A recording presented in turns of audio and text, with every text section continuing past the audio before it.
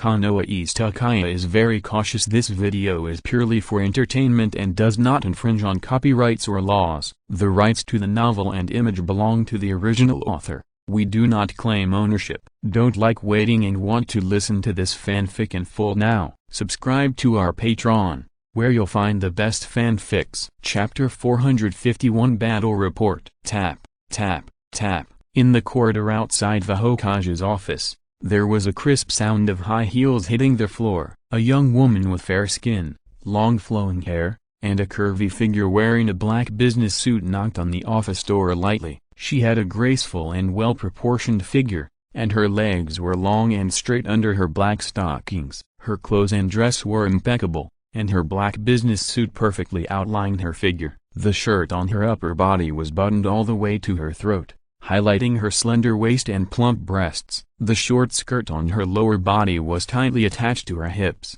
swaying with her steps, showing her slender and well-proportioned legs. Hokage, she bowed slightly and greeted politely. The person who came was Uchiha. When Toshiro became the Hokage, he immediately transferred her to his side to serve as his secretary. Facing the beautiful scenery in front of him, Dongshilang could not muster the slightest interest. He was staring blankly at his desk with his eyes dull. There was no way. He had just become Hokage and planned to establish a diligent and serious personality. He did not use the shadow clone to work. Then, just 2 days later, he stared blankly at the pile of documents in front of him. He covered his mouth and chuckled. Uchiha was not surprised at all. When he was in Konoha prison, he was like this. At that time, there were not many documents that needed his signature, so he had to use the shadow clone to be lazy. This time, when he became Hokage, he planned to work in person. It was normal to have such a reaction. Hokage, this is the battle report from the Mist Ninja front. Please read it carefully. Handing a scroll to Dongshilang, Chi came to the desk very naturally, sorted out the messy documents on the desk, and then picked out the important ones, waiting for Dongshilang to sign and stamp. Sitting in the office chair, Dongshilang frowned slightly as he looked at the information on the scroll. He waved. Hokage-sama, a purple-haired Anbu suddenly appeared from the dark, appeared in front of Toshiro, knelt on one knee, and was respectful. Go and gather the Hokage assistant, the leaders of each department, and the patriarchs of each family to the conference room. The meeting will be held in half an hour. There are important matters to discuss. Yes, the figure flashed, and only Toshiro and Chi were left in the office. Of course, there were also several Anbu in the dark. This was a system that Toshiro hated very much. As a Hokage, there would always be a large group of Anbu around him, saying that they were protecting his safety. But in Toshiro's opinion, it was nothing but a hindrance, which made it difficult for him to communicate with Chi properly. I was originally planning to let the secretary do it if there was something. It's okay. Well, this system needs to be changed to save human resources. Tsunade, listen to my excuses. In Konoha Hot Spring Street, Jiraiya was saying something with a bitter face, but he looked at Tsunade's fists that were crackling. He swallowed hard, and the strong desire to survive urged him to keep making excuses. No. It's an explanation. I really just happened to pass by here, and I really didn't spy on you taking a hot spring bath. With a gloomy face, Tsunade turned a deaf ear to Jiraiya's sophistry. She knew exactly what kind of person this idiot was. When she thought of what her second grandfather said to her before, and looked at this guy's careless look, a nameless anger rose from her heart. Tsunade-sama, or forget it. Senior Jiraiya, it's possible that he just happened to pass by. Shizu, whose hair was still wet, was holding Tun-Tun, with a tearful face. It was she who discovered the abnormality beside the hot spring pool just now. However, considering Tsunade-sama's current state, she still tried to persuade him against her conscience. Otherwise, Jiraiya-sama might really be beaten to death by Tsunade-sama. No need to explain for him. Tsunade walked towards Jiraiya step by step, and said with a dark face, this guy who doesn't think about making progress, I must enforce justice for the heaven this time. Tsunade-sama, Hokage-sama summons you to the conference room to discuss important matters. Just when Jiraiya was already desperate and considering the consequences of running away, An Enbu appeared beside Tsunade and brought him a piece of news that made him feel like he was shouldering a heavy responsibility. "Humphrey, you are lucky." With a cold snort, Tsunade directly left Jiraiya and walked towards the Hokage building with Shizu. "I wonder what everyone thinks about this mist ninja attack?" Sitting on the main seat, Tawashiro looked at the new faces below with a very satisfied expression. At his request, Konoha's leadership was replaced. Tsunade and Uchiha served as Konoha's new Hokage assistants, and there was also a civilian ninja named Mimura Hamaki who did not attend the meeting because he was on the front line. Hyuga Hayashi, the Hyuga clan leader who usually appears old-fashioned and serious, attended this meeting as the acting squad leader of the Jounin class. Aburame Shigeki attended this meeting as the acting head of the Enbu. There are still many left. The village should take the initiative to fight the Mist Ninja this time. The fifth Hokage has just taken office, and the neighbors around are watching. Glancing at Tawashiro's expression, as the squad leader of the Jounin class, Hyuga Hayashi spoke first. He is still an acting one now, and it is time for him to perform well. Seeing Tawashiro's undisguised fighting spirit on his face, he was the first to take the lead. Yes, with the fifth Hokage leading, these guys from the sea are nothing to be afraid of. That's right, everyone has been recuperating for 4 or 5 years, and it's time to stretch their muscles. With Hayashi's opening, these Konoha ninjas who had just benefited from Tawashiro spoke enthusiastically one after another. At the same time, their eyes were still sweeping over Tawashiro and the third Hokage who attended the meeting as the head of the Sarutobi clan. If it was the Sandaime, the main theme of the meeting would probably be peace or something like that. The Sandaime is indeed young and energetic, which is good, because it will make the future of the village more vibrant. Chief Sarutobi, what do you think? Turning his gaze to Sarutobi Hiruzen, Tawashiro looked at the seats of the family heads below, narrowed his eyes, and did not express any opinion. As a member of the village, the Sarutobi clan can of course participate in this meeting, but the people gathered around Sarutobi Hiruzen are very interesting. The family heads of the Ino, Deer, Chu, Tatsune, Mitaman, Shimura and other families who were originally following him are still tightly clustered around him. But apart from them, the other family heads avoided them like snakes and scorpions, and the seats around them were left empty for a long time. Chapter 452, Eyes. 4000. He was wearing a grayish-white robe, with a hunched back, holding a pipe in his hand, and exhaled the smoke from his chest. Sarutobi Hiruzen's old eyes swept over the faces of the heads of the families gathered around him, and then looked at Tawashiro who was at the top. Peace is hard won, and it is better not to fight if it is possible. He never thought that one day he would look up at the Konoha high level at the top from this angle. I used to sit there and ask for others' opinions, but I never thought that one day I would be the one being asked.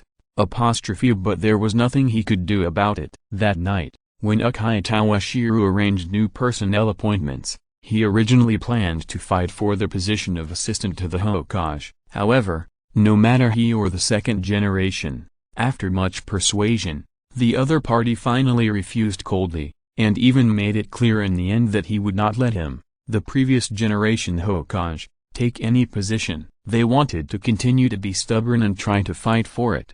But the first generation gave a new solution. He directly nominated his granddaughter to be the assistant Hokage, while he really didn't get any position. If he wasn't the head of the Sarutobi clan, he wouldn't have a part in this meeting. Well, what Chief Sarutobi said is very reasonable. If we can live in peace, no one wants to start a war. Looking at the Sandaime whose face was a little gloomy, Tawashiro did not deny what he said. He first affirmed it and then said, but this time the Mist Ninja came for no reason. We can't show too weak, otherwise these neighbors around us might think that our Konoha is easy to bully. Moreover, I plan to take this opportunity to show the power of Konoha, so that the major countries in the ninja world will know that our Konoha is still strong and is still the largest ninja village in the ninja world. Hokage is right, we should let those guys know how powerful our Konoha is. Yeah, over the years, we have always been able to endure border conflicts. We have had enough of this kind of humiliation. Tawashiro's words were passionate, and he was facing only a mist ninja. Both the family ninjas and the civilians felt that they could fight. I have no objection. Looking at the clan leaders who were far away from him and were ready to make a move, Sarutobi Hiruzen reluctantly agreed to Tawashiru's proposal to start a war. Not only the clan leaders, but even the civilian jonin who attended the meeting also agreed to go to war with the mist ninja, and ignored him, the outdated Sandame. Since we have to fight, there are only 2,000 troops on the front line, facing the mist ninjas nearly 3 times numerical advantage. It is obvious that we have to continue to increase our troops. I plan to mobilize about 2,000 people and gather a force of about 4,000 people. I will lead the team myself and defeat the mist ninja in front of us. Although the number of people is still a little small, I am confident that I can directly fight to the mist ninja's hometown and let them know how powerful we are. Since we have to fight, we naturally need to increase our troops. The heads of the families present were not surprised. Instead, they were a little surprised that Tawashiru would lead the team personally. Unexpectedly, the 5th generation would actually go to the battlefield himself. This is really a world of difference from the style of the 3rd generation. The Sandame hasn't been to the front line in person for many years. I wonder if he will really attack the home of the Misaki ninja as the 5th Hokage said. That would be great. We, the Aburame clan, will send out 5 jonins, plus the chunins in the clan, to make up 60 people. The Aburame Chui, who has always had little presence, spoke first this time and said on the spot that his family could send out 60 ninjas to participate in the war. Don't look at the fact that there are only 5 jonins. There are more than 5 chunins. This is all the manpower that the Aburame clan can take out. For the position of the head of the Anbu this time, he also fought hard and drew out all the combat power that could be drawn from the clan. If they continue to increase the number of people, they can only let those teenagers who are under the age of 18 go to the battlefield. We, the Hyuga clan, will send out 10 jonins this time, and the rest will gather 100 people. As the bloodline of the Otsutsuki clan, the success rate of Hyuga ninjas is obviously higher than that of the Aburame. If it weren't for the system of the main family and the branch family, many people in the Hyuga clan would have no interest in becoming ninjas, and the number would probably be even higher. We, the Inuzuka. With these 2 families taking the lead, the remaining families all reported the number of people from their families participating in the war, and the number was basically the limit they could offer. As for why, although these people got benefits on the night when Tawashiru ascended to the throne, most of them were just agents. If they didn't perform well, how could they sit firmly in their positions? I roughly calculated that the number of people reported by the heads of each family this time is about 900 in total, and the Uchiha clan will gather about 1,000 people. Although there are many people in these families, there are still relatively few big families like the Hyuga and Aburame. For most families, it is already very good to have 1 or 2 jonin. Although there are many people, it is obviously not enough. Looking at the civilian ninjas present, Tawashiru turned his gaze to the direction of the Sandame. How about this, Sarutobi, Shimura, Ino, Deer, Chu? Your clans have recently added a lot of mission ninjas, and you can transfer 300 more people. The remaining insufficient people will be transferred from the civilian ninjas. Of course, these clans have sent people, but with such a good opportunity, how could he give up easily without consuming the strength of these clans? Uchiha Tawashiru, the hot-tempered Udatain Koharu, stood up from behind Sarutobi Hiruzen. His whole face was dark, and he glared at Tawashiru. You are openly retaliating. We are all Konoha ninjas. Why should our clans have 300 more people? 300 more people, what a joke. If there are 300 more people in their 7 or 8 clans, all the ninjas in the clan will be transferred. Add another 300 people, and all the young people in our clan will be sent to the battlefield. These people have just graduated from the ninja school and can't adapt to the rhythm of the battlefield at all. Oh, the clan members who just graduated from the ninja school can't adapt to the rhythm of the battlefield? Looking at the irritable look of Uden Koharu, Tawashiru smiled coldly. If I remember correctly, the age of graduating from the ninja school is now 12 years old, right? Ask the clan leaders present here, how old was the youngest clan member who went to the front line in the last war? After saying this, Toshiro also looked at the heads of the families present. Yes, Chief Utin, the children of our clan were sent to the battlefield at the age of only 8 or 9. 12 years old. Is not young anymore.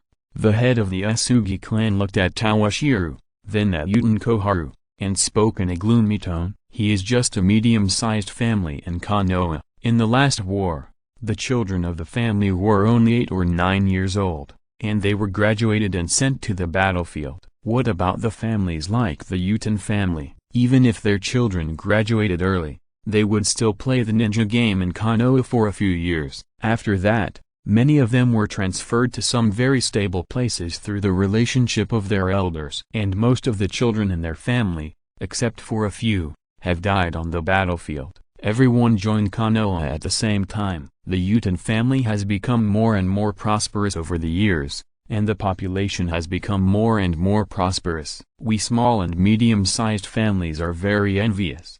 The head of the Usugi clan is not young, even older than Utin Koharu. In the past, he always felt sad when he saw the population of his family gradually withering. Looking at the Utin family next door, who joined Konoha together, getting better and better, he always felt a sense of injustice, but he couldn't do anything. He was not a senior official of Konoha. The village wanted to recruit the children of the clan, and he was powerless to do anything when the big hats were put on him. He once put aside his dignity and begged Utin Koharu, but the other party said, "These sacrifices are all for Konoha." He was sent away without mercy. In the years after the war, every time he heard about the youth of the neighboring Utin family growing up and getting married, and then looked at the lonely clan land of his own family, he couldn't control his jealousy. And there is also the Sarutobi clan. In recent years, they have called themselves the largest clan in Konoha and the powerful fire escape clan. This time,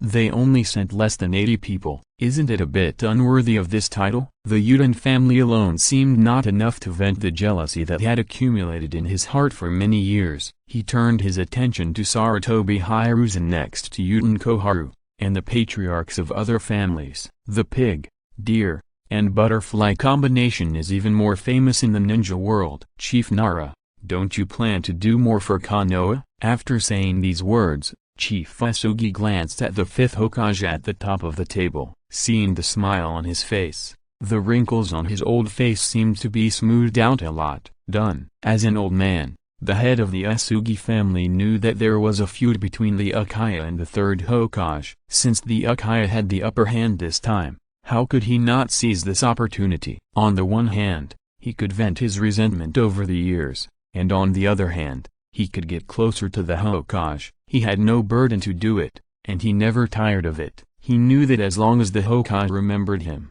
his family would not be able to get much benefit in Konoha in the future, but at least they would not be troubled. If he could take this opportunity to build a good relationship with the Hokage, then perhaps the prosperity of the Utani family today would be the future of his family. Yes, Elder Tsuchi, going to the battlefield at the age of 12 is not young. Just like what the head of the Usugi clan said, the children of our clan were only 8 or 9 years old when they went to the battlefield. They are not young anymore. That's right. I also heard that last time, even a 4-year-old Uchiha went to the battlefield. It's time for you to do something. You can't always be the ones at the back. Let's go to the front.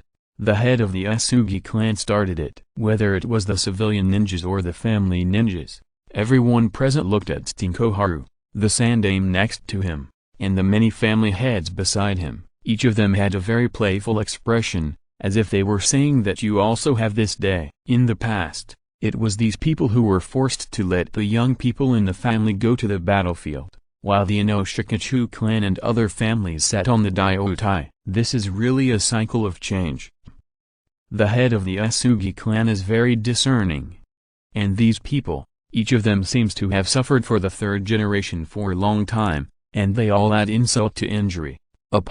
Sitting at the top, taking advantage of the height, he could see the expressions of everyone below. Toshiro silently praised the speech of the head of the Usugi clan. What the other party said was really reasonable. If there are outstanding talents in the Usugi clan, it is worth cultivating them. He, Uchiha Toshiro, is naturally not someone who can hug him just because he wants to. If he does not have the real talent, he should go back to where he came from. Hiruzen. After being rebuked by the people around him, Utani Koharu's face turned red, and he could only look at the Sandame for help. These bastards are so rude, especially the old guy Asugi. The whole Asugi family should have been sent to the battlefield as cannon fodder. Ahem. After coughing twice, Sarutobi Hiruzen looked at the scrutinizing eyes around him, and a trace of sadness flashed in his eyes. These people used to be respectful to him, but they did not expect that they would start to scrutinize him now,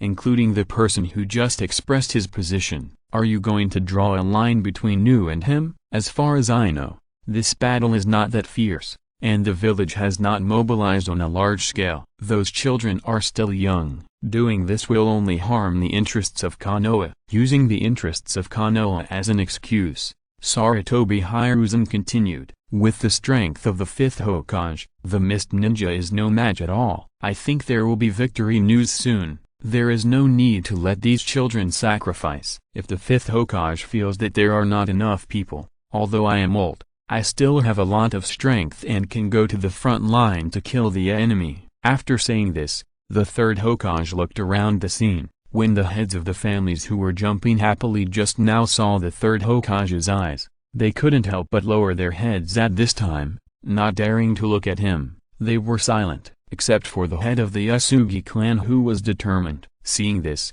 Tawashiro was not surprised. After all, he was a Hokage for 40 or 50 years, so it was normal for him to have some power. Chief Sarutobi is planning to go to the front? I was just wondering whether to let Chief Sarutobi go to the front. Now that you've brought it up. That's great. Looking at Sarutobi Hiruzen's somewhat stunned expression, Tawashiro sneered in his heart. The old guy pretended to be surprised, but he seriously doubted whether the old guy had some evil ideas in mind. How could he be so careless after having been robbed by Danzo once? If he fought the Mist Ninja on the front line, and Sarutobi Hiruzen had some thoughts that he shouldn't have, and gave him an extreme comeback behind him, wouldn't that be a joke? Chapter 453, Parting Ways. 3000. This kind of thing is possible. This guy has been the Hokage for so many years, who knows if he has any tricks up his sleeve, plus the heads of the families surrounding him. He has the manpower and the reputation. It is normal for something to happen when I am not here. As for Chief Sarutobi not wanting to transfer more people, it is not impossible. As far as I know, this time the Mist Ninja War came very strangely. They fought us for no reason and it happened to be stuck at this time node. Doesn't Chief Sarutobi have anything to explain? This Mist Ninja incident should have been caused by Obito and Danzo, and Sarutobi Hiruzen is very likely not aware of it. What does it matter? Isn't the new chief of the Shimura clan still standing behind him? Since the other party supports you, you have to be responsible for this matter. As long as Chief Sarutobi can make this war disappear, not only those 300 people, but everyone will not have to go to the battlefield. He wanted to see if Sarutobi Hiruzen was involved with Obito. If this old guy could really calm down the war with just a few words, then he would have to think carefully about whether he could keep this old guy. Sarutobi Hiruzen opened his mouth and sat down dejectedly on the chair. He had no way to make the Mist Ninja calm down the war. These were all caused by Danzo, and he was the one who had contact with the Mist Ninja. Moreover, even if he could do this, he couldn't do it. Otherwise he would be labeled as colluding with the Mist Ninja. By the way, speaking of Danzo, I believe everyone present knows. This time he colluded with the Mist Ninja and conspired to provoke civil strife in the village. It's time to get rid of him. There is no point in keeping this guy. It's better to kill him as soon as possible to avoid more trouble. Danzo is a very evil man. He cannot be kept here for long. As the head of the Aburame clan, Shui has the most say. Many children in the clan have been forcibly taken to the roots by this guy. They have long hated him, but there is no way. The Sandame is on the stage. Even if they want to appeal, it will be useless. Yes, this guy is a cancer. It is better to get rid of him as soon as possible. Haha, this bastard has come to this day. Good, good, good. When talking about Danzo, these people, whether they are family ninjas or civilian ninjas, are all filled with righteous indignation. and they all wish they could kill this guy with their own hands. Moreover, these people will occasionally cast unfriendly eyes in the direction of Sarutobi Hiruzen. The other party's means of singing the same tune with Danzo are not very clever. Even if they did not react for a while, after so many times, they would not know what was going on.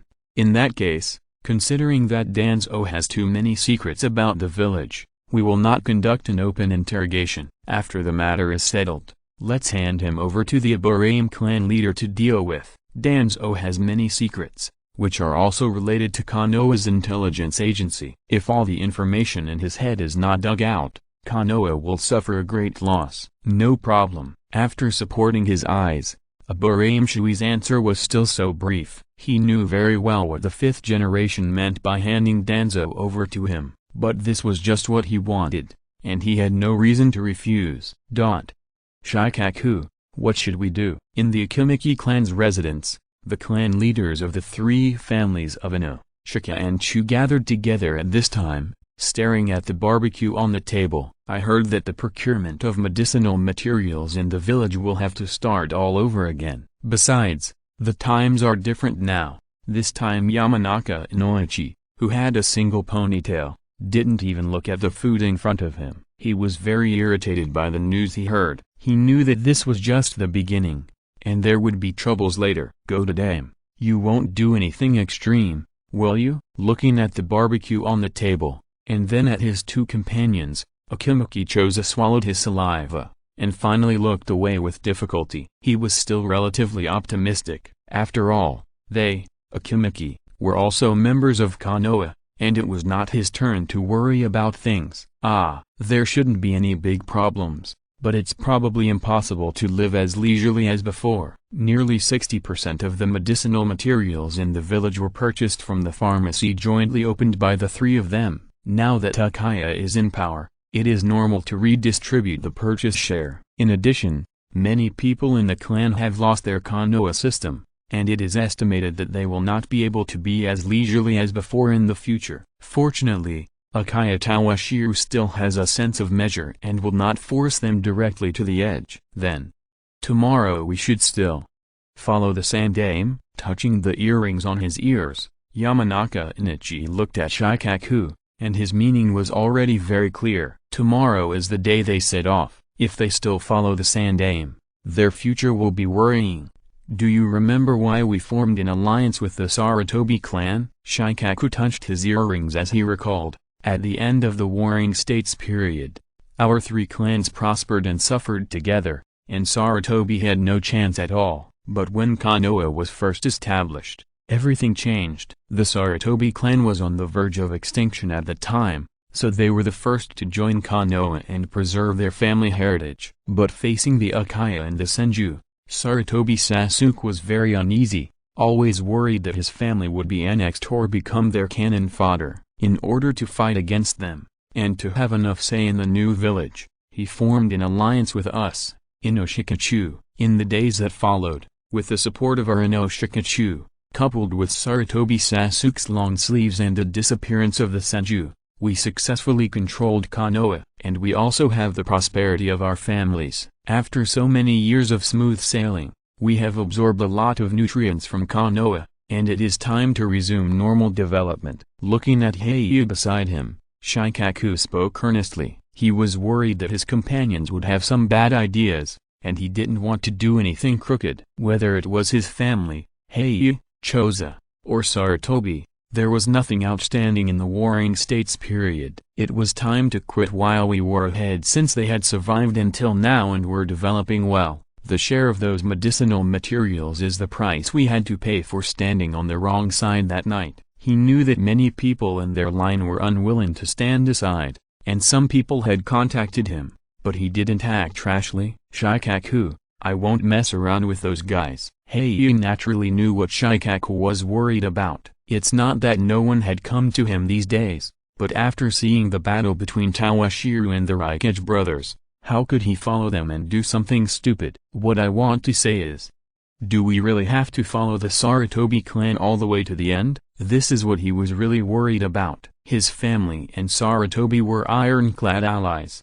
and this time they stood on the wrong side. so it was reasonable for them to be punished. However, following Sarutobi, this kind of thing will not happen once or twice, and suppression and exclusion will follow in the future. Is this going to part ways with Sarutobi? Akimaki Choza, who has always been insensitive to these things, widened his eyes and jumped back and forth between Heiei and Shikaku. He didn't expect that this time the topic would actually be about their alliance with Sarutobi, and it seems that they are planning to. You finally said it. Looking at Heiei and Choza in front of him, Shikaku was a little helpless. Parting ways with Sarutobi at this time is not a good thing for us. We are all Konoha ninjas. No one will like an ally who immediately withdraws when encountering difficulties. Reputation is still very important. A reputation that can share wealth but not adversity is very disadvantageous to them. But Heiei also knew this, which is why he was a little hesitant. But the reality is that if they don't draw a clear line with Sarutobi, this purchase of medicinal materials is just the beginning. Don't be impatient. Heiei, the Sandame, he's old. Looking at the sunset in the sky, Shikaku began to mutter to himself. After he passed away, it's about time for the alliance between us and Sarutobi to end. There are no eternal friends. His family and Sarutobi have suppressed the Uchiha clan for so many years. If they don't spit out something, it's impossible to get rid of it completely. He and others just need to keep a low profile in the next few years, and wait until the Sandame is gone. Then they will try to change their clans, so that there will be no future troubles. Well, I think what Shikaku said makes sense. In Akimaki Choza's simple thinking, his family relied on the Sarutobi clan to get benefits, so naturally they have to suffer together. He couldn't do such a thing as turning his back on people. Also, don't get involved with those guys who are doing little tricks behind the scenes.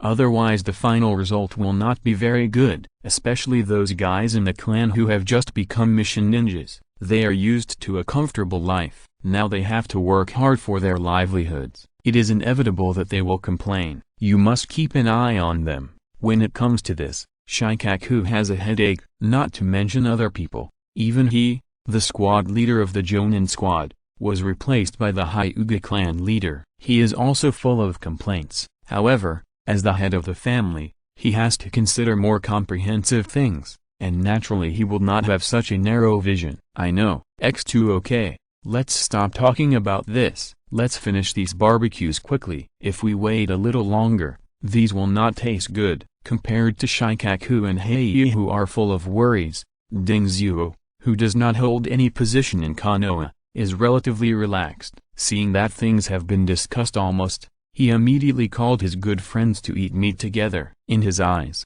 delicious food is not to be missed. Even if he has any troubles, he can resolve them by having a big meal. Chapter 454 Tsunade's Conflict. 3000 G. Had the security forces hand Shimura Danzo over to the Aburame clan leader. In the Hokage's office, he sorted out the information in Shimura Danzo's mind. With Shizui's Kotoa Mitsukami, these things were not difficult for him. He had no interest in whether this person lived or died. It would be nice to let him feel the hospitality of the Aburame clan before he died. Bang! Before she could respond, the door of the Hokage's office was violently pushed open. Uchiha Tawashiru, what do you mean? Before Tawashiru could see who was coming, two magnificent mountains blocked his view. Bang! As the Hokage's assistant, can't I see a prisoner? With both hands on the Hokage's desk, she leaned forward, and her beautiful eyes stared at Tawashiru, the fifth Hokage. Tsunade's face became quite ugly because she was too unhappy. As for the need to knock on the door to enter the Hokage's office, she, Tsunade, never needed to knock on the door to enter the Hokage's office. Well, it was really aggressive. Glancing at the 106 in front of him, Tawashiru waved his hand and directly waved away the Hokage building staff chasing after Tsunade. Tsunade, what the hell are you crazy about? If you think your life is too leisurely, I just happen to have a task for you. His eyes lingered in front of him for a while, and Tawashiru was shocked, wondering if he was under some kind of illusion. He quickly moved his eyes upwards. You want to see a prisoner? Who is it? Tawashiru was also surprised. Is it Shimura Danzo? I don't know what you want to see him for. He has a lot of secrets involving Konoha's safety. According to the rules, Visitors are not allowed. Moreover, he is about to be executed. You and him?" Frowning, Toshiro didn't know what the connection between Tsunade and Danzo was. If he remembered correctly, there should be no intersection between the two. "A friend of mine is a subordinate of this guy. I want to find out where she is. Also, don't fool me with the so-called Konoha security. Am I an ordinary person? I am the new assistant to the Hokage of Konoha, but I can't even see a prisoner." Humphrey.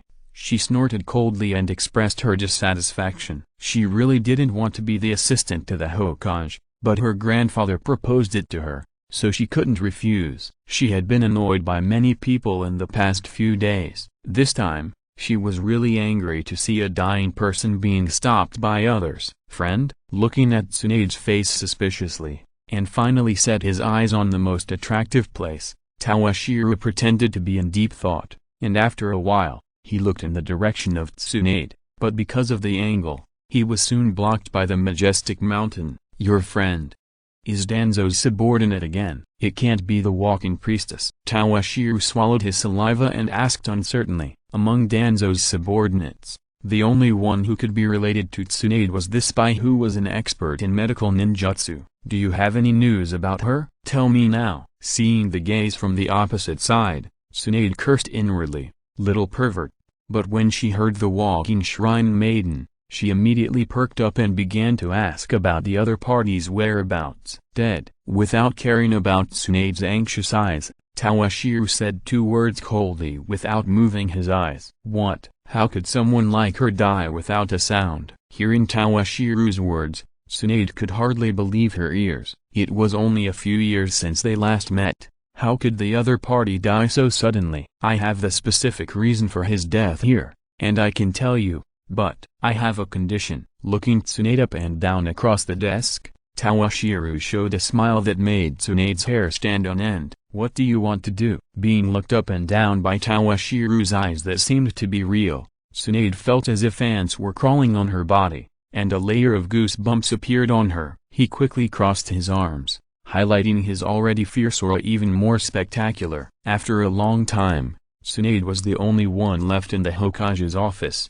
staring blankly at the pile of documents in front of her. She didn't understand why things turned out like this when she came here to ask about Nano's whereabouts. This guy has only been the Hokage for a few days. Has he never done any work? Otherwise, how could there be so many things to deal with? This guy actually asked me to come and help him deal with these things, which is really surprising. Suddenly, Tsunade's thoughts came to what her second grandfather said to her a few days ago. "Tsunade, Uchiha guys are not trustworthy.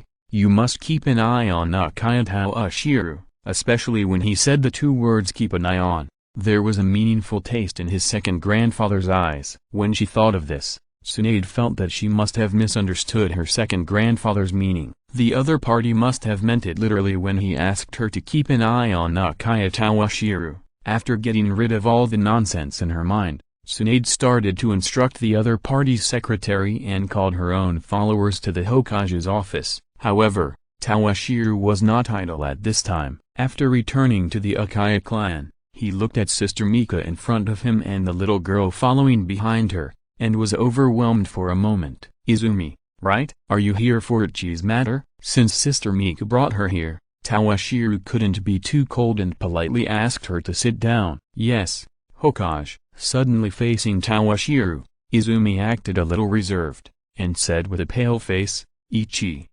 This time, he won't be punished too severely. Uchiha Izumi, as Uchi's lover, was shocked and anxious like an ant on a hot pot after hearing that Uchi betrayed the family and killed several of his fellow clansmen. After not hearing about Uchi for a few days, he came to Uchiha Mika and asked her to take him to the 5th generation to inquire about Uchi's news. This matter is a bit difficult to handle. Taking the hot tea handed over by Sister Mika, Dong Shilang looked at the 13-year-old girl opposite him and said helplessly, "After all, Ichi killed several of his fellow tribesmen. If he is let go, it would be too unfair to those lost fellow tribesmen. Whether Ichi was hit by Kodoha Mitsukami or not, it is a fact that he killed people. He can't just let him go without guilt. Moreover, Fugaku Mikoto and his wife are not in a hurry to come to me. Why are you so anxious? You are really a love-brained person. Dong Shilang, is there no other solution to Uchi's problem? Sitting next to Quan,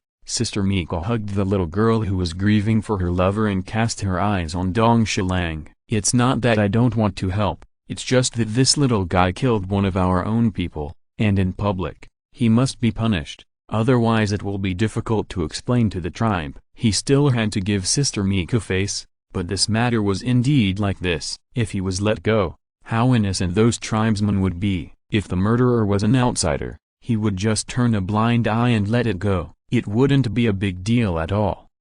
With a sigh, Uchiha Miko also knew that the trouble was that the murderers were all his own people. Looking at Toshiro across the sofa, Uchiha Miko was very proud. Mio thought that the kid who was naked in the bathtub back then actually became a Hokage one day and saved the family from danger. This really exceeded her expectations. If Izumi wants to help Uchi, he might as well do something with Fugaku for the clan members who lost their loved ones. Because of Uchi, Uchiha Fugaku no longer went to the security force to work. In the past few days, he has been running around the families of the clan members killed by Uchi, hoping to gain their forgiveness. This is also the request made by Toshiro, apart from anything else, just for the sake of the Meixiang in Fugaku's eyes and the future second pillar. He did not intend to punish Uchi. This time the village is going to war with the Mist Ninja. I wonder if Uchi can make meritorious contributions on the battlefield to atone for his crime. After carefully looking at Toshiro,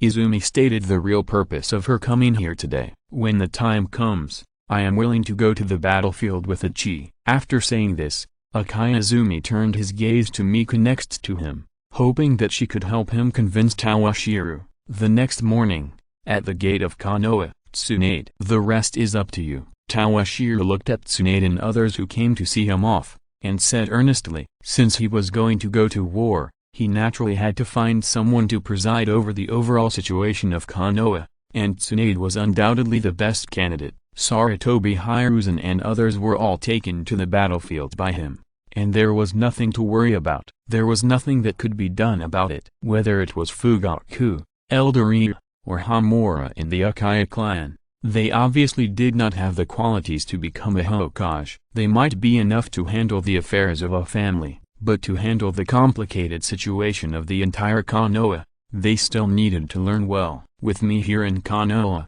there will be no problem. Don't let the Mist Ninja chase you into the sea. He rolled his eyes. Tsunade was quite satisfied with Toshiro staying in the rear. In this way, she could have given an explanation to her grandfather. But when she thought of her second grandfather's explanation, she couldn't help but glared at the guy opposite. I hope you can return safely with victory and glory. Dispelling these unpleasant images in her mind, Tsunade blessed Toshiro and the ninja army behind him. Toshiro was confused by Tsunade's glare, and suddenly heard the other party's blessing, and his heart jumped. This woman has a curse buff. She won't want to kill me like this. P.S. 10,000 words divided into 5 chapters will lower the average subscription, so divide it into 3 chapters. Chapter 455 Return to the battlefield. The front line of the battle between Konoha and the Land of Water. A man wearing a green ninja vest and with his hair tied up, looked at the numerous enemies in front of him. His expression was indifferent, without any fear. Konoha-style sword art using a high-speed instant body technique to close the distance between them. This young-looking jonin brandished the ninja sword in his hand. A frenzy of killing began among these enemies. The painful wails before death attracted a mist ninja who was also holding a ninja sword in the distance. Ninjutsu? Mist hidden art. A burst of snow-white mist enveloped the battlefield. After performing the hidden art, this mist ninja without eyebrows and wearing a forehead protector slanted, quietly moved behind the enemy. Go to hell. While the enemy was not paying attention, this man did not hesitate, and slashed the opponent's back with a sharp sword. Is this a leaf substitute? Unfortunately, the sword that was sure to win did not kill the enemy on the spot. There was no trace of the enemy on the spot. Only pieces of fallen leaves were flying in the strong wind he brought. Mist Ninja Demon, Momoki Zabuza. Looking at the enemy who appeared in front of him, Bei Yunzao's expression was solemn. This enemy was different from those ordinary ninjas. He was a difficult guy to deal with. "You actually dodged my sword slash, kid. What's your name?" This enemy was worth remembering by Momiki Zabuza. The 3-foot-long sword in his hand pointed directly at the Konoha ninja opposite. The ninja sword in his hand was not the later beheading sword. Except for its sharpness and toughness, it was not much different from ordinary ninja swords. Remember, the one who killed you was Konoha's Jonin Bei Yunzao. He replied coldly to the other party. Bei Yunzao put the ninja sword behind his back, held the sword in his back, and looked around vigilantly. At the same time, he secretly accumulated strength, intending to give the other party a surprise. "Are all of the people of Konoha as arrogant as you?" The figure disappeared in the mist, and Zabuza's voice came from all directions. "Heart, throat, kidney. Where should we start?" In the thick fog he created a terrifying atmosphere, put psychological pressure on his opponent little by little, and then launched an attack silently. This is his favorite trick. The stronger the opponent, the more different pleasure he can bring to him. On the other side, the battlefield command center. "Lord Yuan, the number advantage of the Mist Ninja is too obvious. We can't hold on for long." Meixiang Yuan, who was always paying attention to the battlefield situation through the telescope in his hand, heard the report from his subordinates, put down the telescope in his hand, and asked, "Communications team, has the news been sent back to the rear? Did you say when the reinforcements will arrive?" A rough face full of vicissitudes and a big beard that had not been trimmed for a long time made the new Hokage assistant look particularly tired. "There was a communication 20 minutes ago. The reinforcements are still 200 kilometers away. They are led by the 5th Hokage." 200 kilometers away? Frowning, Meixiang Yejuan ordered, "Give orders to the front line, no matter what. We must hold on until the reinforcements arrive. Even if only one person is left, we cannot retreat a step." The situation on the battlefield is obviously not in their favor, but if they retreat like this, those bastards of the Mist Ninja will definitely take this opportunity to directly invade the Land of Fire. This is unacceptable to him. But isn't this too much casualty? These Mist Ninjas not only have an advantage in numbers, but also a large number of blood ninjas. The addition of these people has made the already critical situation on the Konoha side even worse. This is just the beginning. Compared with the cruelty of the Rock Ninja battlefield back then, these casualties here are nothing compared to the big ones. As a person who persisted to the end on the Rock Ninja front line and waited for the support of the 4th Hokage, Meixiang Yejuan has seen too many battlefield sacrifices. As a civilian ninja,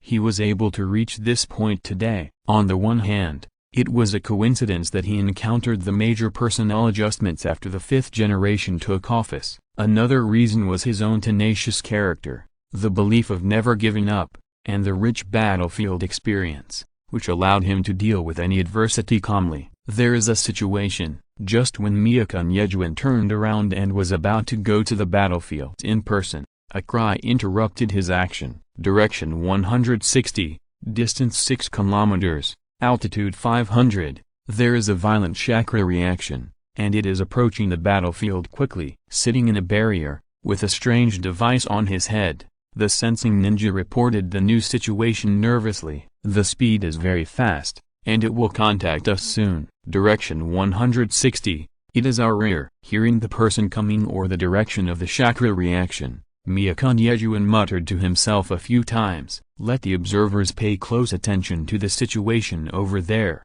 and at the same time withdraw some people to guard against the sneak attack of the Mist Ninja. Coming from behind him, and at an altitude of 500, it is very likely to be support from his side, but it may also be a conspiracy of the Mist Ninja. The situation on the battlefield is ever-changing, so you must always keep a hand and make multiple preparations. Cry. A sharp and piercing eagle cry sounded above the battlefield. Then, a bald eagle with a wingspan of nearly 100 meters, at a speed that an ordinary person could not catch up with, stuck to the tall treetops and crashed into the battlefield from a corner of the battlefield. Whoosh, whoosh. With the arrival of the giant sea eagle, a violent gust of wind began to rage on the battlefield. This is it. With a hideous wound on his body, Zejian hid behind a giant tree and struggled to resist the sudden storm. When he got used to the storm, he looked around and saw Zabuza Momoki, who also had a knife wound on his body. The opponent's missed hidden technique had been blown away by the gust of wind just now, just in time. Seeing that the opponent had touched his flank again, Zejian did not hesitate at all. Taking advantage of the gust of wind that had not yet dissipated, he pulled out the ninja sword on his back with his backhand vacuum blade following the airflow brought by the strong wind. The sword energy he slashed out was nearly 3 times more powerful than usual. Damn it! Zabuza was caught off guard by the strong wind. His face was as black as the bottom of a pot, and he quickly raised his sword to block the attack. Clank clank clang, as his ninja sword danced wildly in front of him. A crisp sound of metal collision came out. Puff! The sound of a sharp blade cutting through flesh came, and Zabuza didn't even hum, and hurriedly distanced himself from the opponent. Damn it, this guy's technique, is it wind attributed? Looking at the fallen trees around and the gaps on the ground that were cut, Zabuza knew that the opponent must have used the strong wind just now to slash out with such amazing power.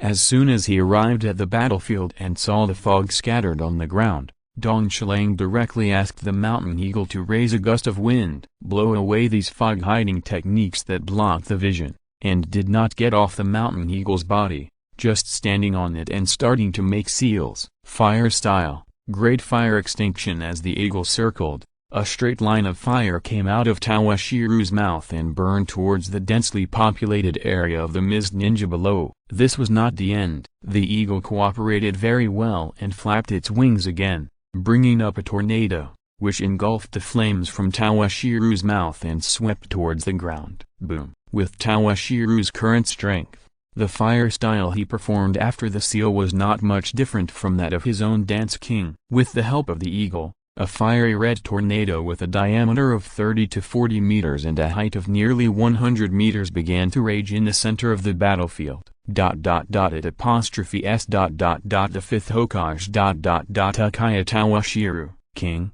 who was dressed in black and gray mist ninja clothing, clearly saw who the person was through the white eyes in his eyes at the mist ninja command below. Uchiha Tawashiro, hearing King's report, Mighty, who was in charge of this attack, frowned and set her sights on the huge fire tornado in the field. What a tough enemy! Unexpectedly, when they met again, the other party turned out to be the fifth Hokage of Konoha. This was really surprising. Moreover, it seems that this man's strength has improved a lot.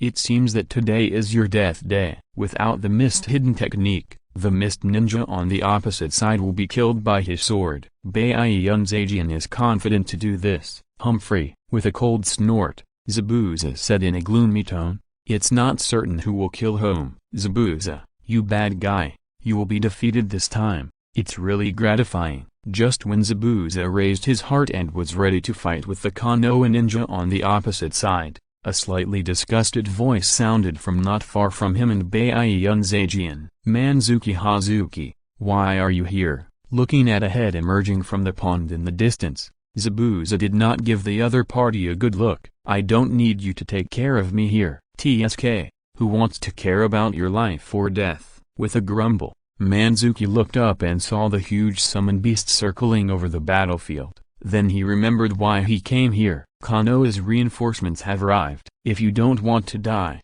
you'd better retreat as soon as possible. After saying this, Manzuki also looked at the Konoha ninja who was standing on the spot to guard against his sneak attack. "It's a pity, this guy seems to be a good opponent. It's worth it for me to chop him with the flathead, but it's a pity." Who asked the big sister to pass the order? It was also because this guy was a little far from the water source, and he was in a hurry. Otherwise, retreat. Humphrey, you're lucky. After leaving a harsh word, Zabuza touched his body, the wound that was still aching, and left the battlefield reluctantly. As the village of Blood Mist, the battlefield orders of the Mist Ninja are very cruel. Even an unruly person like him dare not be negligent in the face of orders from the top. Chapter 456 Lost. 3rd. Sandaime. Mimura Yejuan was arranging reinforcements when he suddenly saw a familiar figure. He couldn't believe his eyes. "Ah, it's Yejuan. You've worked hard in this battle. Hearing someone calling him the Sandaime again,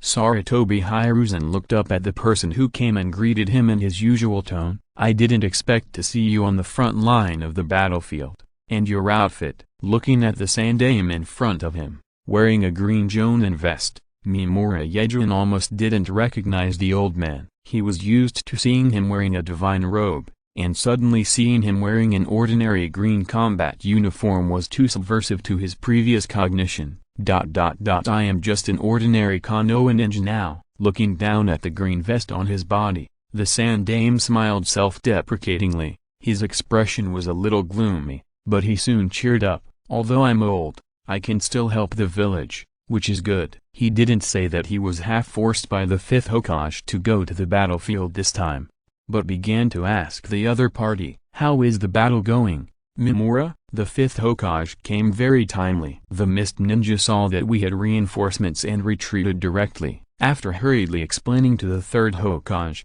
Mimura Yejuin said goodbye to the 3rd Hokage on the grounds that he was still busy with official duties. After all, the 3rd Hokage had stepped down, and the 5th Hokage had also promoted him, so he should not have too many interactions with the 3rd Hokage. It's true. The tea has gone cold before the person left. Looking at the back of Mimura Yejuin, a lonely look flashed in Sarutobi Hiruzen's eyes. Not only Mimura Yejuin, since he retired, those ordinary middle and lower ninjas still respected him. After seeing him, they still called him the 3rd Hokage, but most of the senior ninjas in the village kept their distance from him, which made him feel lost because he used to be surrounded by people wherever he went. That night, in the central tent, Dong Shilang nodded slightly as he watched the spirited Konoha ninjas he had killed one by one. "Yuan, have the wounded been settled? If there is another battle with the Mist Ninja, how many of them can go to the battlefield again?" Dong Shilang did not intend to solve everything by himself. With his strength, it would not be difficult for him to break through the entire Mist Ninja camp alone, but he would not do that. Xiang Yu, who was known as a 10,000 enemy, ended up committing suicide at the Wujiang River. Moreover, his ancestor Indra did everything by himself, and finally lost the far-reaching trial. He should learn from this. As long as he can play a decisive role at the most critical moment, it will be fine. Otherwise, how can he give his men the opportunity to get promoted and make a fortune? The 5-generation ninjas brought here are very sufficient. Except for some seriously injured members, the rest of the wounded can recover their combat effectiveness the day after tomorrow at most. It's just, looking at Toshiro who was at the head, Mimura Yejuin hesitated for a moment and continued, "It's just, although the Hokage arrived in time, our losses are still not small, with a loss of about 500 people. When we fight the Mist Ninjas, won't the troops be a little insufficient?" The 5-generation ninjas defeated the 4-generation Raikage and the 8-tails Jinchuriki, but the Mist Ninjas on the opposite side are not without masters. From the tone of the other side, they plan to attack directly after the wounded recover. "Isn't this a bit too hasty?" "You are worried for a reason, but I have made corresponding preparations." Although his subordinates did not agree to attack directly, Toshiro was not angry. It was a good thing that his subordinates were willing to use their brains, otherwise they would become the kind of submissive people. Wouldn't it mean that he had to make all the decisions? He didn't have so much free time. Besides, our war with the Mist Ninja has been delayed for too long. It's time to end it. Because of the intervention of Obito, the 6th brother, the border between Konoha and the Mist Ninja has never been peaceful. There have been constant conflicts of all sizes over the years. The day after tomorrow we will defeat the Mist Ninja in front of us. Looking at the heads of these families under his command and the Konoha ninjas commanding on the front line, Dong Shilang's eyes were shining, sweeping across their faces one by one, and his tone was passionate. "Defeat them, and then let them sign a real peace agreement with us. Then our Konoha will usher in real peace, and the relatives in the village will no longer have to worry about us." He had no idea of unifying the ninja world. In his opinion, this kind of thing is simply a thankless task. He is not a saint. This kind of thing that brings peace and stability to the world has no benefit to him, and the process is extremely difficult. He has no motivation at all. Moreover, there is a misunderstanding here. It does not mean that you can unify the whole world if your strength reaches the level of invincibility. The profession of ninja is highly mobile and destructive. Once you start a guerrilla war, even if the Six Paths Sage is resurrected, it will probably be a headache. As for convincing others, sorry, he doesn't have the ability to satisfy everyone. I think this is one of the reasons why the first generation has never tried to unify the whole world, really end the war. Hearing what Toshiro said, not only Mamoru Yeju, but also the heads of the Konoha families, ordinary ninjas, and even Sarutobi Hiruzen were slightly absent-minded, especially some of the ninjas stationed at the border who have not returned to Konoha for a long time. Their eyes were red at this time. We must do our best. Go down and prepare. Looking at the angry Konoha ninjas below, Toshiro was still quite satisfied with their attitude. After this battle, I will take you back to Konoha. As for leaders, set a goal, draw a big pie for them, and then make the pie with their subordinates. If anyone performs well, give them a reward. Isn't this a team that works? Yes.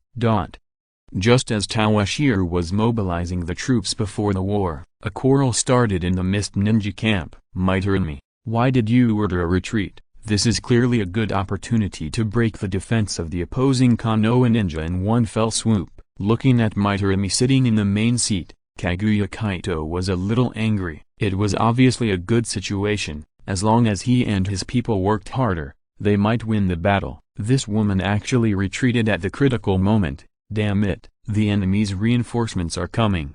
Didn't you see it? Sighing, Meixiang was also a little helpless. His companions were eager to fight to the heartland of the Land of Fire, and did not consider whether the actual situation allowed it. So what? It's just one person and a summoned beast. At most, we can sacrifice some cannon fodder, and we can still defeat the opposing Konoha ninja before the opponent's large-scale reinforcements arrive. It's just an Uchiha Toshiro. Even if the opponent is powerful, the Kaguya clan is not a pushover. At most, we can just keep fighting. Ow! Show this Kaguya clan leader our logistics list. Meixiang rolled her eyes. She really had no desire to communicate with someone who only thought about fighting and killing. Is this the fourth generation? Crazy? Kaguya Kaito took the list from Mao and just glanced at it roughly, then widened his eyes and exclaimed in disbelief. What did he see? On the entire list, whether it was medicines, weapons, detonating tags, ration pills, food, and other war supplies, almost all of them were consumed. Even the Kaguya clan, which was known for its madness, had a thin layer of sweat on their foreheads at this time. I don't know if he is crazy or not, but if the war continues, I will go crazy. Meixiang sighed helplessly, and she didn't know how to describe her own Mizukage, because Jaeger's order was issued in a hurry, and at the same time, the Mist Ninja had those blood-stained family heads who added fuel to the fire. The Mist Ninja was seriously underprepared for the war this time. To what extent? Food. There is only less than half a month's supply, and the only things everyone has on them are the food pills, hemostatic bandages, etc., which will be gone once they are used up, detonating tags, ninja swords, kunai, etc. It's not that they don't have them, but it's better than nothing. The ninjas with families are better off, but the ordinary ninjas without families as backing have almost used up all the supplies in their hands. If they don't replenish them, it is estimated that if there are another 1 or 2 battles, they, the Mist Ninjas, will have to go forward and fight the Konoha ninjas with bare hands. I heard that the 4th Hokage will be on the battlefield soon, and he should have a lot of logistical supplies. He raised his head stiffly and looked at Meixiang. Kaguya Kaito said uncertainly, with a last glimmer of hope in his tone. He received news that the Mizukage had collected a batch of supplies, which were already floating on the sea and would arrive at the camp soon. This is right. Hearing Kaito mention the supplies in the rear, Meixiang did not feel relieved, but her whole expression became uncertain. What's wrong? Seeing Meixiang's grim expression, Kaguya Kaito asked hurriedly. I received news that the supplies this time seem to have been tampered with, and the quantity is likely to be very scarce. How could she not know something that even Kaguya Kaito knew? and what she knew was even clearer than Kaguya Kaido. Someone reported to the master that the supplies that the missed ninja had collected with all their might were only 1/10 left. But is it possible for such a thing to happen? These are all matters that the fourth Hokage personally inquired about, and he has no reason to do so. A pair of beautiful eyes were full of doubts and puzzlement, and Midorimi was puzzled. In the end, she could only shake her head. The fourth Hokage was coming soon, and then she would know whether the matter was true or not. Chapter 457, Battle. Afternoon. Heavy dark clouds hang low, blocking out the sun. A lush forest spreads between the river and the canyon. The air is filled with tension and madness, and the battlefield is shrouded in the thick clouds of war. In the forest, ancient trees stretch toward the sky, leaves swaying in the wind, and the river flows quietly. The clear water reflects the gloomy sky, which looks a little dark. The two sides of the fight are both ninjas with supernatural powers. One side spits fire, and their power carries the unique heat of flames, and the flames illuminate the gloomy sky. The other side controls the flowing water, and their power surges like a flood, as if to submerge the entire battlefield. In this battlefield where water and fire blend, their ninjutsu confront each other, showing amazing strength and courage. And fierce cries. The flames dance on the water, and the water sparkles in the fire. Every collision of ninjutsu changes the environment around them, and the trees in the forest are scorched and the surface of the river is evaporated. The fallen bodies were scattered all over the ground.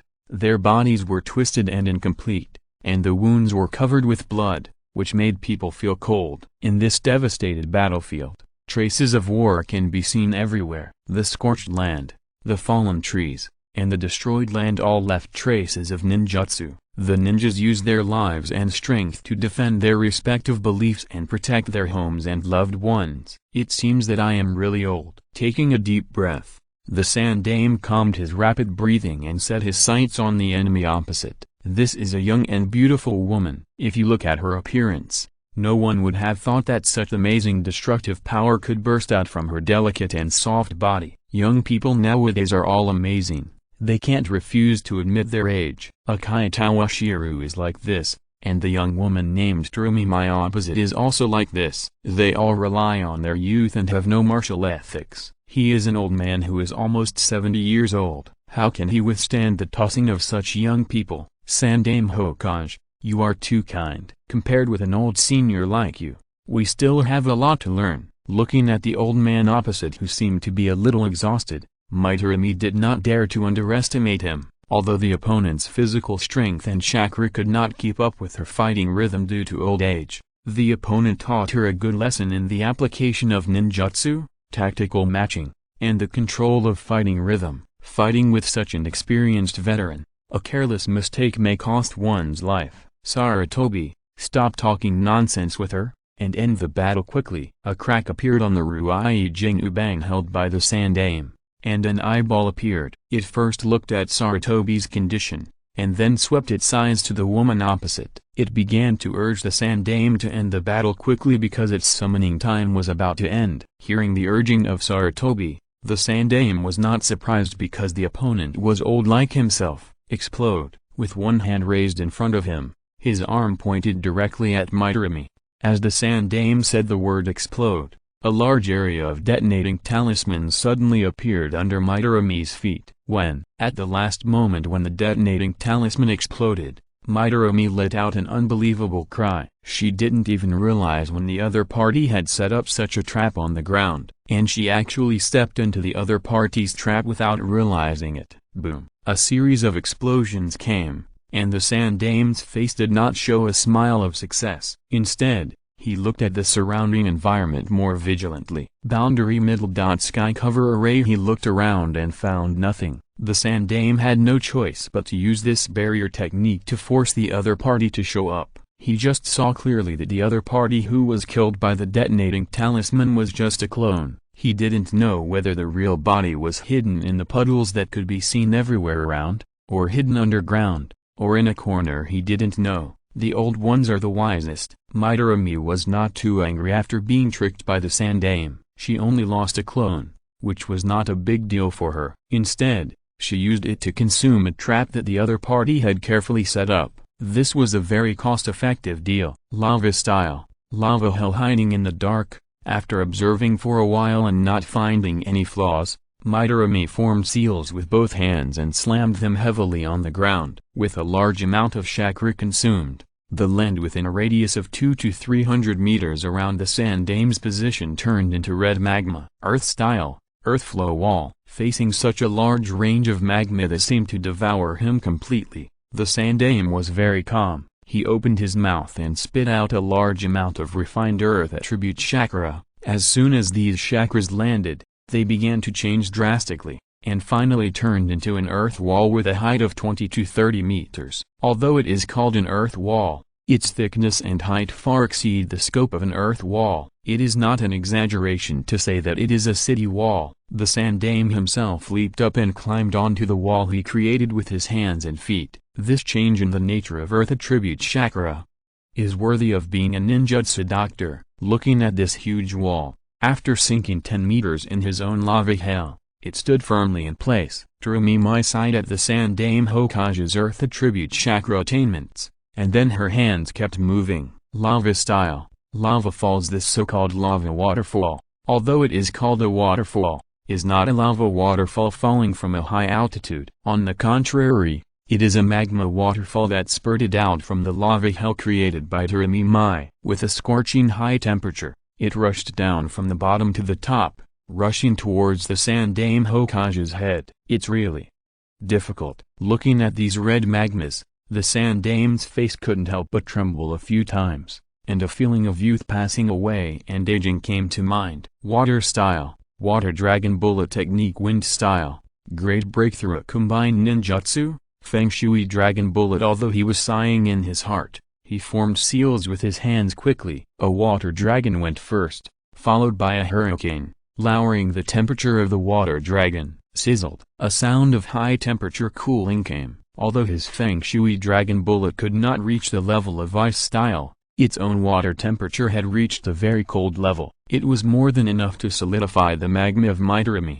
As the Sandame and Meixiang started a fierce battle, the entire battlefield was filled with flames and white mist. Uchiha kid, where are you taking your girlfriend? Holding the high rain flounder transformed into a double sword in his hand, Manzuki Hazumi was wrapped in a stream of water and followed a pair of petite boys and girls slowly. Ichi, don't worry about me, run away. Looking at the enemy hanging behind him and Ichi, Uchiha Hazumi lay on Ichi's back, looking very anxious, and kept urging Ichi to run away. As for herself, her leg was injured, her calf bone was broken, and she lost her mobility directly, which was almost a fatal injury on the battlefield. She obviously didn't want to carry her boy on her back and lose his life because of this burden. Don't worry, I'm here, it's okay. With a pair of scarlet Sharingan, Ichi's expression was still calm, just staring at the opposite side of the Manzuki Hazuki step by step. He even took the time to comfort Hazumi on his back. It's useless, with Xiangzi by my side, even the Sharingan's illusion will not have any effect on me. Manzuki Hazuki was quite bold, staring at Ichi's Sharingan without any defense, and with Xiangzi by his side, he even didn't forget to comment. As expected of the Uchiha Sharingan, it is truly a top-notch bloodline limit. You can fight me back and forth at such a young age. If it weren't for the little girl beside you, I might not be able to gain the upper hand. Smacking his lips, Manu thought of the few Uchiha he had met, and none of them were easy to deal with. In comparison, the kid opposite and his girlfriend were relatively easy to deal with. Really, seeing the opponent staring at his Sharingan so carelessly, Ichi hesitated for a moment. Did the opponent have any tricks that he didn't know about? Otherwise, he shouldn't stare at his eyes so recklessly. Did he think that with a woman by his side, he could be immune to the Sharingan's illusion? Just when Ichi was thinking about whether he should directly use Atsukami on the opponent, in the center of the battlefield, everyone, are you ready? After receiving the affirmative look from his subordinates, Mimura Yejuin did not hesitate, and directly spread out a scroll, took out a little blood from a small bottle in his hand and smeared it on the scroll. Ninjutsu? Summoning technique. With the joint efforts of him and his companions, a huge white smoke appeared, and a giant lizard appeared in the center of the battlefield. It was Tawashiro's summoned beast, Chiubimaru, another giant summoned beast. Quick, go inform the 4th Mizukage that support is needed here. A frontline commander of the Mist Ninja looked at the huge lizard in front of him, and then looked at the white-headed sea eagle in the sky that had been repeatedly dispelling the mist hidden technique, and began to call for reinforcements. The giant sea eagle in the sky was okay, although it was troublesome. It was just dispelling the mist hidden technique, but the lizard on the opposite side was different. Although there was no formal battle yet, the opponent was obviously not comparable to that sea eagle. Lord Chiubimaru, please help me. Looking at the huge summoned beast in front of him, Mimura Yejuin's expression was very excited. This kind of summoning of a huge summoned beast to defeat the enemy through the efforts of himself and his companions gave him a sense of fulfillment. Ps. 9,000 words. I have tried my best. Chapter 458.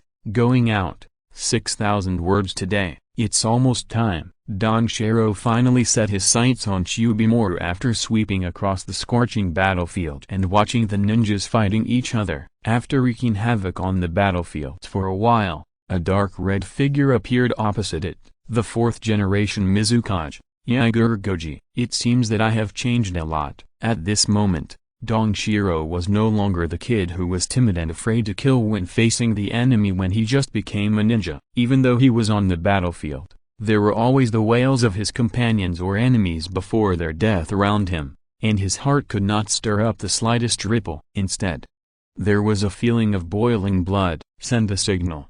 Everyone press forward, and launch a total. After giving orders to the commander behind him, Danshiro continued. Yuan, the next command is up to you. Standing on a high place, Danshiro finally memorized the situation of the battlefield in his mind. He said something to Miyakun Yuan who had returned from the battlefield behind him, and then jumped directly from the high ground where he stood. Hokage-sama, opening his mouth, Mimura Yejuin wanted to persuade the Hokage not to go to the battlefield in person, but looking at the 4th Mizukage across from him, he finally didn't say what he wanted to persuade. Step by step, slowly speeding up his pace, Tawashiro held the family heirloom flame fan in his left hand, and the Kusanagi sword snatched from Orochimaru in his right hand. He was wearing a white flame-patterned divine robe, turning into an arrow, pointing directly at the center of the battlefield. 900 meters. 700 meters. As his pace quickened, his breathing became more rhythmic, and his chakra boiled to the peak. Be careful. A mist ninja who had just killed a Konoha ninja saw Tawashiro approaching quickly from the corner of his eye. For some reason, he couldn't help swallowing his saliva and clenching the kunai in his hand, while beads of sweat dripped from his forehead. Momentum is a very mysterious thing. Just like the Dance King in the original work, he attacked the ninja coalition of tens of thousands of people alone, but in terms of momentum, he was the only one who overwhelmed tens of thousands of people. Danshiro did not have the rich experience of killing like his own Dance King, and could not reach his magnificent power, but he was just an ordinary mist ninja. Facing his charge, he instantly felt a surge of adrenaline and a dry mouth. He casually killed the mist ninja who blocked his way forward. Danshiro's eyes were full of scarlet light, his pupils swayed left and right in his eye sockets,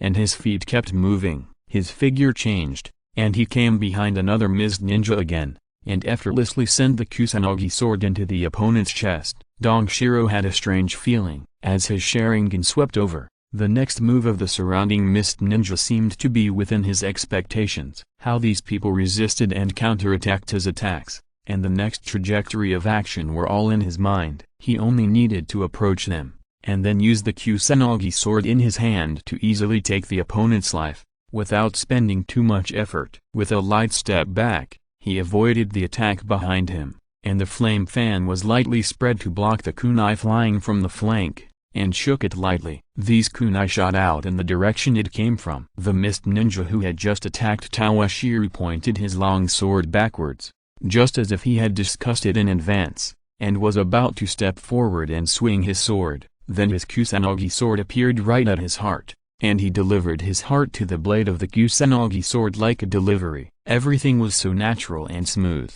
Don't underestimate the mist ninja. Another sword easily pierced into the chest of a mist ninja, and a mist ninja with a ninja sword in his hand, with bursts of dazzling blue light. Seeing Toshiro killing his companion so unscrupulously, he directly forced the Konoha ninja on the opposite side to retreat with a sword, waving the ninja sword in his hand, and rushed towards Toshiro. Useless effort. His eyes swept lightly, and it was a mist ninja jonin, but this kind of enemy was not a big threat to him at all. Since you are in a hurry to die, I will send you on your way. His target was not the mist ninja who was fighting here, but the fourth Mizukage who was entangled with Chibimaru in the distance. However, since this person rushed up by himself, he didn't mind and sent him to death. I won't let you succeed. Just when Toshiro was about to pull out the Kusanagi sword from the mist ninja in front of him, whose heart had been pierced, the mist ninja, who was already on the verge of death, suddenly burst out his last vitality, clasped his hands together, and the chakra in his hands burst out, and stuck Toshiro's weapon on himself. Even with a large mouthful of blood spilling out of his mouth, the mist ninja still summoned up his last strength and roared loudly, "Light! Kill him and avenge me." Goodwill. Toshiro didn't panic after pulling out the Kusanagi sword casually, but praised the willpower of the mist ninja instead. But this level of attack is not a threat to me. He turned the flame fan in his hand gently, blocking the mist ninja's ninja sword, and looked at the mist ninja with amazing willpower, and said indifferently. Then the chakra in his hand surged,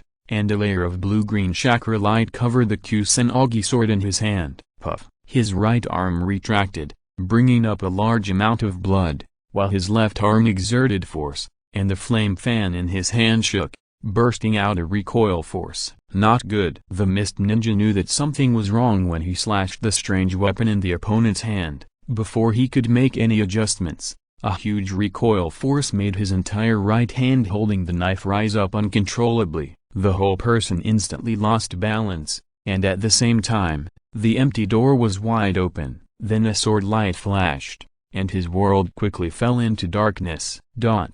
Swish. A light sound of a sharp blade cutting through the air came. Damn it! Bayunzajian snorted coldly as he turned around and avoided the blade in the hands of the opposite mist ninja. He was surrounded by 3 mist ninjas. Looking at the unfriendly eyes of the mist ninjas around him, he was not afraid at all. Instead, his determination to die was aroused. What if he had the advantage in numbers? He, Bayunzajian, had already prepared to sacrifice for Konoha. What a pity. Feeling the almost exhausted chakra in his body, he reclenched the ninja sword in his hand, which had begun to curl a little. Is this my limit? Looking at the 3 mist ninjas who cooperated tacitly in front of him, Zajian knew that if there were no accidents, his life might end here. The only pity was that he could not take all the enemies to the underworld together at the last moment. Let's do it together and kill him. A leading jonin looked at Bayunzajian's hand holding the knife. The hands that had harvested the lives of a large number of mist ninjas began to tremble uncontrollably because of exhaustion. Water style,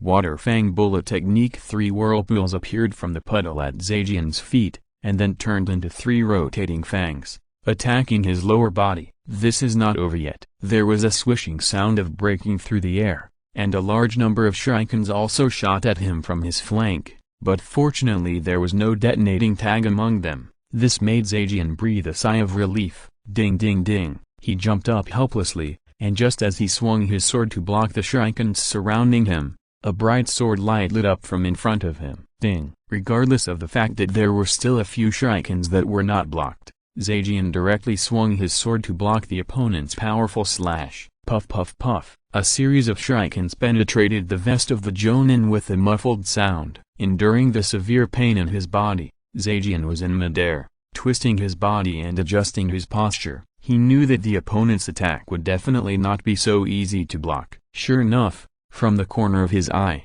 he saw the mist ninja who had just performed the ninjutsu and thrown the shuriken quietly behind and below him. He was ready to give him a fatal blow. With his free left hand, he secretly held a few detonating tags. Zajian had already made up his mind that even if he died, he would take someone with him. Swish. A blue light flashed by. Bayunzajian was about to die with the enemy, but before he could react, a large area of blood appeared on the chest of the enemy in front of him. Then he fell to the ground powerlessly, twitched twice and died. Not only the enemy in front of him who attacked him at close range, but also the enemies behind him and below who were ready to give him a fatal blow, were now torn apart and lying in a pool of blood. Hokage ... His sight fell on the figure in front of him, who passed by him with a breeze.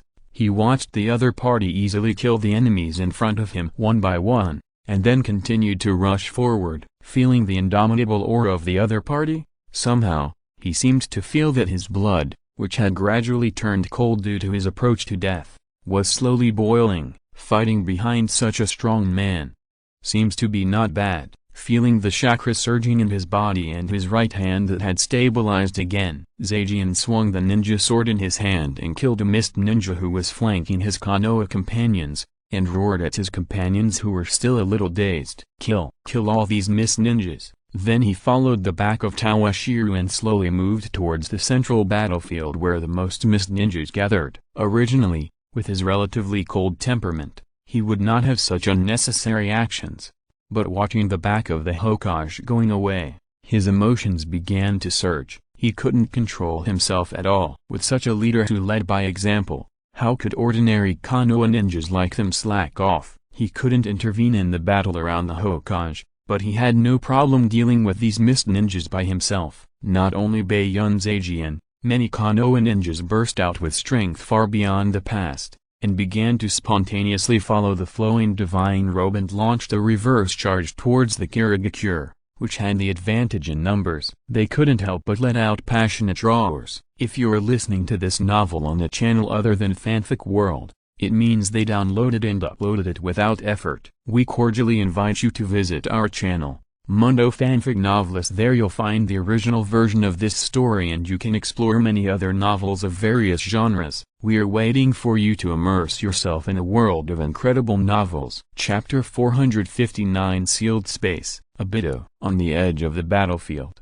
on a hidden tree, Black Zetsu looked at Obito beside him. His face became very ugly. However, no matter how ugly his black face was, no one could find any clues from it. Could this guy ... have evolved the Eternal Eye? Looking down at Toshiro heading towards Yagura, Black Zetsu recalled the other party's actions just now. If it weren't for the fact that Madara had just died a few years ago and the age didn't match, he would have suspected that Uchiha Toshiro was the reincarnation of Indra in the new generation. Otherwise, there was no way to explain why this guy's strength growth seemed to have no upper limit. And Obito, this idiot, even lost the flame fan. Now, the other party has the help of the flame fan, and now it can be said that he is even more powerful. It's even more difficult to deal with. I don't know ... but ... this guy is far more than what he is now. If he uses fairy techniques, I'm afraid that even Nagato may not be his opponent. Obito also had a toothache, although he used to respect this good brother and knew that he was powerful. But since he opened the Meixiang, he had not taken the other party seriously. He did not expect that when they met again not long ago, the other party gave him such a big surprise. First, he got the news from Orochimaru that the other party might have opened the Meixiang just when he was about to use Danzo, a waste, to get rid of the Uchiha clan. He showed his fairy technique again. This time it was even more troublesome. The other party seemed to have evolved the eternal Meixiang Sharingan. How could he bear this? Could it be that I am not the protagonist of this world? Since he awakened the Kami, because he had to implement the Moon Eye plan, he always felt that he was the chosen son. How come it seems that the other party is the protagonist here with his good big brother? And he seemed to be recognized by the other party, which was also something he could not face. How about let the three-tailed man test the other party's depth? Yagura was no longer useful. After this war, a failed Mizukage could not control the situation of the Mist Ninja at all. It was time to abandon this chess piece. Hearing the hoarse voice of Black Zetsu, Obito hesitated slightly. Okay, Nagato has almost finished his preparations, and the organization has begun to get on the right track. It's time for the Mist Ninja to let go. Looking at the black and red figure in the distance, Obito agreed to Black Zetsu's proposal without much hesitation. Compared to Ugoji Yagura, it is more important to find out the situation of Toshiro's eyes. Roar! An angry roar, Before Tawashiro could get close to Yagura, this guy suddenly roared, and then his whole body began to swell rapidly. Retreat! The fourth Hokage is going to release the three tails. Everyone retreat quickly. After a shrill roar, whether it was the Mist Ninja or the Konoha Ninja present, none of them were mentally retarded. Seeing this scene, how could they not know that this was the fourth Hokage Mizukage's rage? They all ran away from the center of the battlefield at their fastest speed. Even Meixiang, who was fighting the third Hokage, was stunned when she saw this scene, and was almost killed by the third Hokage. Fourth Hasu. Are you going to fight to the death? Meixiang's expression was very complicated. Ever since the fourth Hasu arrived last night and saw the supplies he brought, her heart had already fallen to the bottom. She had already prepared for the Mist Ninja to be completely defeated today, but she didn't expect that the fourth Hasu would do this at this critical moment. This made her wonder for a moment whether the preparations she had made were too redundant. Should she and others also give up the extra thoughts and fight the Konoha Ninja to the death? On the battlefield, you can't be distracted. Even if you are a junior, I will not show mercy. Whoosh! The third Hasu held the golden hoop that the monkey demon had transformed into in his hand, flexibly rotated a few times, and smashed it towards Meixiang. Old man, it's better not to wander around on the battlefield. Otherwise, you may stay here forever. After bending her willow waist into an amazing arc and dodging this wave of sweeps, Meixiang kept moving, flexibly turning over and jumping back. While dodging the Sandame's successive attacks, she also fully demonstrated her good figure and body flexibility. I didn't expect that the Sandame Hokage would be old but not old at heart. Seeing the Sandame suddenly stop attacking and his eyes fall on the slit of her long skirt, Taramimai was not angry. Instead, she smiled at the Sandame Hokage and threw him a wink. Ahem. Being teased in person, even the Sandame's old face was a little embarrassed at this time, and he coughed twice to defend himself. I just didn't have enough chakra just now. Yes, I just didn't have enough chakra. In response, Taramimai just rolled her eyes. If she believed the other party's lies, she would really fall into his calculations. This old man is very bad, with a set of traps and continuous tricks. It's better for her to be careful. Lao Jin. Dissolving monsters. Although she didn't care about the look of the Sandame, her hands didn't stop moving. She attacked the Sandame with bloodline ninjutsu one after another. Sarutobi Hiruzen, who was willing to accept the other party's anger and expose his true nature, was beaten and fled. There is a saying that goes, when it rains, it pours. Sarutobi.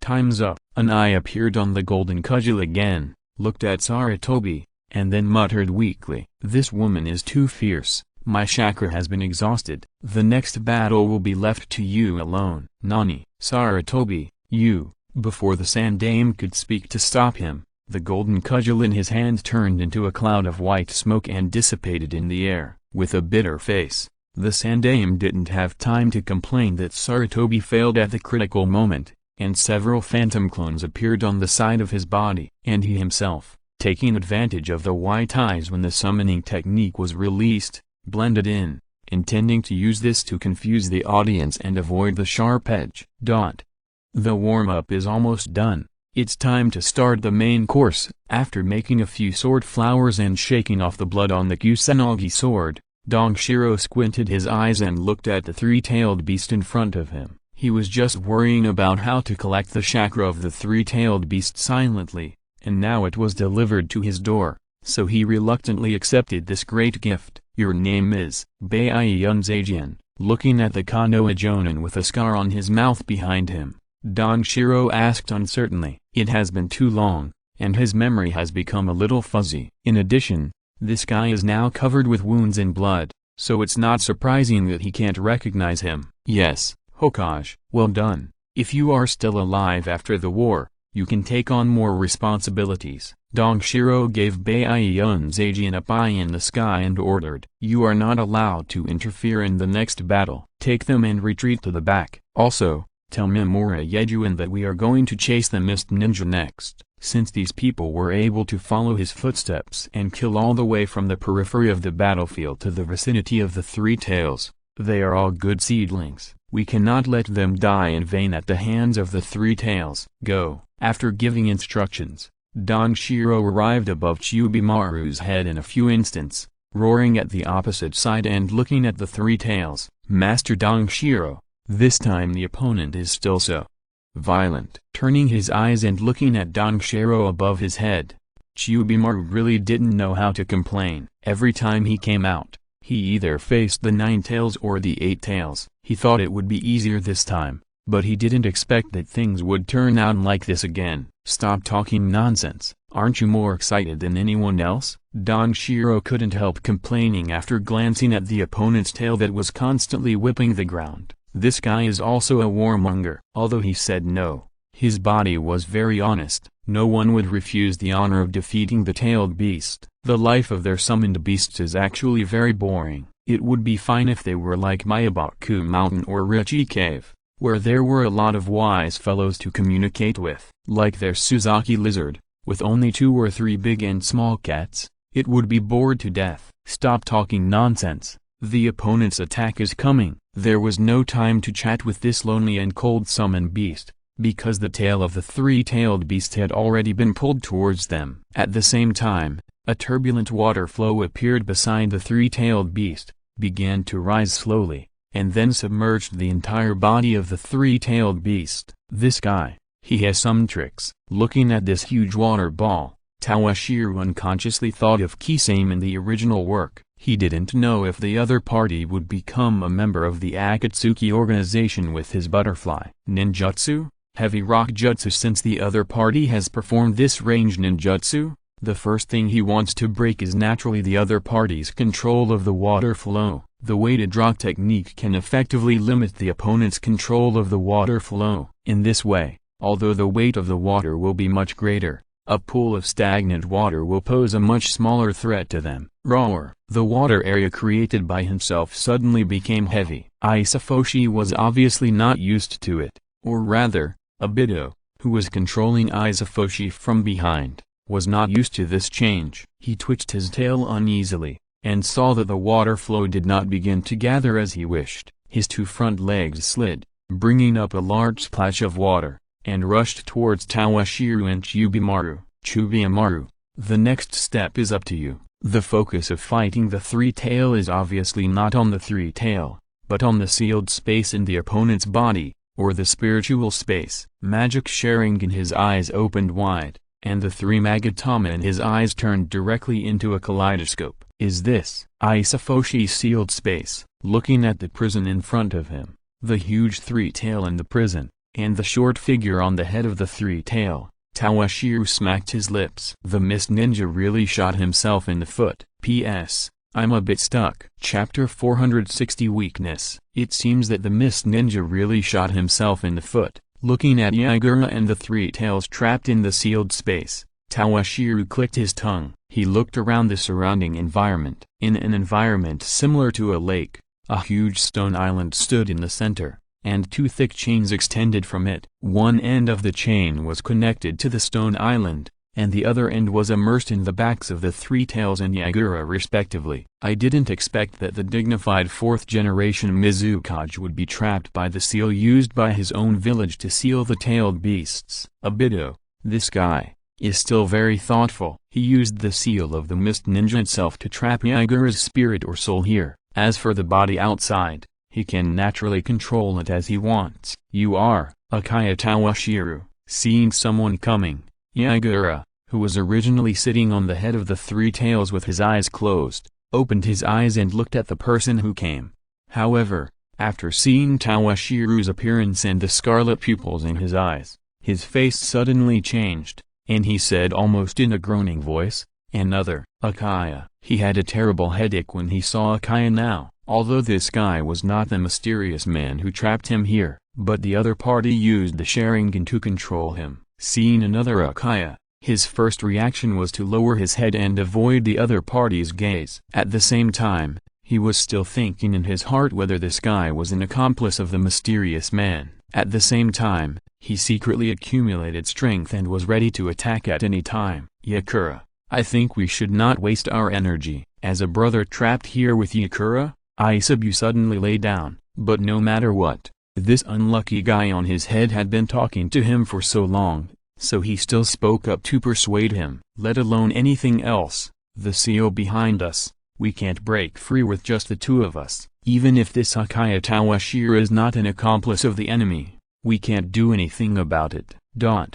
After hearing what Isabu said, Yagura suddenly had an inexplicable fluctuation around him, as if his entire body was a reflection in the water. Affected by the agitated emotions in his heart, he suddenly became a little unstable. He was too weak to complain about Isabu. He was really speechless for such a casual and easygoing character who could sleep well anywhere. Although what the other party said made sense, but, I am the 4th generation Mizukage, trapped here by that mysterious man, and the village was also messed up by him. If I don't struggle, I will be too sorry for the 3rd generation who trusts me, and those fellow villagers who originally had high hopes for me. What are you coming here going to do? With both hands grabbing in the void, a strange weapon with a plum blossom mark on the top appeared in Yagura's hands. It seems that the 4th Mizukage doesn't know much about what's happening outside. The pupil power in his eyes flowed, and the red, flaming Susanoo was put on Toshiro. Swish, a chakra skeleton arm raised, and 3 red magatama flew towards the chain that locked Yagura. This is. Seeing Toshiro's actions, Yagura was stunned for a moment, but he immediately reacted and stood still with his teeth gritted. Squeak! The magatama formed by the 3 pupil power, like a high-speed rotating gear, hit these chains with sealing power. The entire chain that sealed Yagura jumped into a straight sharp corner. Where the chain collided with the magatama, bursts of sparks and a sharp whistle like a sharp object scratching the glass came out. With a muffled groan, Yagura's body, which had just solidified not long ago, began to fluctuate like water waves again. As the chain was disturbed, a tearing pain began to sweep over his body from the place where the chain entered his body. Yagura, you should stop struggling like this. You know the characteristics of this seal. Looking at Yagura, who was in pain and almost unable to maintain his form, Isabu kindly reminded him, "Hey, Uchiha Toshiro, if you don't want Yagura to die like this, you'd better not move the chain, otherwise this guy will only die faster." This thing is directly connected to our spirit. Every time we struggle, it's like tearing our souls apart. It's extremely painful, and it has certain damage to our spirit and soul. This guy just doesn't listen to my advice. He struggles again and again, and that's why he becomes so weak. Isabu is still kind, no matter what. Yagura has been with him for so long,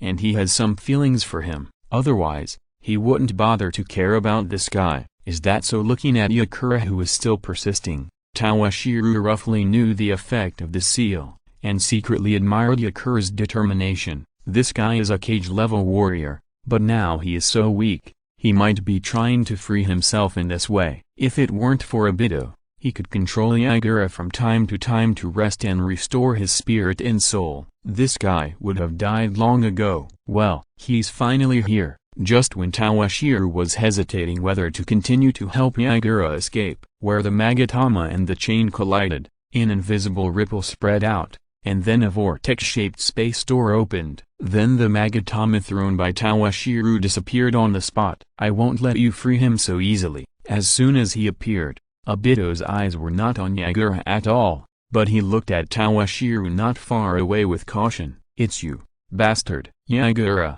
whose figure had become a little dim, looked at the mysterious man who appeared behind him with a very ugly expression. Since this bastard has appeared, then his struggle is useless. Go, kill him. As expected, Obito just glanced up, and a scarlet light flashed in the eyes of Yagura and Isabu, and then they rushed towards Toshiro. As for himself, his figure disappeared again. Your ability has not improved much, but you are getting more and more skilled at hiding your head and tail. With a sigh, Toshiro was helpless. Obito only met him in the spiritual space this time, which was really cautious. If he met him in reality, he could directly open the kami space on his body. At that time, no matter how good he was at hiding, he could do whatever he wanted to him. But in this spiritual space, he didn't have much to do. But this level of sharing an illusion, do you think it can stump me? Looking at Yagura attacking him and the three-tailed beast gathering chakra in his mouth,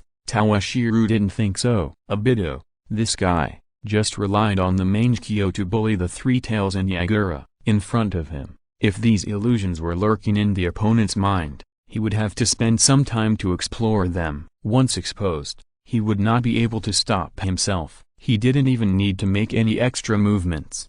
He just needed to pour his pupil power directly into the physical strength of Yagura and the Three Tails, and then rush forward to mess up the opponent's illusions. Quick!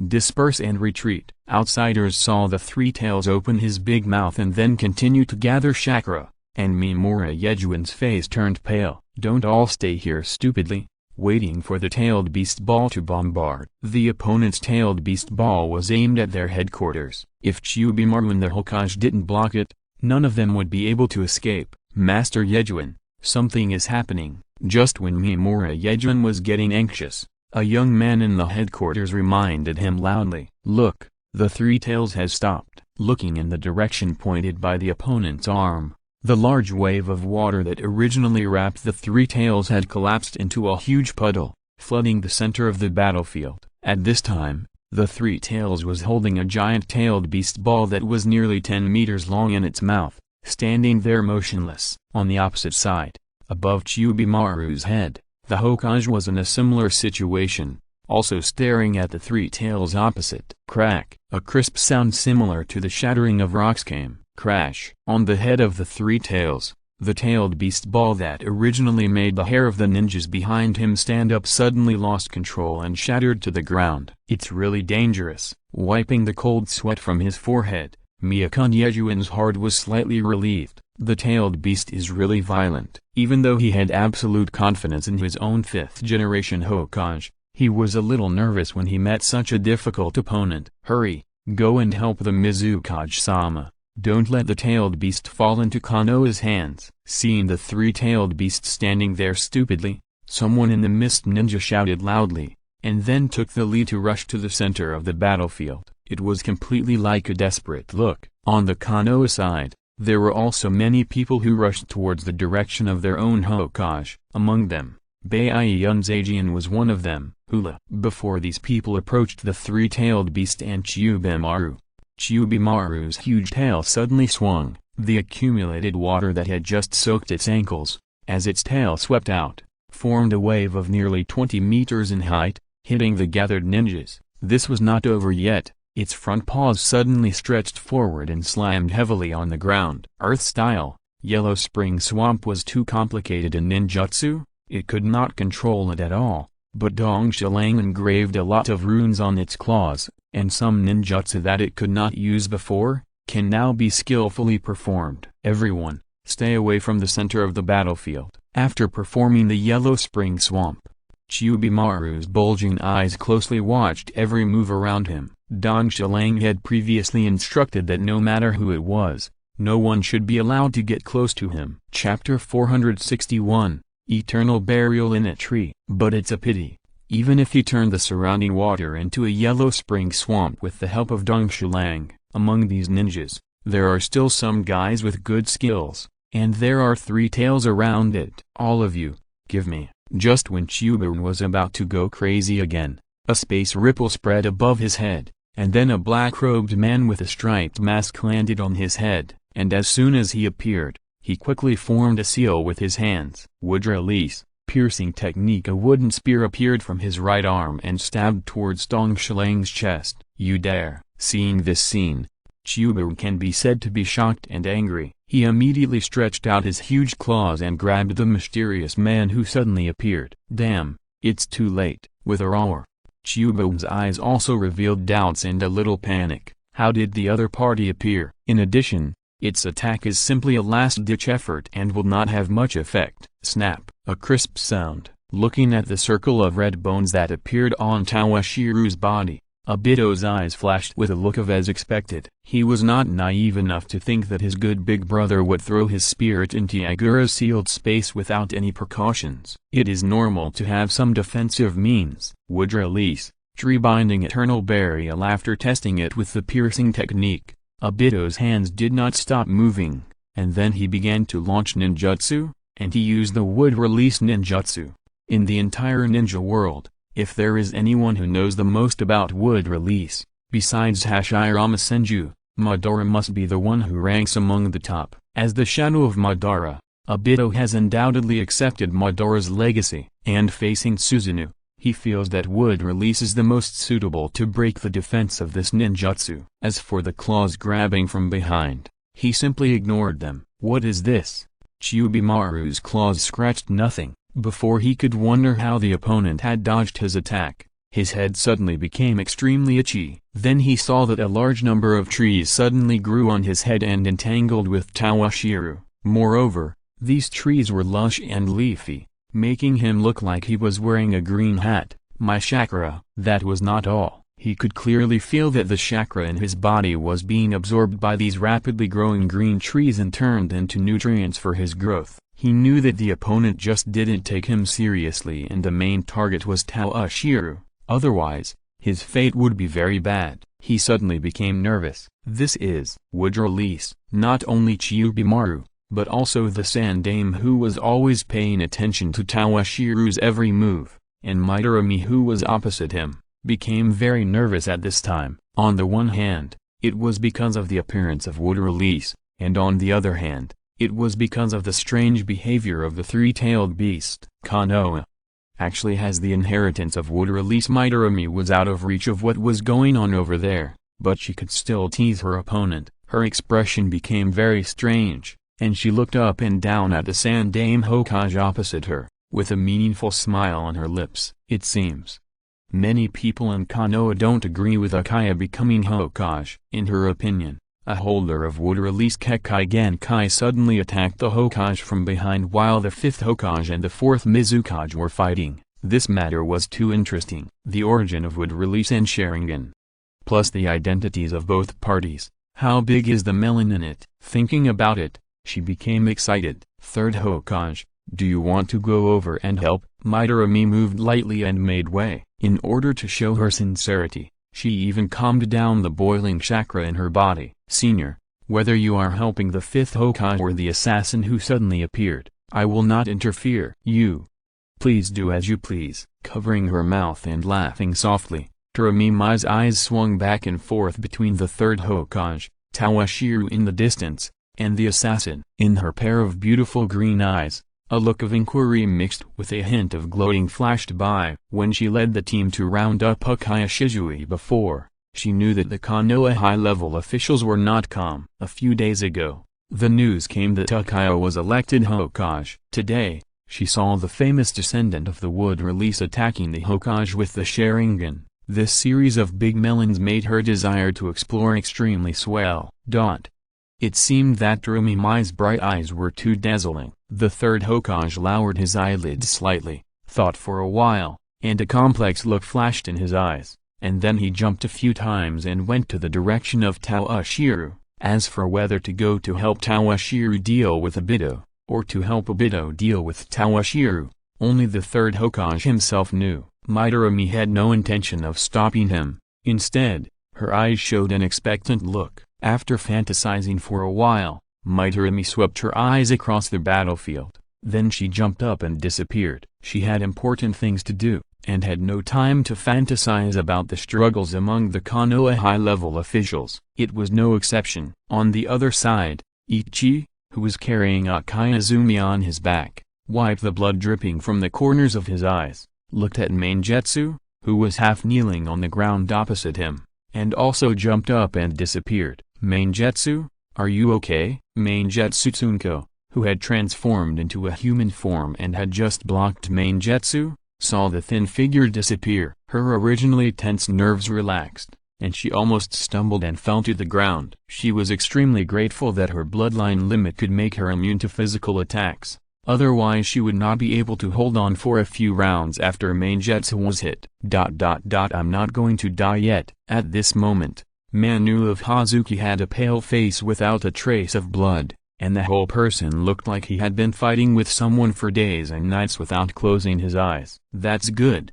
I was really scared just now. Manu was just looked at by the other party, and then the whole person seemed to be broken, and she couldn't even stand steadily. She was scared. That little Uchiha's eyes. Originally, She wanted to call him a little devil, but when she thought of the other party's unpredictable means, Xianzi immediately changed her words. Although it was just a glimpse just now, she saw the change in the other party's eyes. It should be the Meixiang Sharingan. After answering his girlfriend's question, he half knelt on the ground, and the legs used to support the weight of his body were trembling slightly, as if he was no longer able to support the weight of his body. Is that guy really gone? Yes, he is really gone. After getting Xianzi's affirmation, Man Yu suddenly lost his strength and collapsed in Xianzi's arms. Retreat. As soon as the words retreat came out, Man Yu's eyes lost focus and became numb, leaving only the shouts of Xian next to him. Man Yu of Hazuki never thought that even if Xianzi was by his side,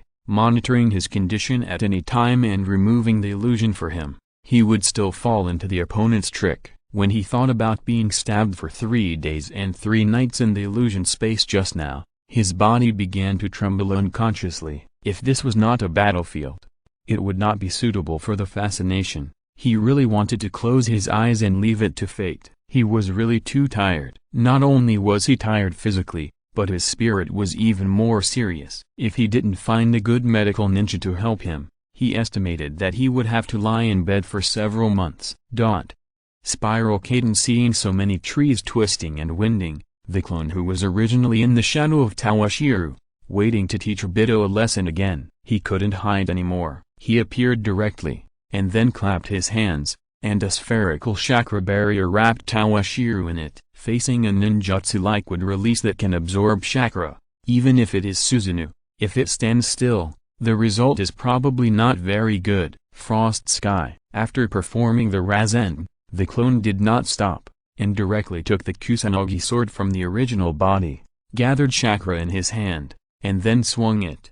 A blue-green chakra light extended from his hand to the Rasen, the ninjutsu. Then, at the edge of the ninjutsu, blue-green chakra spikes protruded, and as the ninjutsu rotated, the surrounding trees that swarmed around were cut into pieces. Roar! A roar came. Obito and Toshiro's clones were fighting on his head, and the first one who couldn't stand it was the person involved.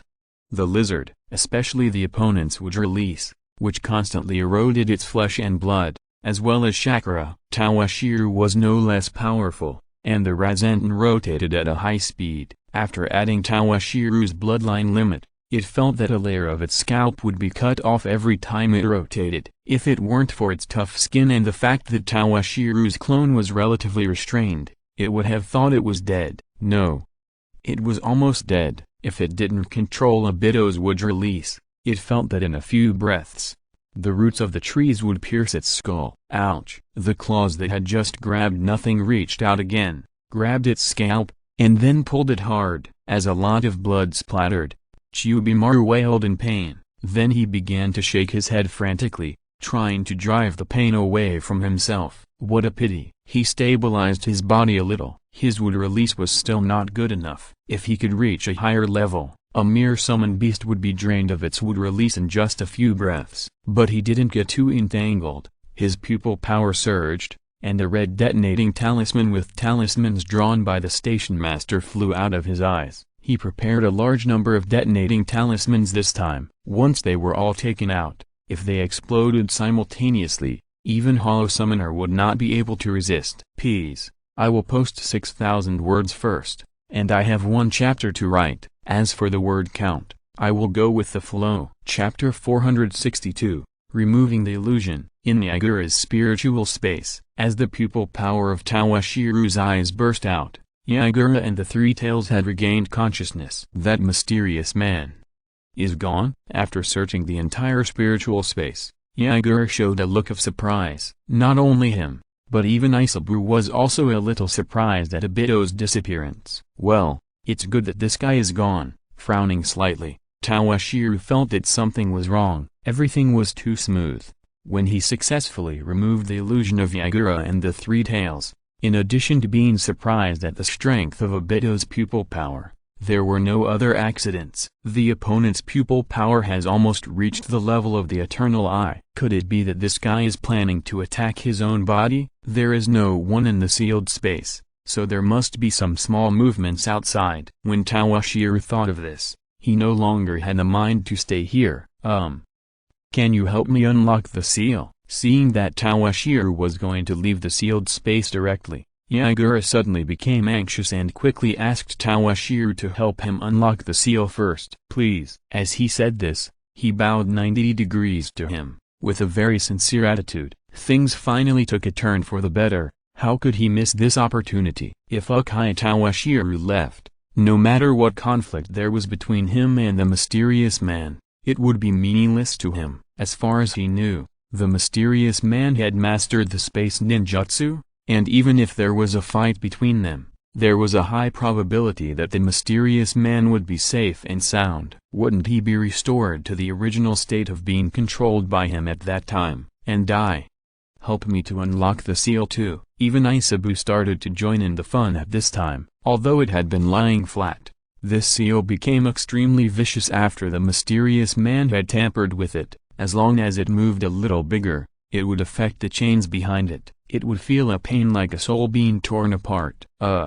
That's fine. Considering that there was still a Yindun clone left in the outside world, Toshiro was not too worried. The pupil power surged in his eyes, and he rematerialized his Susanoo. He held the chain tightly with both hands and straightened it. Then he materialized a second pair of hands, holding a long sword made entirely of pupil power and chakra, and slashed at the chain. He knew how to seal, but compared to removing the seal step by step according to the corresponding seals or rituals, this violent method was the simplest. Of course, the premise is that your power is strong enough. Clang, the chain and the long sword collided, and a circle that seemed to be a sound wave, or an invisible wave of power, spread throughout the sealed space. Even the lake water under his feet, and Yagura, who was already weak, had layers of ripples on his body. Crash! This chain made entirely of chakra fell into the water, splashing the wave. It's untied now. Looking at Toshiro controlling Susanoo,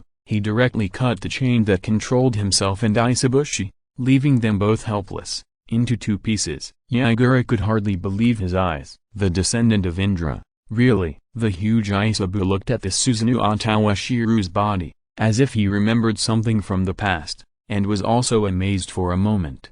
However, things were not that simple. Before Yagura and Isabu's amazed expressions disappeared, the chain that sank to the bottom of the water suddenly seemed to come alive. It swung a few times under the water, and then rushed towards Toshiro. Be careful. Seeing this posture, both Yagura, who had already unsealed, and Isabu, who was standing next to him, changed color. This kind of chain can not only seal their spirits, but also has the ability to suppress chakra. If Toshiro is locked by this chain, things will be troublesome. It seems to be controlled by someone. Unlike Yagura and Isabu, who were somewhat panicked, Toshiro controlled Susanoo at this time and once again materialized a long sword. The two swords cooperated and cut the chains into several pieces with a few strikes. Then he narrowed his eyes and looked around the sealed space. You are. After searching for a while, Toshiro locked his sight on the other end of the chain, which was the island made entirely of stone in the center of the sealed space. Uchiha Toshiro, I didn't expect that you would awaken. No.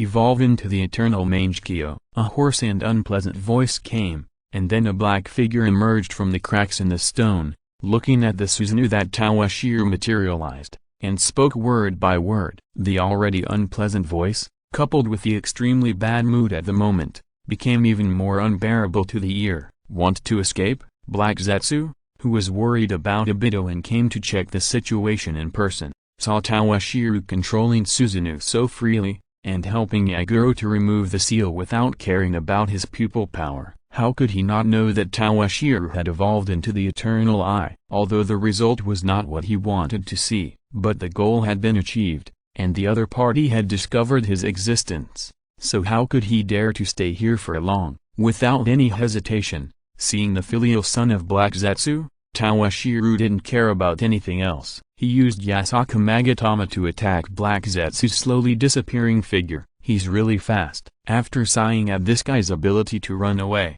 Tawashiro's figure flashed and disappeared directly in this sealed space. He even forgot that he hadn't yet unsealed the three tails. Damn, what's going on? When his consciousness returned to his body and he was ready to chase Black Zetsu, Tawashiro looked at the flying detonating tags in front of him and didn't react for a while.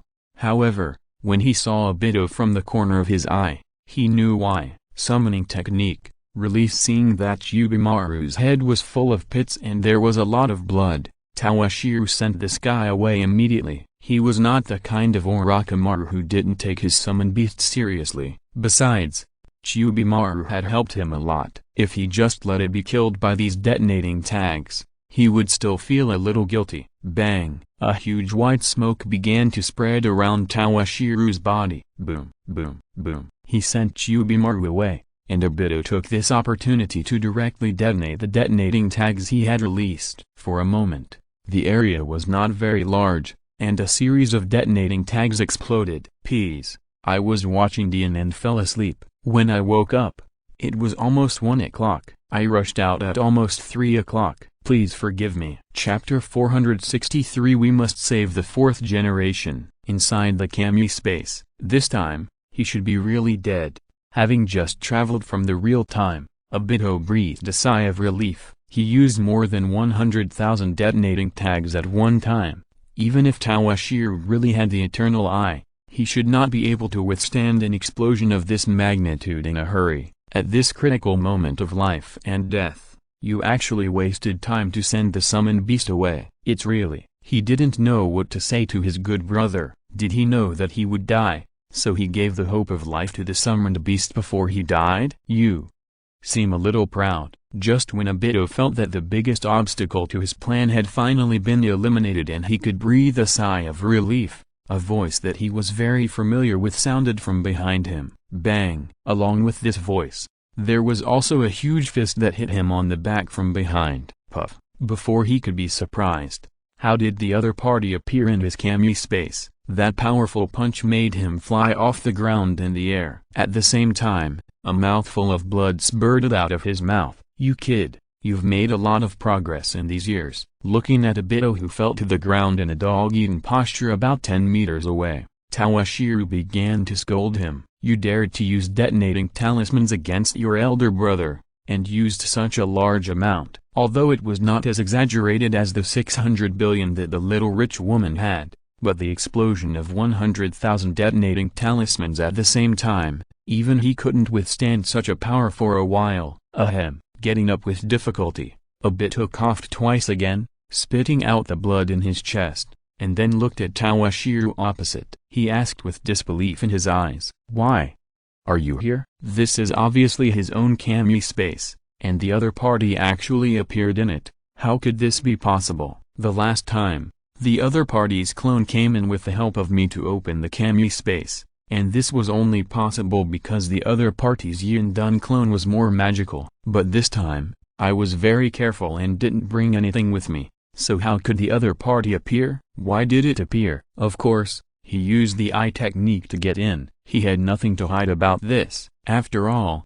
if he reviewed this kind of thing afterwards, Obito could basically guess it. You don't think that with this alternate dimension and your special eye technique, you can rest easy, do you? He hesitated for a moment. Should he take this opportunity to kill this bastard, Obito? Although this guy's love for Lin, who could destroy the whole world, made him reluctant to do it. But there is always such a guy who plots to kill him behind his back, which is not a big deal. Outside, the explosion had just subsided, and the Sandame who rushed to the scene saw a huge deep pit, where there was no figure of Tawashiro. Zaijian, where is the fifth generation? He didn't see Tawashiro at the first time, so he set his sights on Baiyan Zaijian, who arrived at the scene before him. The fifth Hokage ... He. Looking at this huge pit with a diameter of nearly 30 meters and a depth of more than 10 meters, Baiyan Zaijian couldn't control his emotions for a moment and cast his eyes on the dying fourth Mizukage next to him. Kairagi Aguro was also unlucky. He had just regained control of his body, and before he could react to what happened, a powerful aftermath of the explosion swept him in. Although he was not at the core of the rage, He was too close, and he didn't have the skills of Toshiro and Obito. If it weren't for the size of the three tails and the fact that he was good at defense, the aftermath of the explosion would probably have killed him. Although he was fine at this time, he was already unconscious. You mean the fifth Hokage he died? Looking at the hatred in Meixiang's eyes, the Sandame's expression suddenly became a little strange, and there was an inexplicable light flashing in his eyes. Could it be Toshiro is really dead? His eyes swept around, and except for the traces left by the explosion just now, there was no trace of Toshiro. He looked at the huge pit in front of him, and then used the sky cover array to sense the surrounding situation. It seems really dead. There was no breath of Toshiro around, and under the sky cover array, the other party had no way to avoid his detection. Recalling the terrifying power of the explosion just now, the Sandame's old eyes, which were already a little turbid, burst out with a sharpness that had never been seen before. In the morning, control the fourth generation Mizukage on the opposite side. A smile that could not be concealed appeared at the corner of his mouth, and the third generation Hokage began to command the Konoha ninjas present, asking them to control Yagura on the opposite side. Now that Toshiro is dead, when he returns to Konoha, he can set things right, which makes him have no time to worry about facial expression management. The surprise came too suddenly, but as an experienced old Hokage, he immediately grasped the key point of the matter. No matter how to deal with those jumping clowns who have jumped out recently after returning to Konoha, the most important thing now is to control the fourth generation Mizukage in his hands. This is the only way to end this war with the Mist Ninja as quickly as possible. Yes. After a slight hesitation, Meixiang did not reject the Sandame's proposal. He walked a few steps to Yagura, ready to control the fourth Mizukage who was only breathing. Be careful, don't let him die. Looking at Yagura's state at this time, the Sandame frowned and warned Zaijian. Yagura looked miserable. He just used the power of the three-tail to withstand the explosion. After recovering his body, he was breathing in more than out. This person is the key to ending this war. If he dies in the hands of Konoha, things will become very troublesome.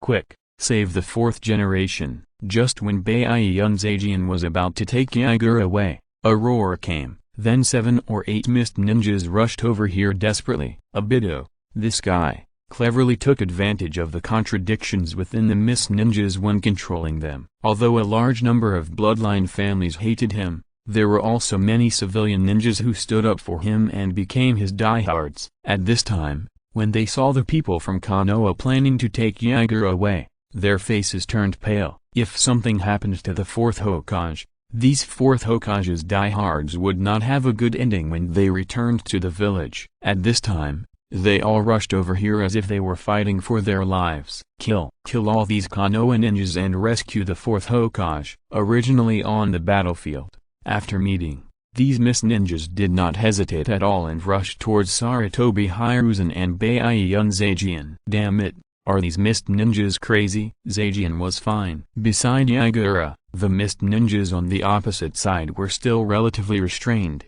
but Sarutobi Hiruzen did not have such treatment. In order to rescue the fourth Hokage, the mist ninjas attacked the third Hokage as if they were risking their lives, making him a little flustered for a while. But the good news is that with the arrival of these mist ninjas, many masters from Konoha also rushed here and blocked all of Yagura's confidants. In the morning, Yagura will be in my hands. You buy me time to break out. After taking a breath, the Sandame came to the unconscious Yagura, grabbed his neck, and led the way to the periphery of the battlefield. However, the development of things is often beyond people's expectations. Damn it, are you going to kill your fourth generation Mizukage? The Sandame narrowly avoided a bone knife stabbing at him. Before he could catch his breath, a new attacker appeared in the water under him. A knife slashed at the Sandame, or the Yagura in the hands of the third generation Hokage. What are you going to do? He pulled his arm behind him and dodged the slash. The third generation Hokage looked at the mist ninjas surrounding him,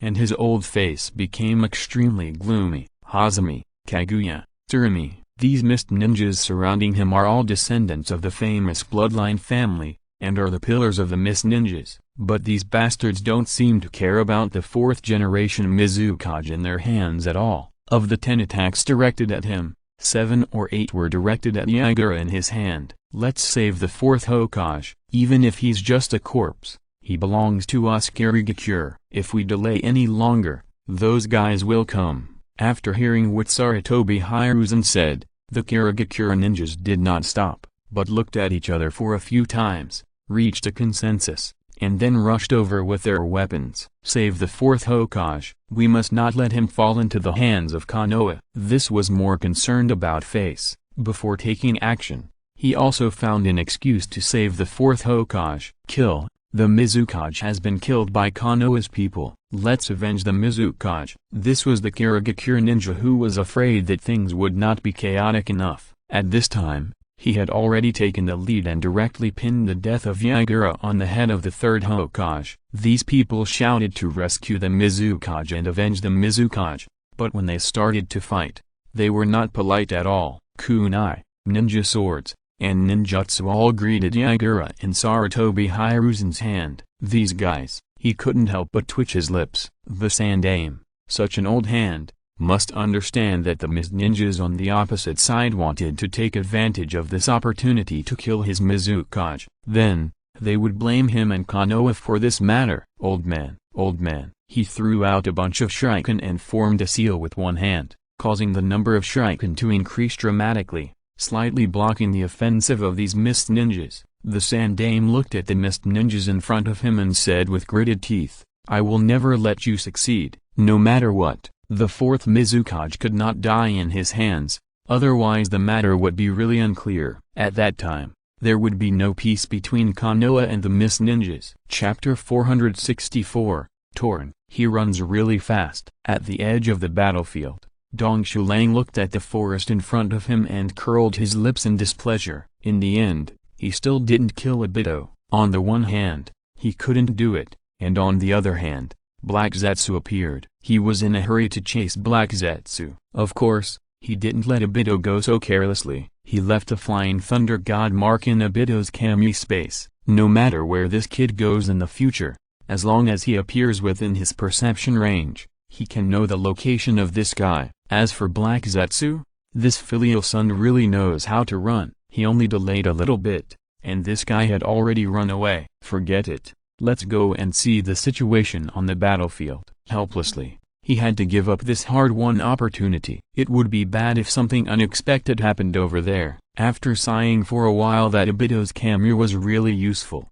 Dong Shulang put Black Zetsu's matter behind his mind and went to the center of the battlefield. What happened? As soon as he arrived at the battlefield, what caught Tawashiro's eyes was a very strange scene. Sarutobi Hiruzen, with a thin figure, rushed left and right on the battlefield, avoiding the pursuit of the Mist ninjas. Behind these Mist ninjas, there was another group of desperate Mist ninjas, chasing after these Mist ninjas who were chasing Sarutobi Hiruzen and constantly attacking them. A large group of Konoha ninjas followed behind them, wanting to rescue the Sandaime, but were intercepted by another 2 waves of Mist ninjas. As for the other Mist ninjas on the battlefield, they all disappeared and seemed to have retreated. There seemed to be a large number of people on the Konoha side who went to chase them. This is really a spectacle. After sighing at the chaos of the battlefield, Tawashiro came to the periphery of the battle in an instant. "Yuan, can you tell me what happened?" Hokage-sama, hearing Tawashiro's voice, Mimura Yuan was obviously stunned for a moment before reacting. He turned his head to look at Tawashiro's figure, and his tone became a little stuttering. "Really? It's you?" Yuan, who was originally in a gloomy mood, became lively all of a sudden when he saw Tawashiro. It was as if he had suddenly found his backbone. "Of course, I just disappeared, but I used a special method to avoid the explosion." Compared to this, Sarutobi clan leader, it seems that he can't hold on any longer. Looking at the center of the battlefield, Sarutobi Hiruzen was already covered in blood, but he was still agilely dodging the attacks of the surrounding Mist ninjas. But for someone of his age, he probably won't be able to hold on for long. Those Mist ninjas seem to have internal strife. Looking at the Mist ninjas below, Mimura Yuan slowly said, Some of the Mist Ninja clan ninjas, under the banner of saving the Mizukage, frequently attacked the Mizukage. Some of the Mist Ninjas, on the one hand, wanted to save the Mizukage, and on the other hand, they had conflicts with those clan ninjas. After roughly explaining the situation below, Mimura Yejun looked at the sandaime below, gritted his teeth, and still persuaded, "Hokage-sama, do you want to go?" "Stop it." When persuading Tawashiro, Mimura Yejun was very careful, and he was always observing the changes in Tawashiro's expression from the corner of his eyes. "Are you trying to persuade me to go down and save the sandaime?" Looking at the cautious Mimura Yejun, Tawashiro laughed dumbly. His new assistant to the Hokage was really interesting. He wanted him to save the sandaime, but he didn't want to offend him. Subordinates.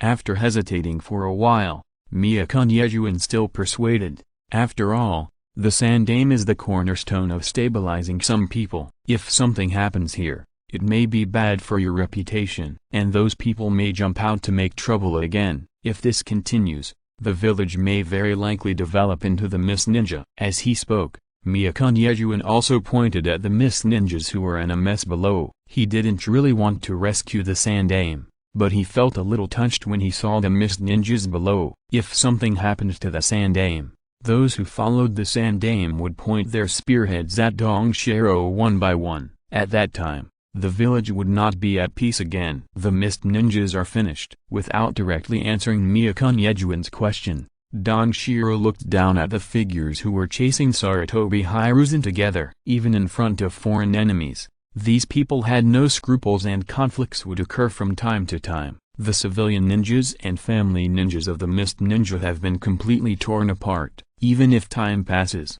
the rift between them will be difficult to bridge. No matter who is on the stage of the Mist Ninja, they will inevitably face the conflict between these two classes. This kind of struggle involving power is the most unreasonable, especially after the two sides have accumulated deep resentment and shed blood on each other. This kind of grudge is even more difficult to resolve. Yes, only when these people's children and grandchildren come of age, can we see if they can unite again. After listening to Dong Shulang's words, Meixiang Yejun also sighed a little. This kind of thing where the blood of their own people is stained on their hands is the most troublesome, which is why he persuaded Dong Shulang. "Please, Lord Hokage, think about the peace and stability of Konoha. Don't worry, this old man. It's not so easy to die in the hands of these people." Looking at Meixiang Yejun, Dong Shulang did not blame him for pleading for Sarutobi Hiruzen, but began to think about the gains and losses of this matter. This group of Mist Ninjas are really persistent. Looking at the Mist Ninjas who were chasing him closely, Sarutobi Hiruzen really wanted to just let go and let these Mist Ninjas kill their Mizukage. That way he could get away. However, he knew that if he let go, these Mist Ninjas would definitely insist that he was the one who killed the fourth Mizukage. Even if a new Mizukage took over, he would still use this excuse to deal with people inside and outside the village. It's really a hot potato. After trying his best, with a burden, Sarutobi Hiruzen still couldn't break through the interception of these Mist Ninjas. Feeling the chakra in his body gradually drying up, Sarutobi Hiruzen's face began to slowly become ugly. He couldn't just sacrifice his life for Yagura. He still had to return to Konoha to set things right, and he had to regain power and become Hokage again. Third generation.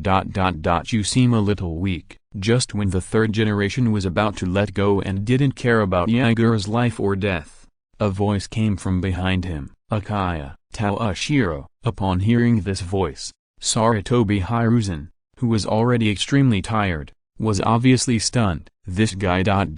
Isn't he dead? 10 fingers piercing bullets. Sarutobi Hiruzen was stunned, but the Mist Ninjas behind him were not stunned. They didn't care about Takaya Tawashiro. They only had one goal now. That is to take advantage of this opportunity to kill the fourth Hokage directly. As for other things, they were not even within their consideration. You should call me the fifth Hokage. A thin chakra light curtain appeared on the flame fan in his hand, easily blocking the attack of the Mist Ninja. Tawashiro still had time to tease Sarutobi Hiruzen. Fire style. Resist firing without forming a seal. Toshiro opened his mouth and spit out a strand of fire, and then waved the flame fan in his hand. The flame in his mouth surrounded him and the third Hokage, turning into an orange red flame ring. As the flame fan was waved, the orange red flame ring began to expand outward, forcing the surrounding mist ninjas to retreat one after another. Flame fan. Looking at these flames, as Toshiro waved the flame fan in his hand, he let Toshiro manipulate it. Sarutobi Hiruzen's eyes flashed with a hint of understanding. With this flame fan that has been passed down from generation to generation in the Uchiha clan, the name of Hokage is well deserved. As for the other party's teasing, he pretended not to hear it. You really don't give up. Seeing these mist ninjas who continued to attack after being forced back by him, Toshiro raised his eyebrows, a little unhappy. If it weren't for the fact that these guys were the seeds of the mist ninjas' future peace and stability, he would not have bothered to think too much and would have just slapped them to death with a few blows. Great fireball. Without making a seal, he opened his mouth and a huge fireball with a diameter of nearly 20 meters swept towards the mist ninjas who were leading the charge. A hurricane was also blown out of the flame fan in his hand by Toshiro. Boom. The fireball, which was originally as tall as a 6-story building, was helped by the hurricane from the flame fan, which was like adding fuel to the fire. The size expanded by 1/3 again, and the speed also increased significantly. With a mighty force that burned everything, it plowed a 5 to 6 meter wide scorch mark on the ground and pressed towards the opposite mist ninja. Even these mist ninjas who attacked the 4th Hokage with the belief that they would die, saw this scale of fire escape, and no one continued to be stubborn, and began to dodge. All of them had ugly faces, surrounding Dong Shilang, the 3rd Hokage, and Yagura in the middle. As for the subordinates of Yagura behind them, they also stopped at this time, and looked at Dong Shilang with a somewhat uncertain look. Magic Dragon Sleep Technique. Seeing these guys surrounding him one by one, Dong Shilang had no intention of staying here to chat with them. The scarlet light in his eyes was bright, and the pupil power in his eyes was also output crazily. Your illusion. Looking at the surroundings, his eyes gradually became dull, and then one by one, the mist ninjas who seemed to be asleep. The Sandame's tone was a little shocked. These were not just 1 or 2 mist ninjas, there were at least more than 30 people in total, and each of them was a master of the mist ninjas. This guy actually used a single illusion to deal with all of them? And, the dragon sleeping technique, if I remember correctly, this illusion should be a single-person illusion, targeting an individual. How did Uchiha Toshiro use the effect of a group illusion? Chapter 465. Chaotic Retreat. Hasty footsteps, heavy breathing, gloomy looks. In a port near the sea, a large group of mist ninjas were crowded together. Ow, have you counted the personnel? Meixiang, who looked a little tired, looked at Hao, who looked like his body was hollowed out, and had no time to comfort his subordinates. The scene was too chaotic, and there was no way to accurately count the number of people, but it was probably more than 3,000 people. Looking at Meixiang in front of him, King admired her courage very much. She had the courage to order the mist ninjas to retreat when the 4th Hokage was still alive. Although this was undoubtedly the most responsible way for the mist village, once the 4th Hokage was investigated, it would not be so easy to get away. Where is the 4th Hokage? Is there any news about him? Meixiang was certainly not a reckless person. She had long known that these blood-stained families planned to take advantage of the 4th Hokage's presence on the battlefield to let the other party sacrifice for the village. This was also the reason why she arranged the retreat in advance without hesitation. Since she knew the plans of her allies and saw the supplies brought by the 4th Hokage, she had her own plans. For this, she also communicated with the master far away in the hidden mist village, and got his support. The 4th Hokage didn't catch up with our team. Something must have happened. Under normal circumstances, if the 4th Hokage Mizukage was still alive, he would definitely come to join the main force of the mist ninja. Since he didn't catch up, it means that something must have happened. I just don't know if it was done by her allies or the guys from Konoha. Is there any news from the pursuers from Konoha? After a moment of silence, Meixiang did not talk further about the topic of the 4th Hokage, but asked about the situation in Konoha. If I remember correctly, The rear scout was Yan Shuiteze. Is there no news from her? Although she escaped with people, she also faced a lot of problems, such as logistics, wounded, insufficient transportation, and who would stay behind to cover the rear. There were many urgent matters waiting for her to solve. The most serious one was the pursuers behind her. The situation is not good. Konoha seems to be collecting nearby ships, and there are signs of regrouping. Recruiting ships. Regrouping again. Upon hearing King's report, Taramimai's already tired face suddenly turned pale. Could it be Konoha is planning to chase them to the sea? In her pair of beautiful eyes, the light was not as bright as before, but was full of bloodshot because of being too tired. Based on the existing intelligence analysis, it should be like this. Seeing that, Taramimai opened her eyes wide and looked a little unbelievable. King reluctantly dispelled the last trace of luck in her eyes. Taramimai, it's not good. Those people. Those people are fighting. Just when Taramimai was lost in thought because of King's news, a panicked Mist Ninja interrupted her thoughts. This is really causing more trouble. Rubbing her swollen forehead, Taramimai, who was only 23 or 24 years old this year, felt the hardship of a leader for the first time. Where's he? Take me there. With a fierce look on her face, Taramimai exuded a low pressure all over her body. Looking at this panicked Mist Ninja, the cold light in her green eyes was chilling. Yes. The place where you board the ship, being stared at by Taramimai. The Mist Ninja who came to report the news felt like he was wearing a summer dress and returned to the coldest winter in the land of water. He even began to tremble when he spoke, and he dared not look up and look directly at Taramimai's eyes. Swish!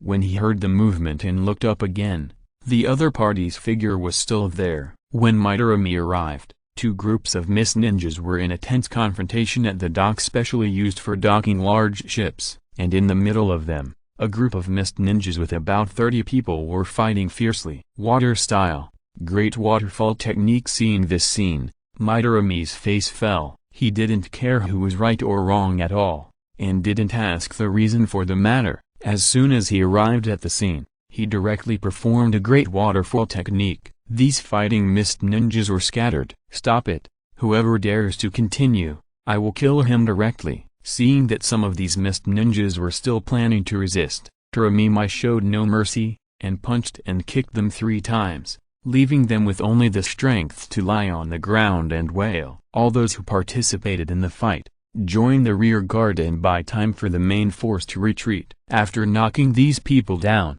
Taramimai did not hesitate and immediately arranged these people in the list of rear guard personnel. Seeing that some of the surrounding Mist Ninjas were still unwilling to disperse, Taramimai did not indulge them. After yelling at the group of onlookers, she ordered King who followed her, take these people to the rear guard. How could the Mist Ninja army of more than 3,000 people be transported away at once? Even if the ships brought by Agura were counted, it would not be enough. Konoha is gathering its forces. Are any of you willing to stay and cover the rear with me? Seeing these Mist Ninjas still gathered here, Taramimai looked at them, then smiled coldly and asked sarcastically. With a cold snort, Taramimai continued to sneer.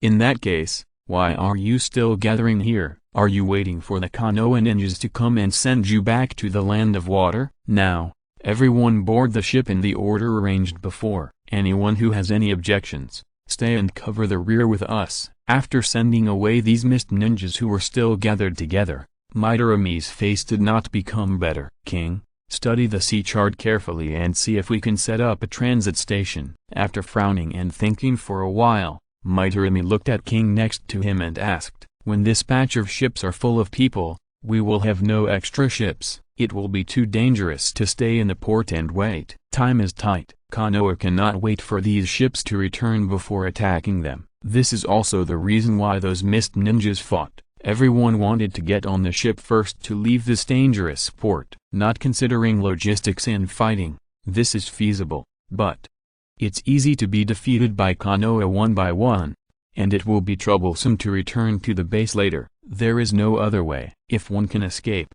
then escape. Thinking of the news just reported by King, Taramimai continued, and Konoha is likely to chase them to the sea. By then, There should be no way to allocate more troops to chase these guys. They just need to hold on until we search for the troops after the war. If there are brave ones among them, they may find a way to return to Kirigakure by themselves. This is not impossible, as long as these people are lucky enough and don't encounter storms and tsunamis. It is not impossible to row a raft back to Kirigakure by themselves. Of course, this requires an excellent navigator. If you are listening to this novel on a channel other than Fanfic World, it means they downloaded and uploaded it without effort. We cordially invite you to visit our channel, Mundo Fanfic Novelist. There you'll find the original version of this story and you can explore many other novels of various genres. We are waiting for you to immerse yourself in a world of incredible novels. Chapter 466, Kisame and Pufferfish. Unlike the mist ninjas who were in a state of panic, on the Konoha side, every ninja had a happy look on their faces. After handing a little of Tsunade's blood to his subordinates and asking them to summon the slug sage to assist in the treatment, Dong Shilang fell into a flurry of busyness. Casualty statistics, logistics, supplies, prisoner arrangements. A lot of things were waiting for him to deal with. Have the pursuit troops been arranged properly? After dealing with the trivial matters in his hands, sitting in the central tent, Dong Shilang looked at the Konoha high-level officials who were taking action and began to ask about the progress of the war. At the same time, huge waves of chakra continued to overflow from his body, providing consumption for the slugs while pressing the Konoha ninjas around him to the point of being a little breathless. Glancing at the subordinates who were taking action and sitting upright, he had no intention of personally taking action in the subsequent wars. Now that he was a leader, did he have to do everything himself? What was the purpose of Konoha raising so many ninjas? It's all arranged. Well, have someone secretly observe whether there are any young people in the village who have performed well in this war and are worth training. Don't be bound by identity. We just need to uphold the principle of fairness. I plan to select a group of people from them, and the village will give them a subsidy, and at the same time open up some ninjutsu permissions, so that they can improve their own strength. Since he has become the Hokage, he naturally has to train his subordinates well. As for how to treat everyone equally, the rest of the things can be left to his subordinates, and he only needs to do a good job of supervision. Yes. Hearing Dong Shilang's words, Meixiang Yejuan's eyes flashed with surprise. This kind of good thing is a rare opportunity for the young people in the village, especially for ninjas like them who are of civilian origin. With the subsidy from the village and the information on ninjutsu, their strength will definitely change dramatically. Seeing Meixiang Yejuan retreat, Dong Shilang cast his eyes on the clan leader who was slightly moved. If there are any talented people in your clans, you can also let them try their skills on the battlefield. As the Hokage, I will naturally treat them equally. Seeing the joy on the faces of the clan leaders below, Tawashiro did not care. How is Yagura now? Although the fourth Mizukage was captured by them, his own condition was not good. He was originally weak, and after being unsealed by Tawashiro, he was immediately involved in a violent explosion. After that, the mist ninjas who attacked him and the third Mizukage still caused some injuries to him. The current situation is not optimistic, and he has been in a coma. The Mizukage's situation, I'm afraid he won't be able to hold on for much longer. Looking at Tawashiro's face and seeing that he was not angry because of this news, the head of the medical team touched the sweat on his forehead and continued. If the situation is optimistic, he can still hold on for 10 days or half a month. If not, he may not be able to hold on for much longer. The situation of the Mizukage put a lot of pressure on their medical team, but given this situation, they had no good solution. I am incompetent, but if Lady Tsunade takes action personally, there should be a chance for a turnaround. Tsunade touching the stubble on his chin, Tawashiro turned his gaze to Sarutobi Hiruzen, who was also in the big tent. Chief Sarutobi, do you think Senior Tsunade is suitable? He knew Tsunade's condition. Her hemophobia had not been cured at all. If he asked her to treat Yagura, she could only give some verbal suggestions. Moreover, now that he thought about it, he felt that there was no need for him to spend any effort to treat Yagura. Yagura was controlled by the Meixiang Sharingan. The fewer people knew about this, the better. Tsunade, frowning, Sarutobi Hiruzen did not answer Tawashiro's question directly. but began to ponder, looking undecided. He had a headache when he talked about this. One of the three ninjas actually had hemophobia. This was really hard to say. How about this? Let the communications squad report Jaeger's condition back to Konoha, and let Tsunade diagnose him remotely. Since Sarutobi Hiruzen was also a little undecided, he just went with the flow. I have only one request. Jaeger cannot die in our Konoha camp. The fourth Mizukage still had to be handed over to Kirigakure. After the handover, he would die immediately, and it would have nothing to do with them. Yes. The head of the medical squad responded somewhat helplessly, although he was still a little hesitant. With Tsunade-sama as a backup, it should not be a big problem to just ensure Jaeger's vital signs. The Kirigakure retreated to the sea outside the port. Puff. A burst of blood flew past. A kunai was held upside down in his hand and pierced into the thigh muscle. It's really a terrifying illusion. A ninja dressed as a Kirigakure, tall and burly, with dark blue skin, a pair of bloodshot eyes piercing. Swish. A bright knife light flashed. The head of the mist ninja was separated first, and then the whole body turned into a pool of clear water, slowly blending into the sea water under his feet. Your water double is also very good. After slashing the water double with a knife, Ichi still had no expression on his face, but slightly turned his head and set his sights on the water surface on the left. There, his enemy's head surfaced, and his hands were making seals. It's really my honor to fight with the famous Sharingan. Although he said it was an honor, Hoshigaki Kisame's expression was extremely ugly. His whole body was immersed in the sea water, and his small eyes stared at his enemy, and the muscles on his face were twitching uncontrollably. This enemy's illusion is really terrifying. If he hadn't restored his mobility through self-mutilation, he would probably be dead now. As a member of the Anbu, Kisame was very unfortunate. He lost all his companions in this war and became alone again. His good reputation also made him unfortunately selected as the rear guard. Kisame did not raise any objection to being assigned to the rear guard, and accepted the mission very calmly. However, unfortunately, the enemy he encountered was a bit difficult. If it was an ordinary enemy, although he had not yet obtained Saimata, he could still easily deal with it with the advantage of terrain. But this young Uchiha made him fully realize how difficult a powerful illusion ninja was. Water style. Water Sama bullet jutsu. As the seal was completed and the chakra was consumed, a water style ninjutsu similar to the water dragon bullet attacked Ichi. Quack, quack, quack. Watching his own ninjutsu with his own eyes, he beat the opponent into a group of flying crows. Kisame did not hesitate at all, and the whole person sank into the water at once. And at the same time, the kunai in his hand stabbed again like the thick part of his body. This guy, looking at this enemy who didn't care about anything and hid directly under the water. Ichi also had a headache. This enemy had sufficient chakra, occupied the advantage of terrain, and was very cautious, and did not reveal any flaws at all. Diving into the water immediately when something goes wrong really gives him a headache. Is it going to use Tsukuyomi again? Ichi stroked his eye sockets and put this idea behind him. Tsukuyomi has too many side effects, so it's better not to use it if possible.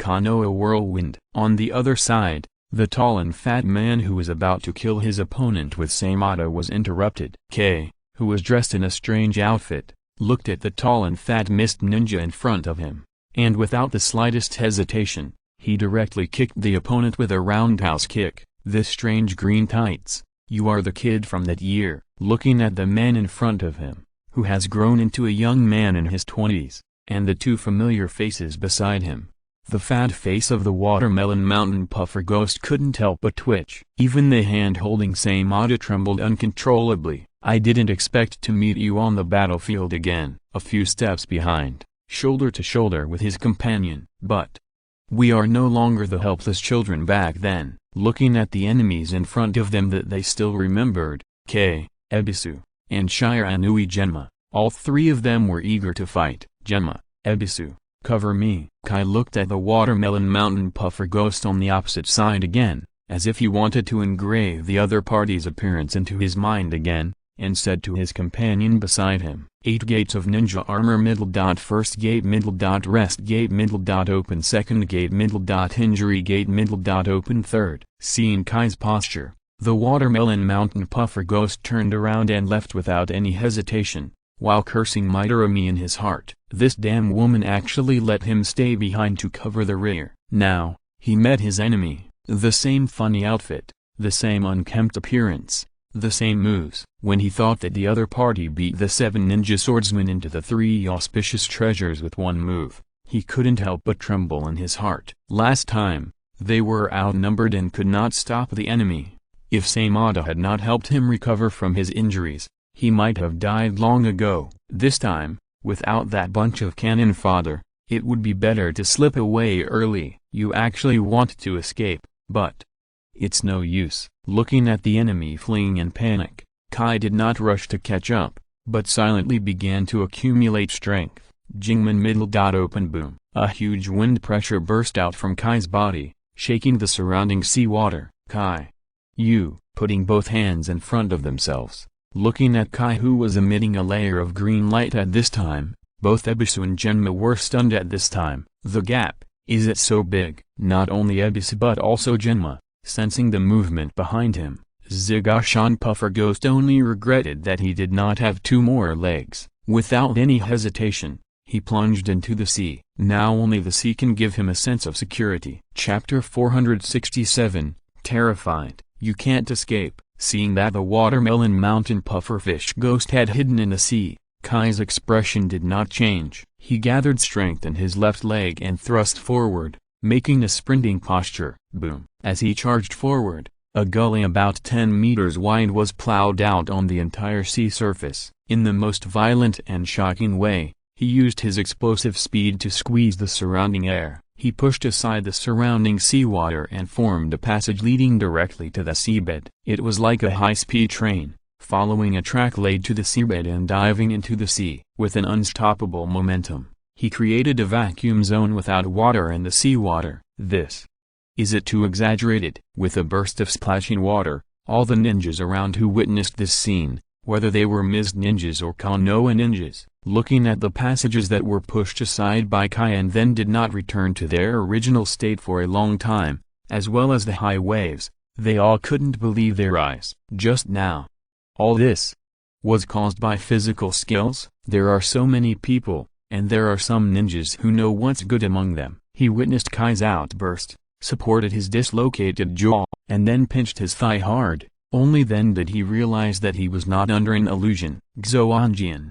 Are we too lazy? Looking at the strength of his companions, Ebisu was a little dazed. He and Xoanjian seemed to have been standing still in the past few years. And Kai, this hot-blooded idiot, has already achieved this level of strength. Should he and others also work hard? Well, in the future. Teo and Zindi. We should go less often.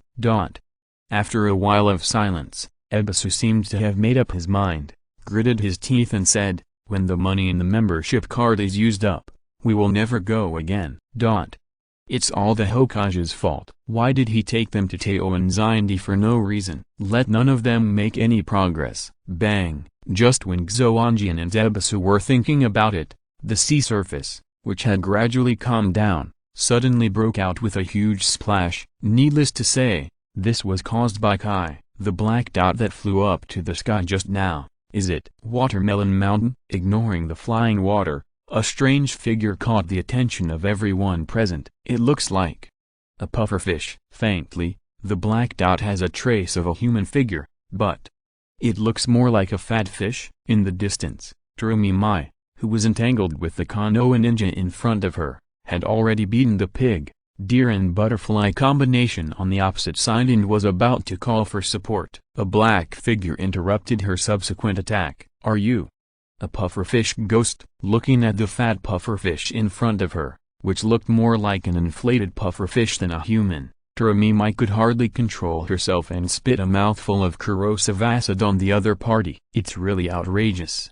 How can a ninja become this size? You are not from the Akimiki clan on the opposite side. After complaining about her companion's laziness, Terumi Mai turned her eyes to a figure running towards this side. Look at the momentum. He's a tough character. In order to catch up with the watermelon mountain puffer ghost that he blew away, Kai on the opposite side did not hesitate at all. He directly split the sea surface at his fastest speed and rushed over here. He really split the sea surface. His speed was too fast. The air ripples he stirred up formed a long white mark on the sea surface, which lasted for a long time. Kai, you came just in time. Seeing Kai's figure, Narashikaku breathed a sigh of relief. He knew roughly what happened to Mai Dai. It was normal for Kai to chase after the watermelon mountain puffer ghost when he saw him. He just didn't expect that it would just solve his urgent problem. Meixiang, help me block it. Seeing Kai's figure, the puffer ghost wiped the blood from the corner of his mouth. Without any hesitation, he jumped into the water again, and started running again. It was not an accident that he came to Meixiang's battlefield. He had thought it over. He knew that on the entire battlefield,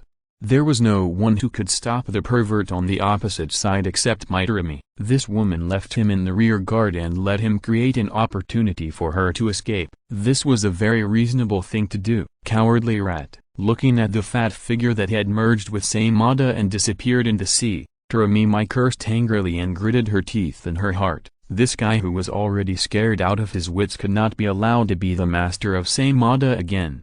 When he returned to the village, if he was still alive, he must settle the score with him today. Water style, water dragon bomb, water style, water rush wave. Although she was unhappy, this guy was still a companion of the Miss Ninja after all, and she would not watch her companion being killed by the Konoha ninja. Of course, that was all. Break. At this time, K, facing the continuous harassment of water dragon bombs and the large-scale water style in front of him, did not hesitate at all. He just punched out. This is penetrated. Looking at the opponent's response, the knowledgeable Mai could not believe her eyes. What did she see? The water dragon bullets that he used to harass the opponent were smashed into scattered water splashes by the opponent, and the remaining ones were used to intercept the opponent's water rush waves. The opponent's simple and unpretentious punch created a hole with a diameter of nearly 3 meters, which lasted for a long time, and the blue-green figure just passed through the more than 3-meter hole,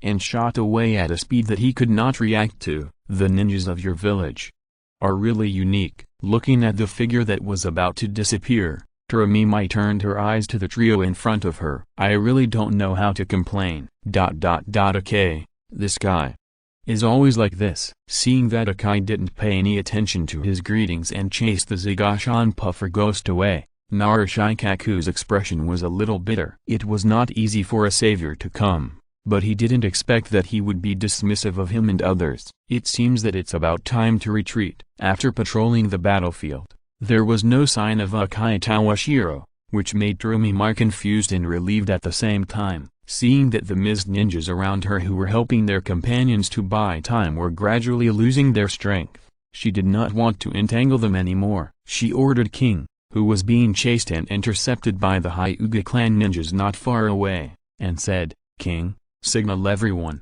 it's almost time to retreat. Just as Mai gave the order and began to organize the mist ninjas to retreat again. Damn, this kid's strength. This is trouble. Zigashan, who turned into a fat strange fish, looked at the figure above him, and his deformed face was full of despair. In the past, this kid was just a small fish that he could easily kill with his hands. It has only been a few years since I last saw him, and he has not only learned the technique of Mai Dai, but has even reached this level. And that woman, Mai, actually just showed some intention and blocked him a little, and then ignored this guy. Water style, water clone technique. Hiding under the water, with the cover of water, Zigashan puffer ghost directly split more than 30 water clones and fled in different directions. He had gradually discovered that his opponent did not seem to be very proficient in ninjutsu, and was planning to use clones to confuse the opponent. As for staying here to fight the opponent, he had already lost this idea when the opponent used this ninjutsu. Bang! Although his idea was good, his opponent was not very proficient in ninjutsu, but he still had ways to deal with ninjutsu. Kai punched with all his strength again, making the water surface explode under his feet, and at the same time shook the clones out of the water. He did not hesitate at all. Towards the peacock there is nothing more suitable than this to deal with such a large number of targets. Another attack, water style, water array wall. Seeing this scene, Zigashan Puffer Ghost's clones were not slow in their movements, and began to use ninjutsu to resist. Although he was timid, Zigashan was not a complete fool. He knew that the opponent's ninjutsu was a very explosive ninjutsu. As long as he and the opponent dragged it out, there would be a turning point. It seems that I can only use that one move. Looking at the opponent's numerous clones and the water wall array that the opponent continuously cast, Kai frowned slightly. Then he landed on the sea, clenched his fists, crossed them in front of himself, and began to accumulate strength. The seventh gate of shock, open. When Zigashan saw this scene, his heart seemed to be tugged hard by someone, and his face turned pale all of a sudden. He didn't dare to stay any longer, and while the opponent was still accumulating strength, he directly plunged into the sea again and fled again. It's useless. With my new move, you don't have time to escape. With a pair of white eyes, Kai's body began to emit blue steam, and even the surrounding seawater was pushed away by this steam. This punch is to comfort my deceased father, so feel my efforts over the years. Staring at the sea surface under his feet, Kai posed a fist-swinging posture that ninjas are very familiar with, and then, Day Tiger, boom. A blinding white light, followed by a deafening thud, attracted the attention of everyone on the battlefield. Shikaku, I heard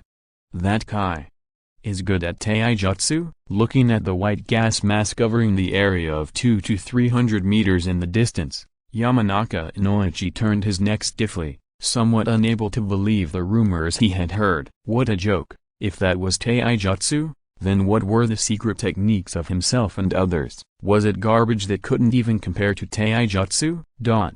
Peace. That's all for today. Chapter 468, Voyage. Oh, that's the 8 gates. On a high ground near the port, Dong Shulang looked at the battle situation on the battlefield from afar. Although he didn't intend to take action himself, he couldn't really leave it alone. Yuan, take good notes. This person is worth training. Since Kai performed well, he didn't mind training him well. Also, how were the ocean-going ships prepared? Seeing that the mist ninja on the battlefield began to retreat in an organized manner, Dong Shulang didn't care, but began to ask about the ships. Some ships have been requisitioned, but time is tight and the number is not enough to transport all of us to the land of water at once. At most more than 1,000 people can be transported at a time, mainly because the mist ninja took most of the ocean-going ships away when they retreated. As the commander here, Meixiang Yuan was still very concerned about the tasks arranged by the Hokage. However,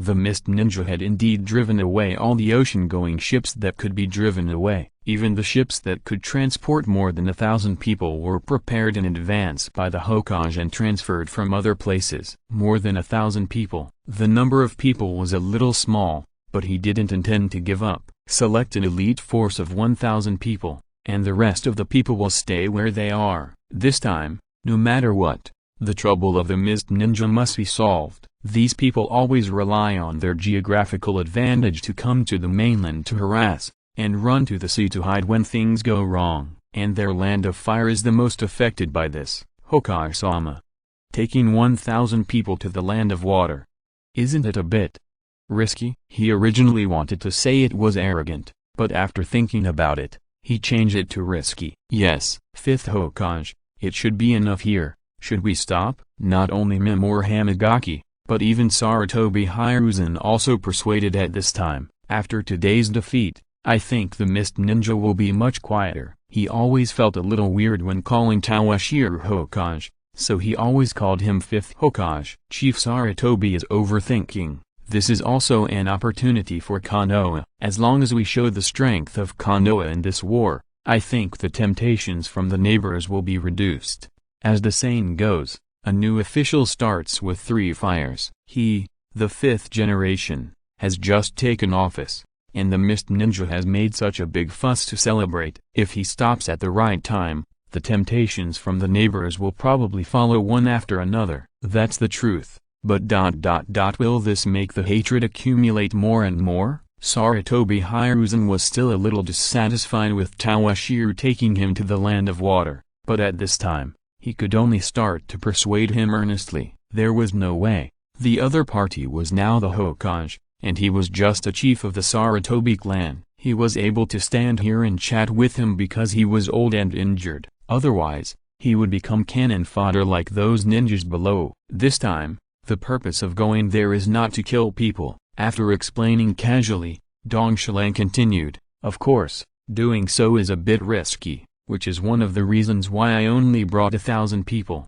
and the Mist Ninja won a great victory on the battlefield, and it is just the right time to pursue the victory. If we miss this opportunity, it will not be so easy to solve the Mist Ninja problem so easily in the future. The reason why he only brought 1,000 people was, on the one hand, because there were not enough ships, and on the other hand, if there were too many people, he would not be able to take care of them at all. As for the Mist Ninja, if he didn't take advantage of the fact that they lost the Mizukage and were in internal unrest to deal with them, when they re-elected a 5th-generation Mizukage, there would be a lot of trouble. It would be better to take this opportunity to force them to sign a peace agreement with Konoha, so that he could worry less. Hokage-sama, those Mist Ninjas have begun to retreat. Should we pursue them? Seeing that the Hokage had made up his mind, Yuan did not persuade him anymore, but looked at the retreating Mist Ninjas below and began to ask the Hokage about the next move. No need. Let everyone come back and rest for half a day.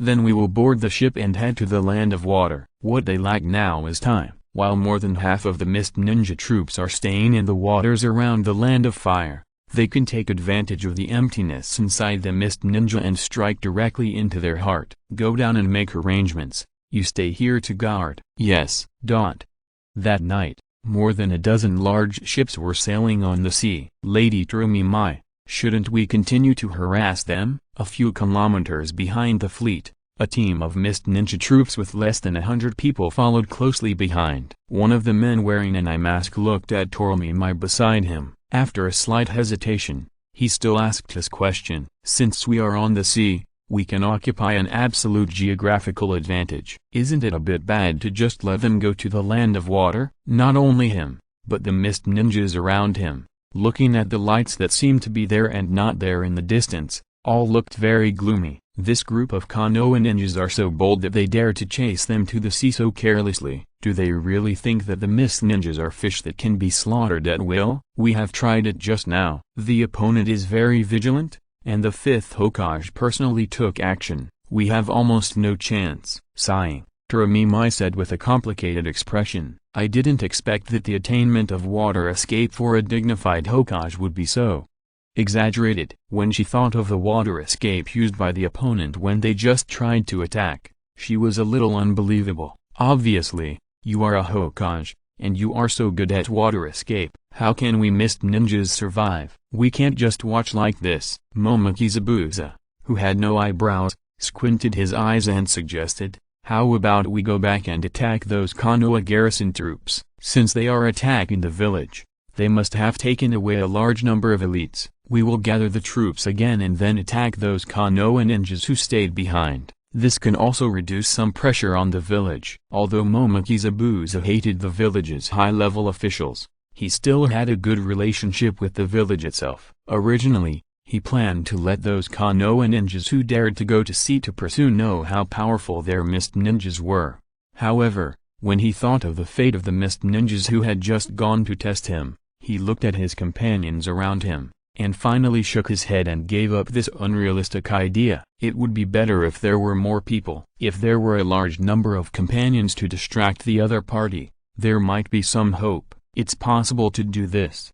But our number is too small. Turumi sighed again, and it's difficult for a good cook to cook without rice. Aren't there many Mist Ninjas who are arranged to take refuge on some hidden islands? With the addition of these people, there will be no problem in doing this again. The proposal was rejected by Turumi, and Zabuza did not intend to give up. In his opinion, with the addition of those cannon fodders, attacking Konoha's remaining troops, not to mention breaking through the opponent's camp, but it is also good to play a harassing role and make the Konoha 5th Hokage in front have some concerns. No, Turumi rejected Zabuza's proposal directly. The casualties will be too great. They don't have many decent weapons in their hands, and it's already very difficult for them to barely survive. If we attack the Konoha ninja again, how different is it from sending them to their deaths? Not only weapons, but those people now have no supplies, lack medical care and medicine, and it's already very difficult for them to feed themselves. This is not possible,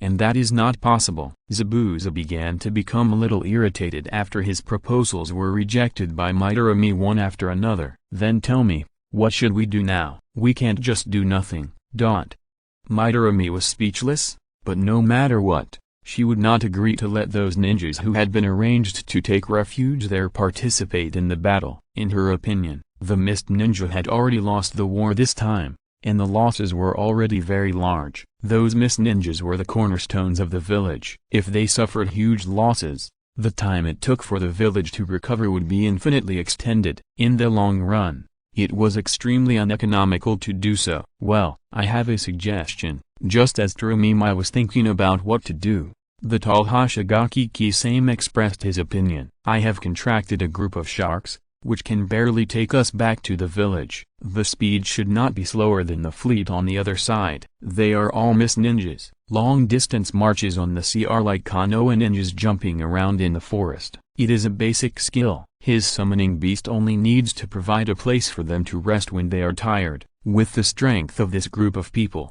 even if they encounter natural disasters such as storms and tsunamis, it will not be a big problem. You are Hoshigaki Kisame, with a unique skin color, a tall figure, and small but bright eyes. Terumimai immediately recognized the other party's identity. This guy's reputation in the Mist Village is not very good, which is one of the reasons why she included him in the rear guard. Just as Terumimai was discussing with her subordinates how to get to the Mist Village before them, Tawashiro was in the cabin, holding a scroll and reading it with relish. The Nidaime has studied water escape thoroughly. As the Hokage, he can read all the information of Konoha. This time when he came to the Mist Ninja, he brought the Nidaime scroll about water escape. Hizashi, those Mist Ninja, haven't they caught up with us? Looking at Hizashi, whose veins were bulging around the edges of his eyes, Tawashiro asked eagerly. These Mist Ninja really have no sense of propriety. He is just waiting for them to come to him.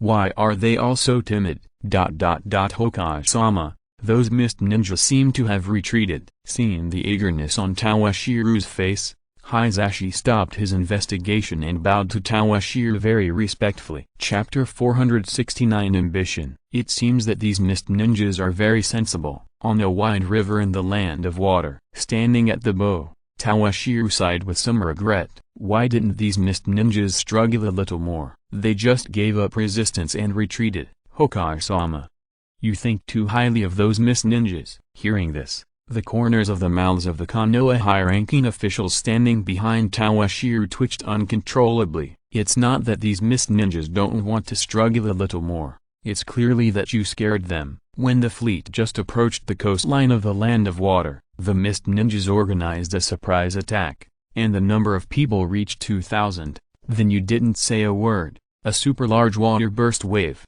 and rushed to pieces with the opposite Mist Ninjas, and then drove the Susanoo directly to lead the charge. In just a few rounds, these Mist Ninjas were killed. After that, they followed the inland river of the land of water and went straight to the hidden Mist Village, and organized several interceptions one after another. However, they were defeated by the powerful Tawashiro and his Konoha ninjas. These Mist Ninjas were not stupid. After experiencing it several times, they became obedient. Hokage, we are less than 100 kilometers away from the Mist Ninjas when we reach the pier ahead. Looking at the map, Narashikaku asked Tawashiro, who was standing at the bow, should we land? He didn't understand why the Hokage would arrange him to be the commander of the army. Could it be that he wanted to divide the families gathered around the Sandaime? He secretly looked at the Sandaime's face and saw that his face didn't change. He felt heavy in his heart. The Sandaime's face didn't change at all, which was the most troublesome. If the other party directly opposed it,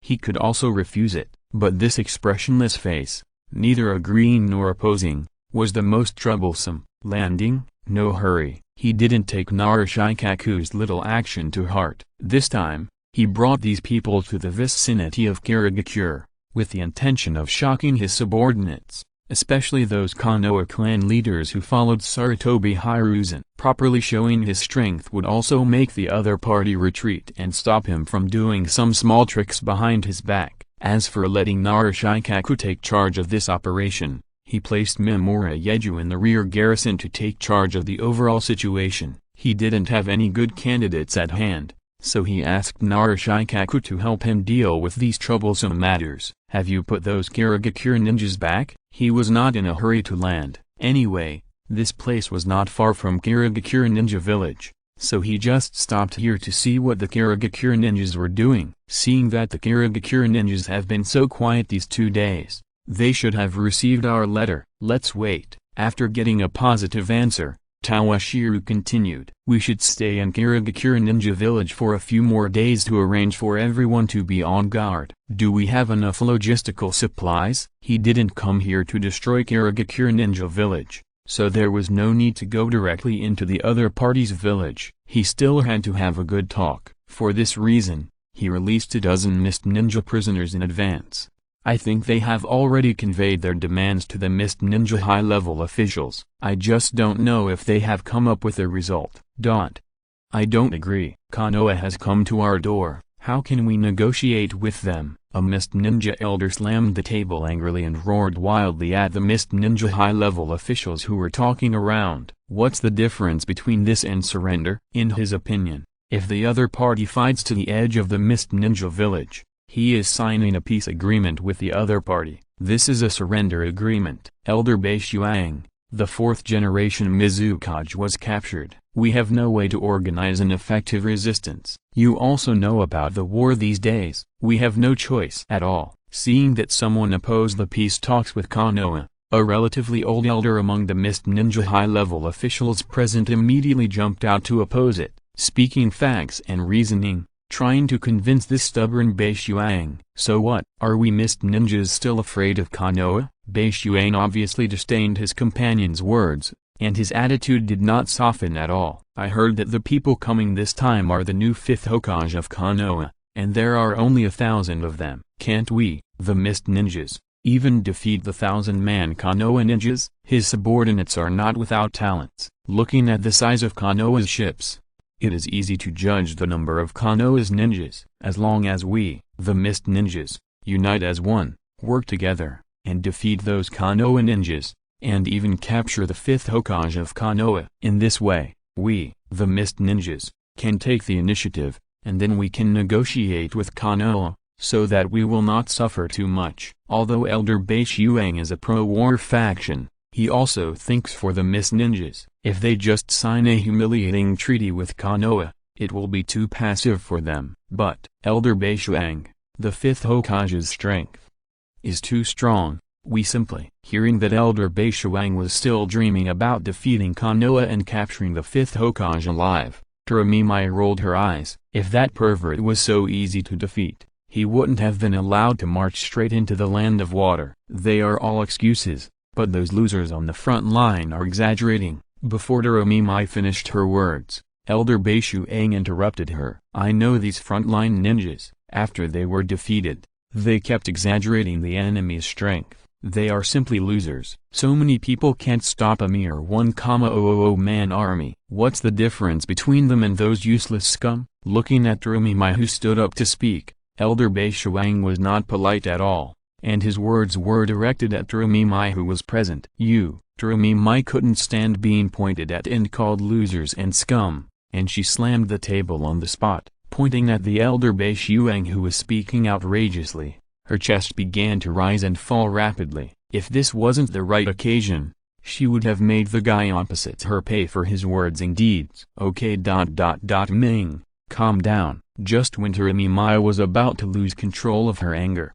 an old voice made her regain her sanity. Yuanshai? This old man, who was so old that he could hardly walk, stopped Taramimai's outburst at this critical moment. Meixiang, since you think you can do it, then take your supporters and defeat the 5th Hokage. Let's see your awareness. As an old man with his head buried in the dirt, Yuanshai knew what the other party was up to just by hearing Meixiang's speech. There was no ripple in his eyes, and he just looked at the passionate Meixiang. Yes, thank you for your support, Elder Yuanchai. Meixiang tilted his head slightly to avoid Yuanchai's eyes that seemed to be able to see through people's hearts. His tone revealed a sense of smugness, surprise, and excitement of getting what he wanted. Okay. Everyone go down and get ready. After looking at the surrounding Mist Ninja high-ranking officials, Yuanchai squinted his eyes and began to order them to leave. After everyone left, Yuanchai, who seemed to be too tired and closed his eyes to rest, suddenly opened his eyes and looked at the Mist Ninja high-ranking officials who were gradually leaving and couldn't help but sighed. Really? Each generation is worse than the previous one. Elder, why did you agree to Elder Meixiang's proposal? Looking at Yuanchai, the only one who stayed was a little puzzled. Isn't this sacrificing the Mist Ninja's already limited vitality in vain? That Uchiha Toshiro, his strength is simply not something that ordinary ninjas can contend with. Although Elder Toshiro is young and strong, he has little power to fight back against the 5th Hokage. Although Doromimai was a little unwilling, she also knew that she was no match for Toshiro now, especially after the opponent activated the move called Susanoo. Her bloodline limit had no way to deal with the opponent. Ming, you are still too immature. Looking at Meixiang, the master sighed. Among the younger generations of the Mist Ninja, no one except her could take on the responsibility. Mainjutsu Kizuki looked too much like the 2nd Hokage. Maybe one day he would perish together with his opponent. Hoshigaki Kisame was too rigid. He would be a sharp ninja sword, but he could not take on the responsibility of a village. Momoki Zabuza was too solitary. He had no popularity at all and was not suitable. Only Midoromi met the requirements in terms of ability, responsibility and strength, but she was still young after all and needed to be tempered. What does the elder mean? She was still a little confused about the immaturity mentioned by the master. If the Mist Ninja had not been unstable in recent years, she would have been looking for a suitable partner. Meixiang's goal is not to deal with the 5th Hokage. Midoromi did not react to the master's words at once. She opened her mouth and did not react for a long time. You mean he is for the purpose of becoming the Mizukage? Turning her brain hard, Midoromi opened her beautiful eyes wide, almost unable to believe the answer she had thought of. She smiled and nodded. Seeing that Midoromi reacted so quickly, Yuanchai's eyes revealed a look of satisfaction and hope. Although Mai is a woman, her reaction is not slower than that of a man, and her own strength is also up to standard. Perhaps, after experiencing the 4th generation Mizukage, it is a good choice for the Mist Ninja to welcome a female Mizukage. At least, the other party will not be as warlike as the 2nd generation, nor as cold-blooded as the 4th generation. Moreover, women should be more likely to bridge the rift between civilians and families. That guy probably wants to take this opportunity to gamble. If he wins, he will be the 5th generation Mizukage in the future. This is also true, as long as he can lead the Mist Ninja to defeat the invading Konoha ninja. Relying on this achievement, it is a foregone conclusion that the other party will become the 5th generation Mizukage. P.S. 6,000 words today. Chapter 470 Loans. Is this the 5th Hokage of Konoha? After getting the approval of the master, Meixiang led the pro-war faction of the Mist Ninja who supported him, and used all his strength to organize a 3,000-man army to attack the Konoha ninja led by Dong Shilang. However, not long after the battle began, looking at the red chakra giant that was raging in the center of the battlefield, a deep sense of powerlessness filled his heart. Lord Meixiang, should we continue to attack? Seeing this scene, Meixiang's subordinates looked at the situation on the battlefield and cast their eyes on Meixiang, who had an ugly face. For the glory of the Mist Ninja, for the future of the village, we can't let. Be careful. Just as Meixiang gritted his teeth and prepared to continue to encourage his cannon fodder to continue charging, trying to use the advantage of numbers and a large number of sacrifices to gain a chance for himself to go further, the exclamation of his subordinates interrupted his speech. Boom! Before he had time to see clearly what was attacking him, Elder Meixiang was pounced on by his loyal subordinates. Then there was a violent explosion and flying smoke and dust. This should be the last resistance of the Mist Ninja, right? Throwing the Magatama in Suzunu's hand to the distance, which looked like the leader's side, Dong Shulang looked at the endless mist ninjas around him and began to become impatient. This group of people was not a threat to him. But the main purpose of coming to the mist ninja this time was not to kill. If he was too ruthless, it would be disadvantageous for the subsequent negotiations. Senjutsu water style breaking the flow Suzuno, which was put on his body, ignored the attacks of the surrounding mist ninjas, and the forearms formed seals one by one. With the injection of Dong Shilang's Senjutsu chakra, the river behind him began to surge. Finally, it got rid of the constraints of the river, like a flood, and the surrounding mist ninjas were dizzy. Cough, cough, cough. Elder Meixiang, who had just been saved by his own men, was originally full of ambitions, dreaming of defeating the invading enemy of Konoha, and then becoming the Mizukage, leading the mist ninja to dominate the ninja world. But before he could recover from the attack, a flood washed away his dream. Retreat. Retreat. Having just walked on the edge of the gate of hell, Elder Meixiang finally faced the reality, gave an order to his mist ninjas, and then led the way to the direction of the hidden mist village, leaving behind a group of stunned mist ninjas. The next day, at the gate of the hidden mist village. "Ah, is this the fifth Hokage himself? I have heard of your name for a long time. Please come in. Please come in." Today is a rare sunny day, and the mist ninja village, which has been hidden in the thick fog all day, has rarely revealed its full picture. The water source surrounding the entire village, the low blue-gray buildings, and the unique style all made the Konoha ninjas following behind Toshiro open their eyes and begin to look at everything unfamiliar around them. "You are the one from yesterday?" Looking at the mist ninja who took the lead in receiving him and his group, Toshiro had a vague impression that he should be the mist ninja high-ranking official who took the lead in attacking him yesterday. Yesterday was all a misunderstanding. A misunderstanding. Meixiang felt uncomfortable as if he had eaten a fly when he was arranged by the master to receive the fifth Hokage and his group.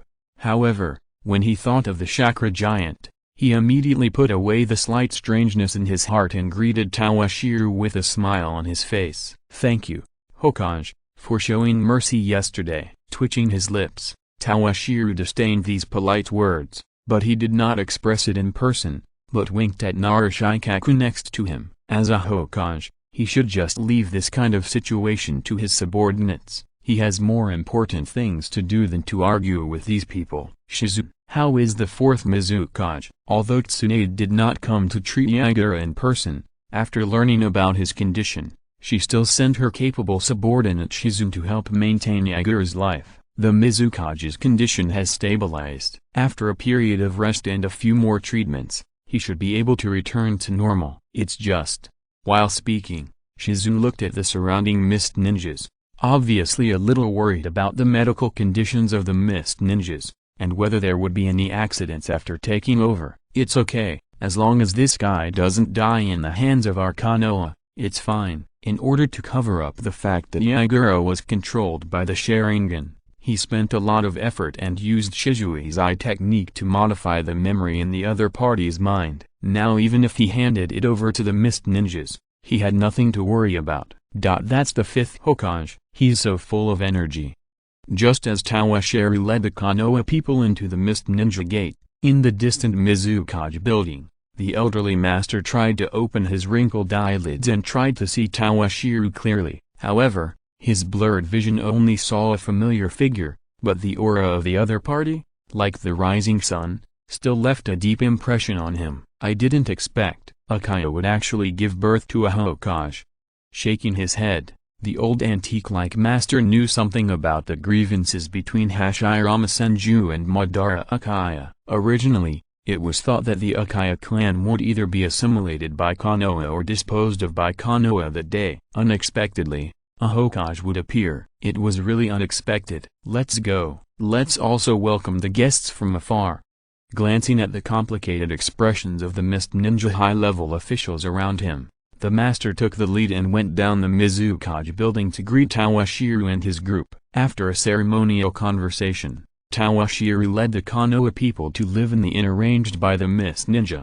2 days later, Hokage-sama, The Mist Ninja, holding a document in his hand, Narashikaku handed the document to Toshiro with a headache, so that the other party could see the progress of the negotiations in the past 2 days. Toshiro had no interest in the negotiations with the Mist Ninja, and gave it to him and a few Konoha jonins. Does the Mist Ninja have no intention of peace negotiations at all? Toshiro, who had been staying in the inn without moving around for the past few days, looked at the document in his hand and cast his eyes on Narashikaku. It's not that they don't have the intention to sign a peace agreement, but their finances are almost exhausted, and they have no money to compensate our Konoha for the losses. With a pair of big black circles on his head, Narashikaku looked listless, and it was obvious that he had not rested much in the past 2 days. To show their sincerity, they even showed us their expenditure details. Shikaku signed helplessly and continued,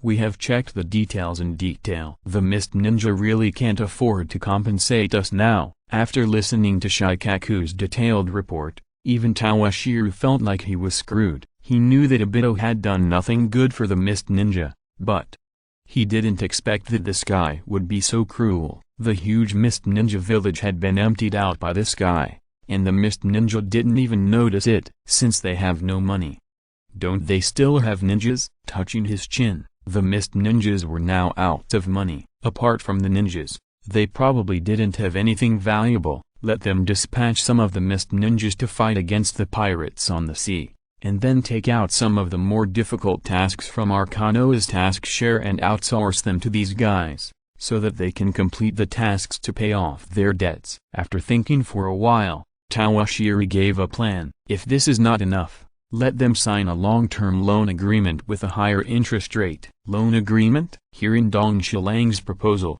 Shikaku was a little surprised and asked quickly, "Will this help the Mist Ninja recover faster?" He could understand asking the Mist Ninja to help fight the pirates around the Land of Fire and assigning some dangerous tasks to the Mist Ninja, but giving the Mist Ninja a loan, isn't it a bit like helping the evil? Isn't this helping the Mist Ninja to recover its strength in reverse? Shikaku, a loan is just an overdraft of future income, and it is also an alternative term for compensation. I think the Mist Ninja will be more accepting.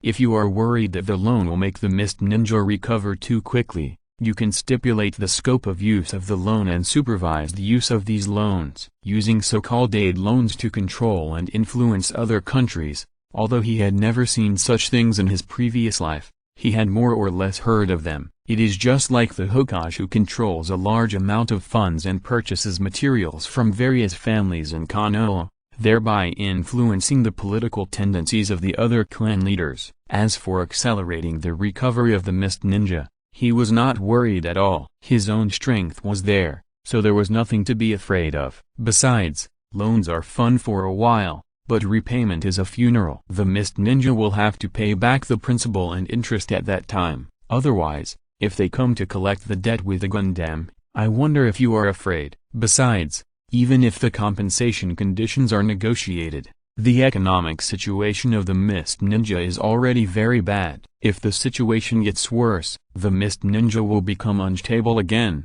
which is not a good thing for Konoha. Instead of doing that, it would be better to help the Mist Ninja now. Just change the name of the compensation, postpone the collection time, and get more benefits than the original compensation. So why not do it?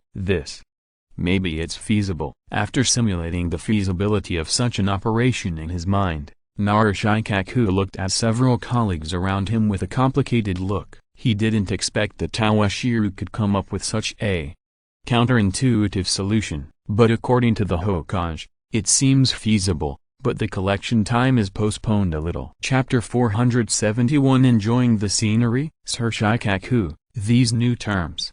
Are Konoha serious? Meixiang, who was asked by the master to come along to learn more, looked at the negotiation terms that Shikaku handed over again with some disbelief. Looking at the surrounding Mist Ninjas, he saw a group of Mist Ninjas who were equally confused. They lost the war, but they didn't even have to pay compensation. Konoha even offered them a loan. This kind of thing, let alone seeing it, had never been heard of.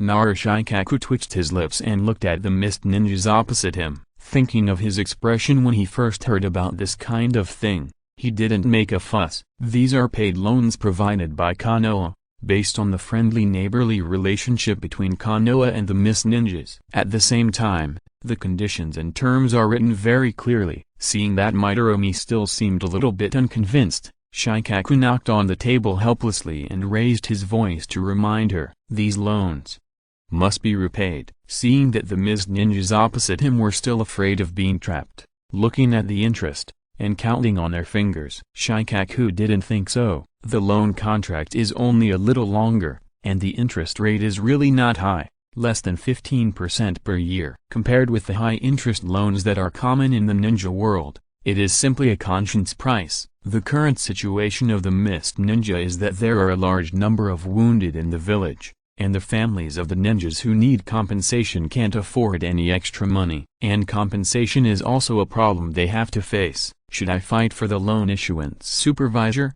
Their Nara family may have a lot of medicines in stock. If they can take this opportunity to directly issue them to the Mist Ninjas in the name of loans, wouldn't it be? Thinking about the big families who are eyeing them after returning to the village, Shikaku has a headache. The Hokage specifically stipulated that part of these loans should be issued in the form of medicines and other materials urgently needed by the Mist Ninjas, and the loan supervisors are responsible for the allocation. Their mother clan wants to get a share of it, and they are also having a headache. There is one more thing. Seeing the Mist Ninjas opposite, who were still discussing things like loans, Shikaku thought of the instructions of the Hokage and quickly interrupted the Mist Ninjas' discussion. The Mizukage of your village was seriously injured because of the sneak attack of that mysterious man. Although he has been carefully taken care of by our Konoha these days, the situation is getting worse and worse. Seeing the opposite Mist Ninja, his face immediately changed after hearing about his own Mizukage. Shikaku did not dwell on the specific reasons for his change. When does your village plan to take the Mizukage back? The reaction of the Mist Ninja was very interesting. During the 2 days of negotiations, they did not mention their own Mizukage at all, as if this person did not exist at all. Haha. The matter of the Mizukage is of great importance. We still need to discuss it carefully. Hearing that the Mizukage was still alive, whether it was Midorumi or the Mist Ninja high-level officials present, they all looked embarrassed. However, no one proposed to take the Mizukage back to the Mist Ninja directly. Instead, they all started to laugh. 2 more days passed. Konoha and Mist Ninja reached a very surprising contract. Konoha loaned a huge amount of money to the Mist Ninja to restore the Mist Ninja's already miserable economy. Of course, part of the loan will be used to purchase urgently needed supplies such as medicines produced by Konoha. In addition to the repayment period of 30 years and the slightly higher interest rate, the Mist Ninja has nothing to complain about. After all, they are now poor, and it is a good thing to have a batch of money to restore the village. At the same time, the Mist Ninja is also responsible for helping the Fire Country to eliminate the pirates on the eastern coast. Of course, the most important thing is the handover of the 4th generation Mizukage and the Mist Ninja prisoners. The 4th generation Mizukage, Konoha said that after the signing of the agreement, the Mizukage will be directly handed over to the Mist Ninja. As for the prisoners, this will be discussed after the Mist Ninja begins to fulfill its promise and eliminate those pirates. And Toshiro, who has been staying in the Mist Ninja pavilion for the past few days, appeared in front of these Mist Ninjas again. These people seem a little restrained. At the venue of the signing of the agreement, the Mist Ninjas were originally chatting in groups of 3 or 5, but with the arrival of Toshiro, these people took a quick glance, and all of them shut their mouths and bowed their heads to show respect. A strong man like the Hokage can become the focus of people wherever he goes. As soon as Dong Shilang finished speaking, the trembling Yuan Shai took over the conversation. A pair of turbid old eyes were looking at Dong Shilang beside him at this time, revealing a complex and difficult to understand look in his eyes. Is it strong? The Mist Ninja is also very good, it's just a little difficult in the past few years. Wait until 10 or 8 years later, then it will be a prosperous village again. It was just a polite talk, and he had no pressure to deal with it. I wonder if Lord Hokage has any opinions on the subsequent development of the ninja world? Yuanchai was very curious whether the fifth Hokage who proposed the loan plan had a different plan for this chaotic world from Hashirama Senju. The current situation of the 5 major countries is basically formed according to Hashirama Senju's wishes. Will this Hokage from Uchiha have different ideas? I probably have some plans, but I have only been the Hokage for a short time, so let's talk about it later. After a pause, Tawashiru did not hide too much. I don't know. Hokage, would you mind telling me your thoughts? Hearing Tawashiru's words, Yuanchai's face changed on the spot. In his opinion, if Tawashiru, the Uchiha, had any ideas, it would probably be to unify the ninja world. The other party had already defeated the 4th Raikage, and Konoha and Sand Ninja also had an alliance, and now they were like this. If the other party really had any ideas, how would they deal with it? Should they stand behind Konoha and help the evil or jump out to oppose it? Haha, Elder Yuanchai is overthinking. As soon as he saw the expression on the other party's face, Tawashiru knew that he must have overthinking, and he couldn't help laughing. I don't have the idea of ruling the world or bringing peace to the ninja world. At most, I just want to gather the cages of each village together and sign some conventions that everyone agrees on. Is that so? Looking at Tawashiru's laughter, Yuanchai was still a little bit unbelievable. He had seen Uchiha Madara and he was still impressed by what he looked like. As his junior, it would not be surprising for him to have the idea of ruling the world. I know that Elder Yuanchai has doubts about the agreement I have given this time, but it doesn't matter. Time will prove everything. This old guy was beating around the bush because he was a little confused about the agreement he had proposed. Although the interest rate of those loans was a little high, it was not a condition that a defeated country could get. Hokage-sama, and Elder Yuanchai, please come this way. While Tawashiru was chatting with Yuanchai, Midorumi and Shikaku Nara appeared in front of Tawashiru and Yuanchai with a large group of people. Is this the agreement you have negotiated? On the long square table, in addition to several agreements jointly drafted by both parties, there were only 2 pens quietly placed on the table. Seeing this, Tawashiru took the lead without hesitation and signed his name. As for the Mist Ninja, the master signed the agreement as the representative of the Mist Ninja. As for Yagura, this guy is still in a coma, and he will not be handed over to the Mist Ninja until the agreement is signed. Is it signed? Looking at the contract handed in front of him by Midorumi, the master was still a little dazed. Until now, he has been wondering if Konoha has any conspiracy. Just now, he spoke just to test the Hokage, but things went so smoothly that he was a little unbelievable. Okay, the next step is that we will hand over the Mizukage to you, and you Mist Ninja will send ninjas to eliminate the pirates on the sea according to the contract. After that, Konoha will issue loans to the Mist Ninja on time according to the provisions of the contract. With a smile, Tawashiru reminded the master opposite. Yakura? Hearing Tawashiru mention Yakura's name, the master's originally relaxed expression suddenly became a little nervous. Not only him, but also the faces of the Mist Ninjas who participated in the signing of the agreement between the 2 parties became a little heavy. The eyes of each of them looking at Tawashiru also became resentful. In their opinion, if the Mizukage died directly in the battle, it might be better news. Now that he has been brought back, do they have to experience the upgraded version of the Blood Mist policy again? I don't know, Lord Hokage. Do you plan to stay in the Mist Ninja for a few days? Although the scenery of our Mist Village is not as good as that of the Land of Fire, it also has some characteristics of its own. Looking at the Mist Ninjas with flickering eyes around him, the master felt a headache. These people lost Meixiang, but there were still many ambitious people.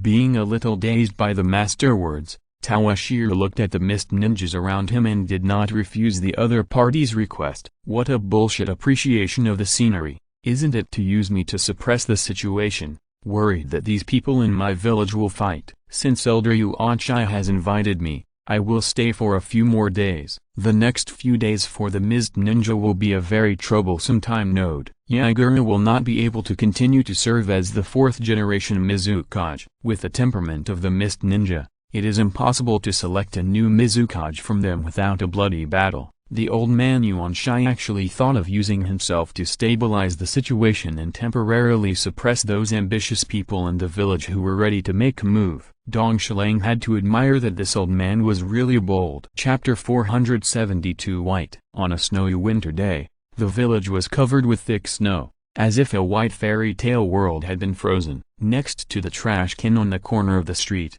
a dirty but handsome street boy was fighting with a skinny puppy for the food he had dug out of the trash can. The street boy's hands were red and swollen from the cold wind, but his eyes were clear and bright. His clothes were worn and thin, and his body was shivering in the cold wind. The puppy that was fighting with the street boy was also dirty and thin, but it still stood upright in the cold wind, posing a fierce posture, and its eyes were full of desire for food. The street boy tightly grasped the food in his hand, which was a moldy bread. In this cold and cruel winter day, it was a satisfying meal that could fill his stomach.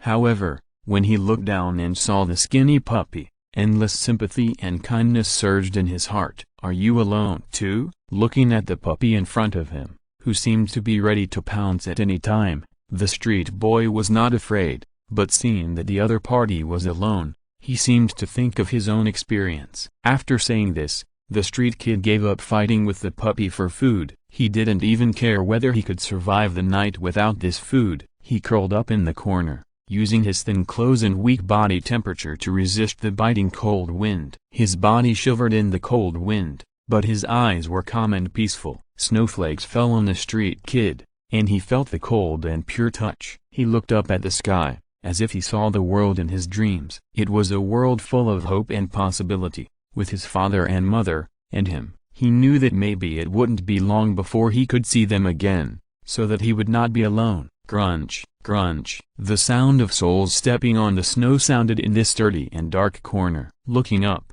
a tall figure appeared in front of him. "What's your name?" The man looked him up and down, and then spoke. "Bei." The flash of red light in the other's eyes brought a chilling coldness and fear. But for some reason, he was not afraid. "Come with me." After saying this, the man turned around and walked away on the snow without caring whether he would follow him or not. "Do you want to follow him?" Bei hesitated as he watched the other person's figure getting farther and farther away. The coldness and loneliness in the other person's eyes seemed to be even more cruel than the cold winter night. Bei hesitated for a moment as he watched the other person's figure getting farther and farther away, and then he got up and chased after him. Although the other person's eyes were cold, he felt a warm feeling from the other person. Toshiro didn't expect that he would meet Bei just because he was bored and wandered around the hidden mist village. At this point in time, it shouldn't be long before he will meet Zabuza. He turned his head and his eyes fell on the shadows behind him.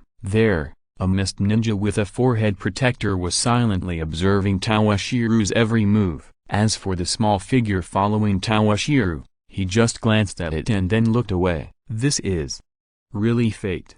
Zabuza was the guard arranged by the mist ninja for him, responsible for his safety and, of course, his whereabouts. Toshiro had no objection to this, but just asked him not to come out and get in the way. Unexpectedly, Zabuza, who had a mission this time, did not show any interest in Bei. "Let's go in and wash first." With a little tail hanging behind him, Toshiro came directly to the door of a hot spring soup restaurant. Bei was now dirty all over, and his clothes were tattered. They were not enough to keep out the cold. He had to wash them thoroughly and then change into a new set of clothes. "Please come this way, sir." After a few bills, the owner of the hot spring soup restaurant put away his somewhat disgusted look, and led Toshiro and the dirty Bei to a separate hot spring pool. "Please prepare some clothes for him. They should be warmer." Toshiro sent away the smiling boss casually, and did not forget to give instructions.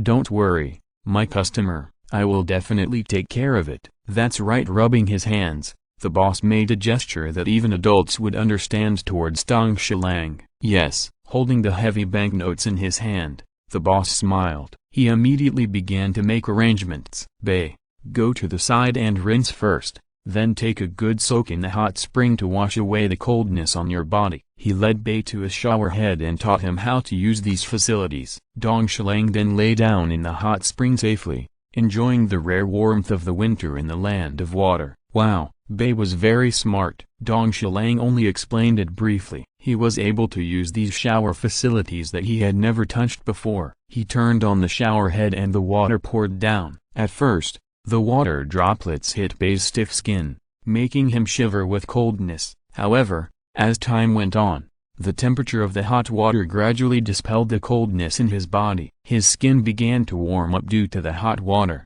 and his muscles slowly relaxed and were no longer tense. The soap bubbles spread in the water, washing away the stains and coldness on Bei's body. His skin became smooth and clean, as if he had been reborn. Splash! Dong Shilang, who was leaning against the wall of the hot spring pool, heard a slight sound of entering the water. He could not help but look over. Then he reached out to the tray beside him with some regret, picked up a glass of sake and drank it all. His skin was white as jade, smooth and rosy, emitting a faint soft light, and his black and shiny hair was rippling with the water. His small face seemed to become red because of the heat of the hot spring, making his skin look more delicate. But, sir, is there something wrong with my face? Bei was very sensitive. Looking at Dong Shilang's strange eyes, he felt a little uneasy, and shrank his body, letting the water cover half of his face. They had just met, and he hadn't done anything yet, but the other party took him to the hot spring and washed his clothes,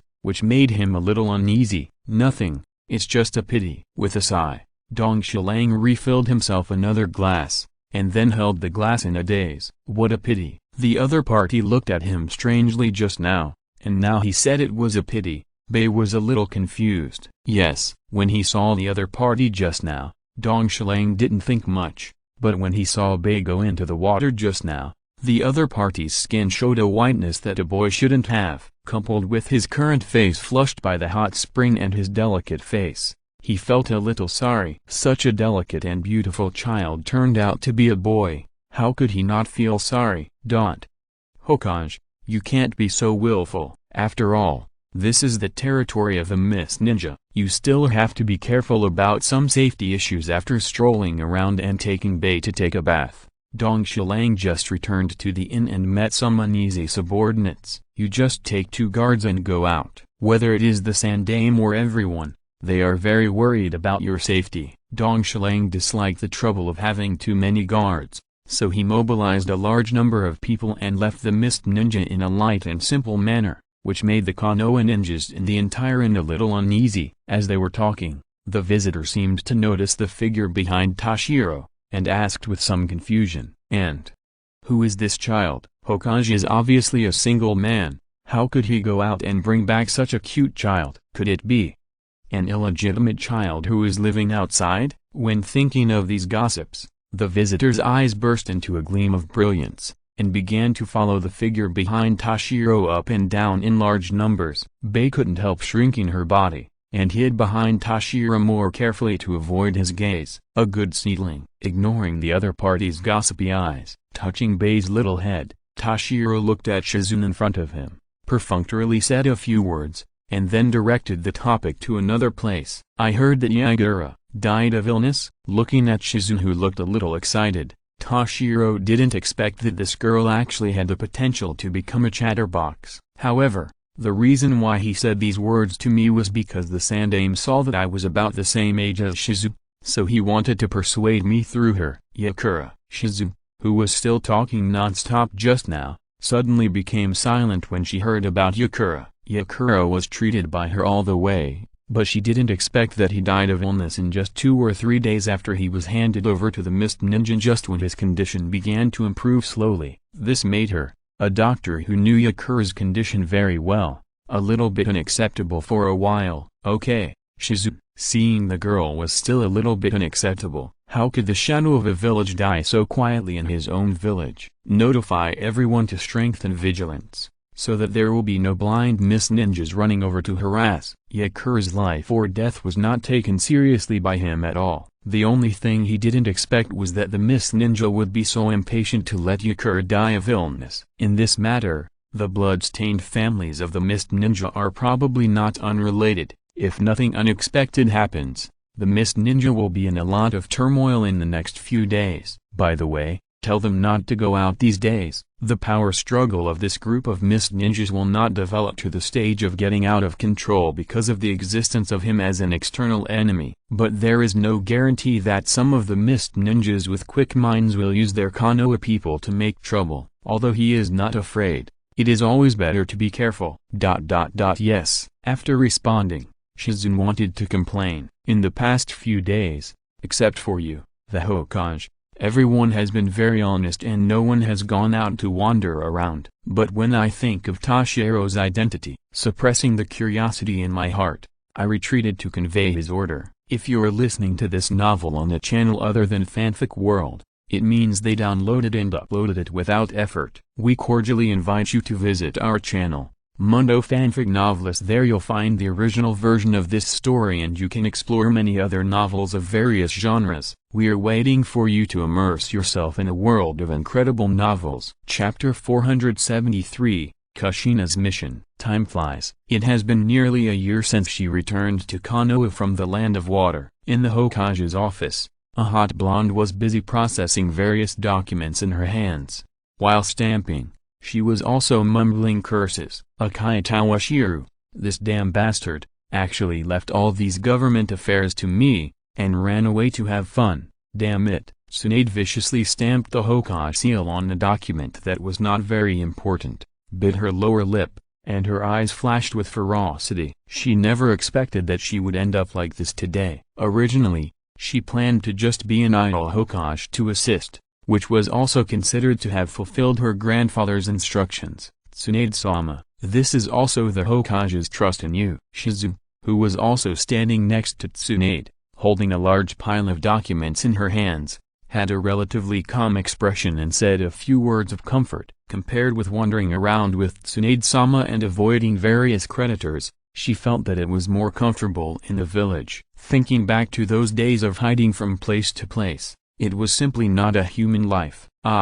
Finally done. About 2 hours later, after finishing the things in her hands, Tsunade looked at the setting sun outside the window, and stretched her body. Shizune, who was standing by, was envious. Shizune, bring Tun-Tun, let's go gamble. Rubbing her hands, Tsunade, who hadn't been to the casino for a long time, couldn't control her gambling addiction, and looked at Shizune with shining eyes. No, these are our only living expenses this month. If we lose them all, covering her chest with one hand, Shizune tightened the wallet inward, her eyes full of grief and indignation. You know, this is the only living expenses for her and Tsunade this month. There is still half a month until the salary is paid next month. If they lose them all, the two of them will be penniless again.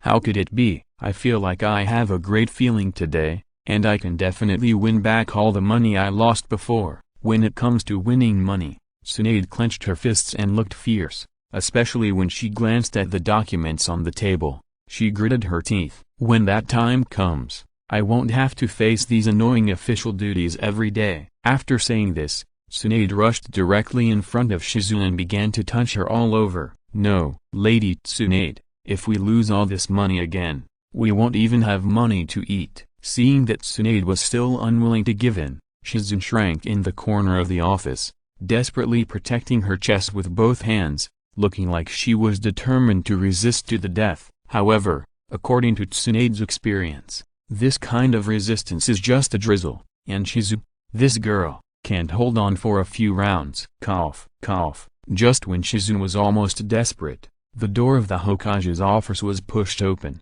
Hokage-sama. Upon seeing the person coming, Shizune shouted and hurriedly ran towards Toshiro, and hid directly behind Toshiro. Hokage-sama, please persuade Tsunade-sama. Upon seeing Toshiro, Shizune started to accuse Tsunade as if she had found a savior. You don't know, when I was wandering with Tsunade-sama, I was hiding from debts every day. Now that we have finally settled down, Tsunade-sama is back to her old ways. As she spoke, Shizune began to cry, obviously recalling those unbearable days. That Tsunade. Toshiro was a little helpless when he saw this scene. As soon as he came in, if I remember correctly, there is still a big hole that has not been filled in the gambling debt that the village has guaranteed for you. If you have time to go to the gambling house, you might as well train a few more medical ninjas. so that I can also settle your salary to fill this hole. Tsunade, this woman, owed a lot of gambling debts in the past few years. After she settled in Konoha, these people heard the news and came to collect debts. For Dong Shilang, this is really a pillow when he is sleepy. He was just worrying about how to continue to exploit Tsunade and let this woman continue to help him handle official business. Isn't this an excuse? How can you not pay back the debt? Isn't this a bad reputation for our Konoha? He directly used the village's finances to help fill this hole, and then forced Tsunade to pay back the money. Of course, she didn't have that much money to pay back. But there is a saying that gambling debts should be paid with sex. Dong Shilang asked her to handle some trivial matters that needed to be handled by the Hokage, so as to get a salary and fill this hole. It just took a little time. I have already told the gambling houses in the village that they are not allowed to lend you money, but you are still thinking about your living expenses. You are really stubborn. Dong Shilang rolled his eyes and complained fiercely. This woman is really a gambler. You guy. You didn't even knock when you came in. Tsunade was disdainful of Dong Shilang's preaching, and she slightly adjusted her clothes and then turned the tables. Okay, I won't talk nonsense with you. I have something to do this time. Ignoring Tsunade, this woman actually had the nerve to say that you need to knock to enter the Hokage's office. I don't know who it is, but every time she enters the Hokage's office, she is unscrupulous. While talking, Dong Shilang came to the desk, took out a task scroll, and stamped it with the Hokage's seal. What are you doing? Tsunade was a little surprised when she saw the task scroll that Dong Shilang took out. Looking at the style of the scroll, Tsunade knew that this was a task directly issued by the Hokage, and the level was not low. Since becoming the Hokage, Toshiro seems to have issued few such tasks. This is a task for Kushina-senpai. After explaining a little, Toshiro turned around and left the Hokage building. As for whether Tsunade would continue to gamble, what did this have to do with him? On the way home, he happened to meet Bei, who had just finished school. Toshiro asked about his situation in the ninja school. Bei, do you get along well with the teachers and classmates in the school? After he brought Bei back to Konoha, he asked someone to help him with some basic literacy and ninja training. Bei completed all of this perfectly. However, Toshiro did not directly let him become a ninja, but put him in the ninja school so that he could grow up normally like an ordinary child. Very good. But the classmates are a little too enthusiastic. Hearing Toshiro's words, Bei looked back at the girls who were still waving goodbye to him, and a clean smile appeared at the corner of his mouth as always. That's good. At first, Toshiro was still worried that this child would be treated like Kushina, but he didn't expect that he would adapt very well to the life in the ninja school. However, after just 2 or 3 days, he basically integrated into the new class, and his female classmates helped a lot. As for the other stories that arose from this, they were all handled well by Bei. He did not want to train Bei to be a tool, and it was good to let this child have a happy childhood. Do you understand all the information related to medical ninjutsu given to you? This child has a clear mind and is a little soft-hearted. Dong Shilang intends to let him become a medical ninja, which is also a good thing for him, although it is a bit difficult, but I can understand it in general. As he spoke, Bei raised his hands to show Dong Shilang, and slowly, a soft light of light green appeared on them. As this green light emerged, Bei looked up at Dong Shilang with expectation. What a genius! Dong Shilang smiled and praised Bei after rubbing his head. This child can condense medical chakra without a teacher just by relying on some information. He is really a gifted person. However, with the reference of the original work, it is understandable that he has such performance. After returning home, Toshiro had a dinner prepared by Chi. While enjoying a cup of hot tea, an uninvited guest arrived and disturbed his peace. Sir Hokage, I'm sorry for asking you to come here. What's the matter? Kushina, with long red hair, took the hot tea handed over by Bei and smiled kindly at him. Her chakra perception was sharp, and Bei gave her a very clean and pure feeling. From the first time she saw him, she liked this child very much. Speaking of which, it was me who disrupted Kushina's life. I wonder if you are used to living in the Uchiha garrison recently. Looking at Kushina, Toshiro took a sip of the hot tea in his hand and began to greet her. Speaking of which, She was obviously living well at home, but in order to prevent the third Hokage from exerting too much influence on Kushina and Naruto, he forced her to move to the Uchiha clan to live. After that, he ignored them and felt a little embarrassed. "Thank you for your concern, Hokage. The Uchiha clan members are very welcoming. Mikoto and I are also good friends. We are very happy living here. Also, Naruto has made some very good friends here." Most of the Uchiha clan members knew Kushina's identity, and they welcomed Tawashiro's decision to let Kushina live in their clan. They took good care of her, and Naruto adapted well here. But when she thought of Naruto and Sasuke, the two quarrelsome lovers, she felt a headache for some reason. They were obviously two children who recognized each other very much, but for some reason, they always had some awkwardness for no reason. This made both her and Mikoto very distressed. "That's good." Seeing that Kushina was not too disgusted with the move, Tawashiro did not say much. "I have a task for you, and I think you will accept it with pleasure." As he spoke, Tawashiro took out the task scroll he had just prepared in the Hokage's office and handed it to Kushina. This was specially prepared for Kushina. Chapter 474, Heaven Sending Technique. As soon as Kushina left, another figure appeared in front of Tawashiro. He was dressed in Anbu clothing, and his figure was short and thin. His face without a mask was a wooden face with nasolabial folds. "Ichi, don't be so reserved. We are from the same clan after all." Tawashiro was not surprised to see Uchiha Ichi, but his expressionless face made Tawashiro frown. After all, this is his home, and putting on such a face is really a bit off-putting. "Yes." Hearing Tawashiro's words, Ichi relaxed his tense nerves a little, and his face was a little relieved. "This is what the Hokage sent me to retrieve." As he spoke, Ichi handed a scroll and a large piece of paper information to Tawashiro respectfully. "Oh, is there finally news?" Tawashiro took the scroll and information from Ichi's hand, and did not shy away. He began to check the contents in front of Ichi. The first thing that caught his eye was an address, followed by a piece of ninjutsu information. Skipping the address, Tawashiro began to carefully read the ninjutsu information. Well, this mission was completed well. Tawashiro was very satisfied with Ichi's efficiency. Since the kid came back from the battlefield in the Land of Water, Tawashiro has not been holding on to the fact that he killed his own people.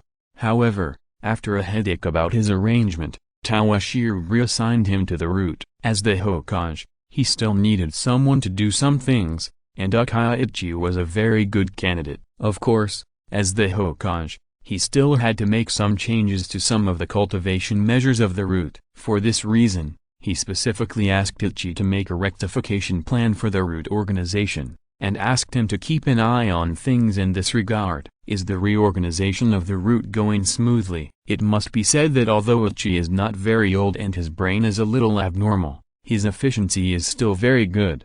However, in just 1 year, he managed the route in an orderly manner. Tawashiro has already thought about letting this guy guard Konoha in secret, which can be regarded as letting him return to his old job. "I have another task for you." After receiving a positive answer from the other party, Tawashiro handed the address he had just obtained to Ichi. "This is a ninja named Laozi, who is the four-tailed Jinchuriki." Four-tailed Jinchuriki? Hearing the term Jinchuriki, Ichi's originally calm face finally showed a slight fluctuation, and he asked, while his brows also wrinkled slightly. He didn't expect that the information he got from the Hokage who sent him to the Land of Earth to secretly contact someone was actually about the four-tailed Jinchuriki. As far as he knew, the four-tailed Jinchuriki was a ninja from the Rock Village. Did the Hokage think that there was only one nine-tailed in the village and wanted to take the four-tailed as well? "Your task this time is to find Laozi. I want to get a portion of the tailed beast chakra from him." Seeing that Tawashiro was not going to take the four-tailed directly,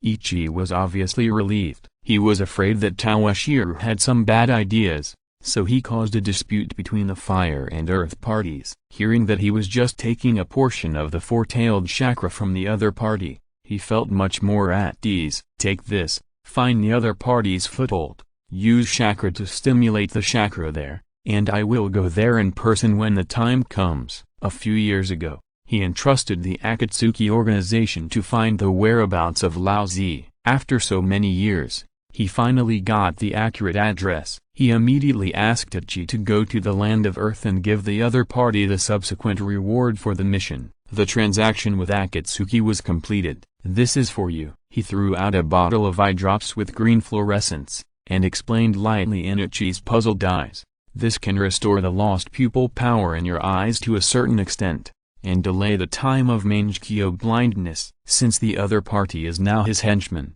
he is certainly not a hypocritical person who can only talk nice things and not give the other party pancakes. This kind of thing, can this really be done? Hearing Dong Shilang's words, Ichi's originally wooden expression could no longer maintain his original indifference. He looked at the bottle of green liquid in his hand with some surprise, and looked at Dong Shilang with doubts in his eyes. He is Fugaku's child, and he knows the secret of the Meixiang Sharingan very well. As far as he knew, there was no way to solve the problem of blindness caused by the Meixiang. This was a characteristic of the Sharingan itself. "Just give it a try and you'll know." With a curled lip, Toshiro said again without further explanation, "There's no rush for this mission. Take a good rest after you go back and spend time with your family." There was no rush for Old Purple. As a Hokage, he was not a capitalist in his previous life. He knew when to stop and let Uchi spend time with his family to relax between missions. Otherwise, with the unstable spiritual energy of the Meixiang, if he could cause any trouble, he would have to clean up the mess again. "Go." With a wave of his hand, Toshiro sent Uchi away. He then turned his attention to the ninjutsu information that was commissioned by the Akatsuki organization to steal from the Kumagakure village. The Heaven Sentence technique. I wonder if it can be combined with the Flying Thunder God to develop a ninjutsu that does not require marking and can directly start space jumps. The ninjutsu that he originally commissioned the Akatsuki organization to collect was the Heaven's Sentence technique, and for this he even used the rock ninja to cover it up. Now that he had the stuff in hand, he couldn't wait to study the principle of this ninjutsu. If he remembered correctly, this ninjutsu did not require a marker, that is, the Flying Thunder God kunai. All he needed to do was to determine the distance to the location he wanted to reach at the beginning of the teleportation. It was a bit like a directional space portal, but this thing seemed to require a fixed magic circle, and he didn't know if this magic circle could be simplified. The next evening, at Uchiha Fugaku's house, another bowl, next to the originally neat dining table, filled with delicious food, was now in disarray. The two 7 or 8-year-old kids, like a competition, emptied the food in their bowls in a few bites, and shouted in unison. They raised the two empty bowls to Mikoto, and then turned their heads and stared at the classmates opposite them. As their eyes collided, two invisible electric lights burst out from the eyes of the two kids, collided in the air, and then refused to give in. Bang! X2 with such a tense atmosphere. How could they escape the presence of the hostess? Then the two brats were punished. Ouch! It hurts. X2 you two, stop it. Don't eat too much. Hitting Naruto and Sasuke on the head, Mikoto stared at the two brats in front of her with tears in their eyes, holding their heads. She supported her forehead, suppressed her rage, put on a kind smile, squinted her eyes, and said to them, "Overeating is bad for your health." Facing the anger of her son and Naruto, Mikoto couldn't help but look at her eldest son beside her, thinking about Uchi's well-behaved childhood, and looking at these two naughty kids, she couldn't control her anger. "Sasuke and Naruto, Mama and Kushina are good friends. You two should get along well and support each other.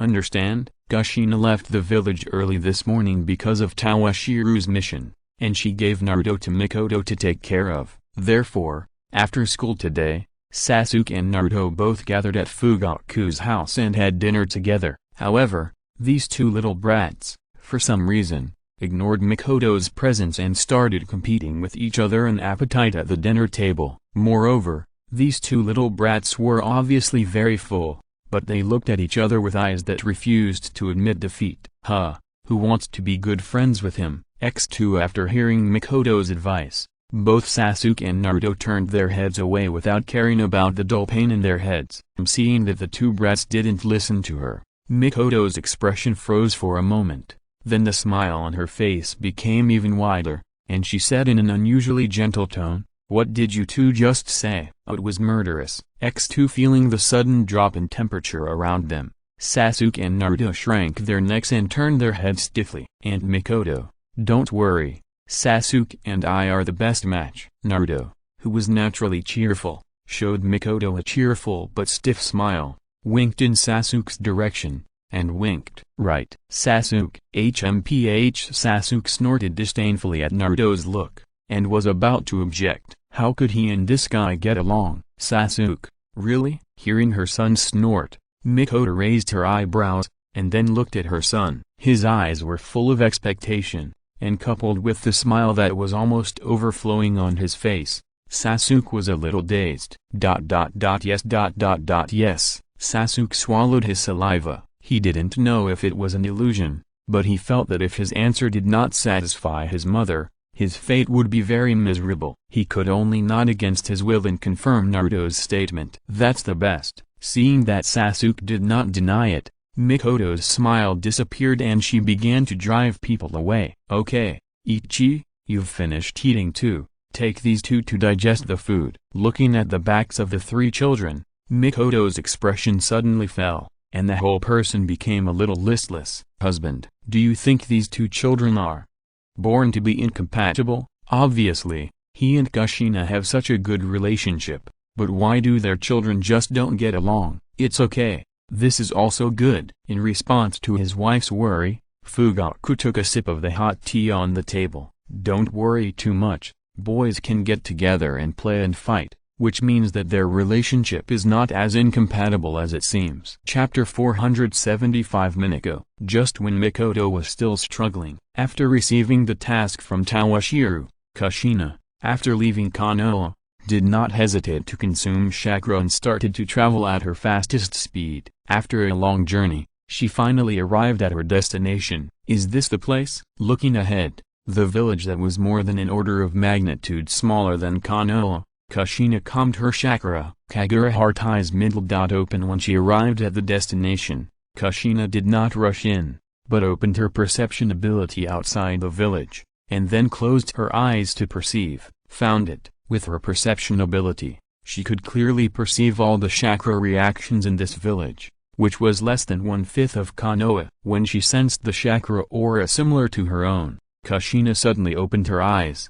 and a pair of almond eyes were faintly misty. Don't be impatient, things have to be done step by step. After sorting out her emotions, Kushina strode towards the main gate of the village. Who is it? Her open and aboveboard manner certainly made the guards of the opposite village noticeable. Two ninjas took out their kunai and looked at each other with a wary look. I am a Konoha ninja, Uzumaki Kushina, and I have something important to discuss with your ninja leader. As she spoke, Kushina handed the other party a certificate that could prove her identity, and at the same time, she said, here is a letter from the Hokage to your ninja leader. You must hand it to him in person. Wait a minute. After looking at the certificate handed over by Kushina and then at the green vest on the other party, the two men did not dare to neglect it in the slightest. One of them greeted Kushina and quickly turned around and rushed to the center of the village behind him. Not long after, Kushina was welcomed into the village by a middle-aged man. I wonder why the Hokage specially sent the Uzumaki Jonin to our Kusagakure village. Rubbing his hands,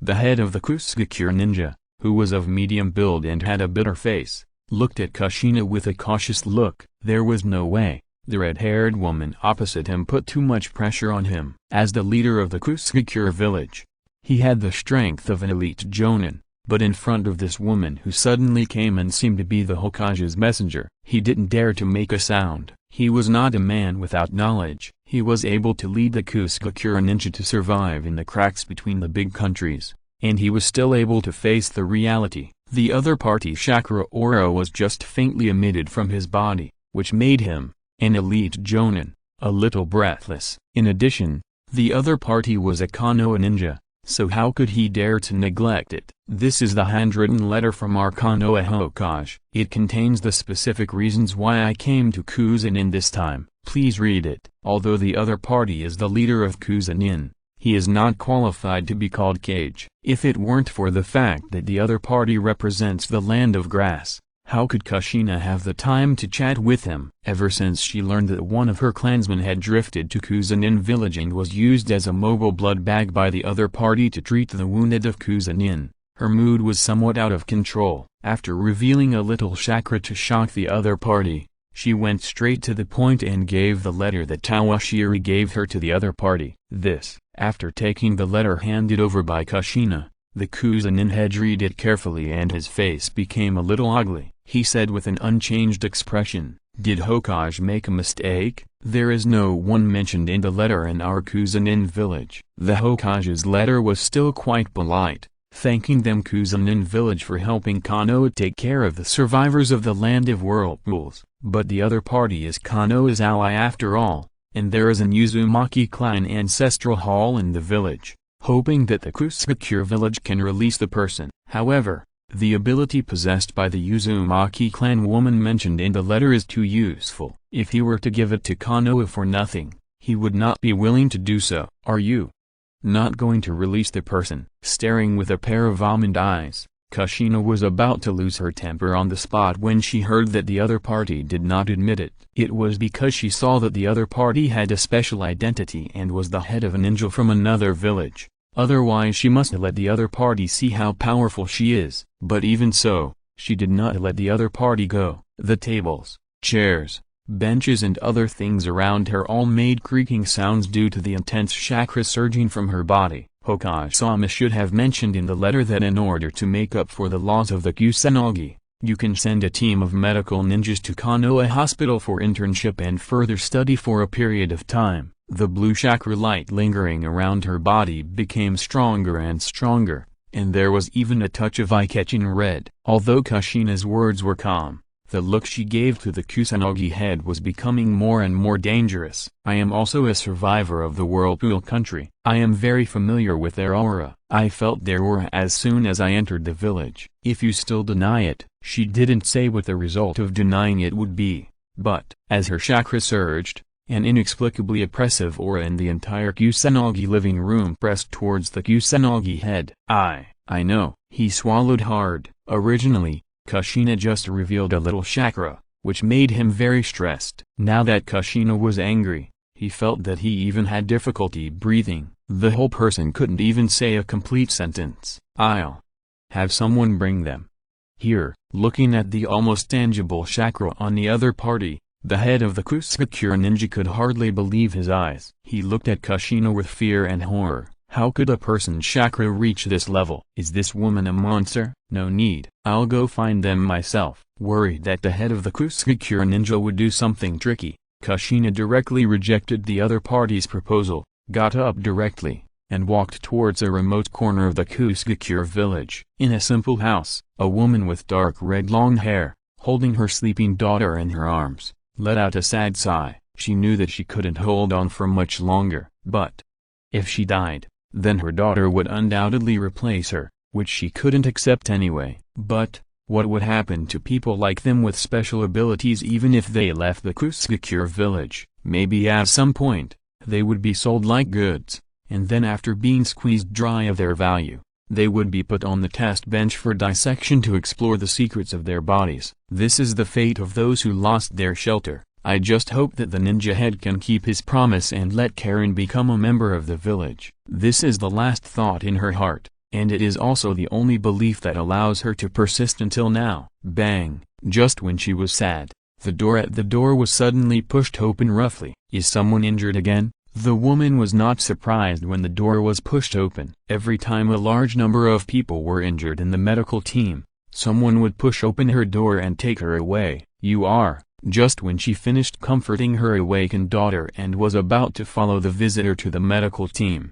the visitor who came into her sight suddenly made her stunned. "Minako, is that you?" Looking at this woman who was much older than herself, Kushina asked tentatively. It has been too long. When they parted, were they 7 or 8 years old? She can't remember it clearly, but the contours of the other person's face still made her lock on a childhood playmate. "You are, Kushina?" Unlike the gentleman Minako, Kushina has always been a lively person since she was a child, leaving a deep impression in the hearts of her friends. After just a little recollection, Minako recognized who the ninja with red hair was in front of her. After she spoke tremblingly, crystal tears fell from her face like pearls that had broken off the string. "It's me." Hearing the other party call out her name accurately, Kushina could no longer suppress her emotions, and tears also fell. She hugged Minako. The two women who had also lost their homes cried like a flood that had been opened, and they were out of control, making the Kusanagi ninja head who was watching the whole process next to them a little embarrassed. They could only quietly leave the room and help close the door. "Ninja head, do we want to?" Not long after leaving the door, a Kusanagi came to the side and made a throat-cutting gesture to the ninja head. Then he looked around the room. It was not difficult to see that there were many Kusakura ninjas lying in ambush around. The meaning was self-evident. "Asshole, do you want to kill all of us?" Seeing the fierce light in his subordinate's eyes, the Kusakura ninja head hurriedly and carefully looked in the direction of the room. Seeing that there was no movement, he breathed a sigh of relief. Then he turned around and glared at the self-willed subordinate. "We can't afford to offend that woman." When he thought of the chakra that the other party had just burst out, a layer of cold sweat broke out on the Kusakura ninja's forehead. Moreover, the other party is a working jonin of Konoha. If something unexpected happens here, I don't know how much trouble there will be afterwards. He made a few gestures to the surroundings, asking the Kusakura ninjas who were ambushing around to retreat, and the ninja head breathed a sigh of relief. Although he didn't take action, he knew very well what level his subordinates were. Even if they were all tied together, they were not enough for the other party to kill alone. "So, are we just going to let the mother and daughter go?" The subordinate was obviously still a little unwilling, and continued, "The abilities of these two women are very important to us Kusanagi. If we lose them, our casualties will definitely increase sharply. Besides, this woman from Konoha obviously cares about the mother and daughter. Can we take advantage of this?" "Okay." The Hokage asked us to send a team of medical ninjas to Konoha for further study. With our own medical ninjas, I think we can make up for some of the losses. The situation was stronger than the people, and he had no choice. They, the Kusanagi, couldn't afford to provoke Konoha, and they couldn't do anything even if they suffered losses. Peace. Adjusting the biological clock is really difficult. End of this chapter. Thank you very much for reaching the end. Don't forget to like. Looking for more exclusive content and immediate access? Subscribe to our Patreon. Remember, every like, subscription, or donation encourages us to continue. Thanks to everyone. See you in the next video.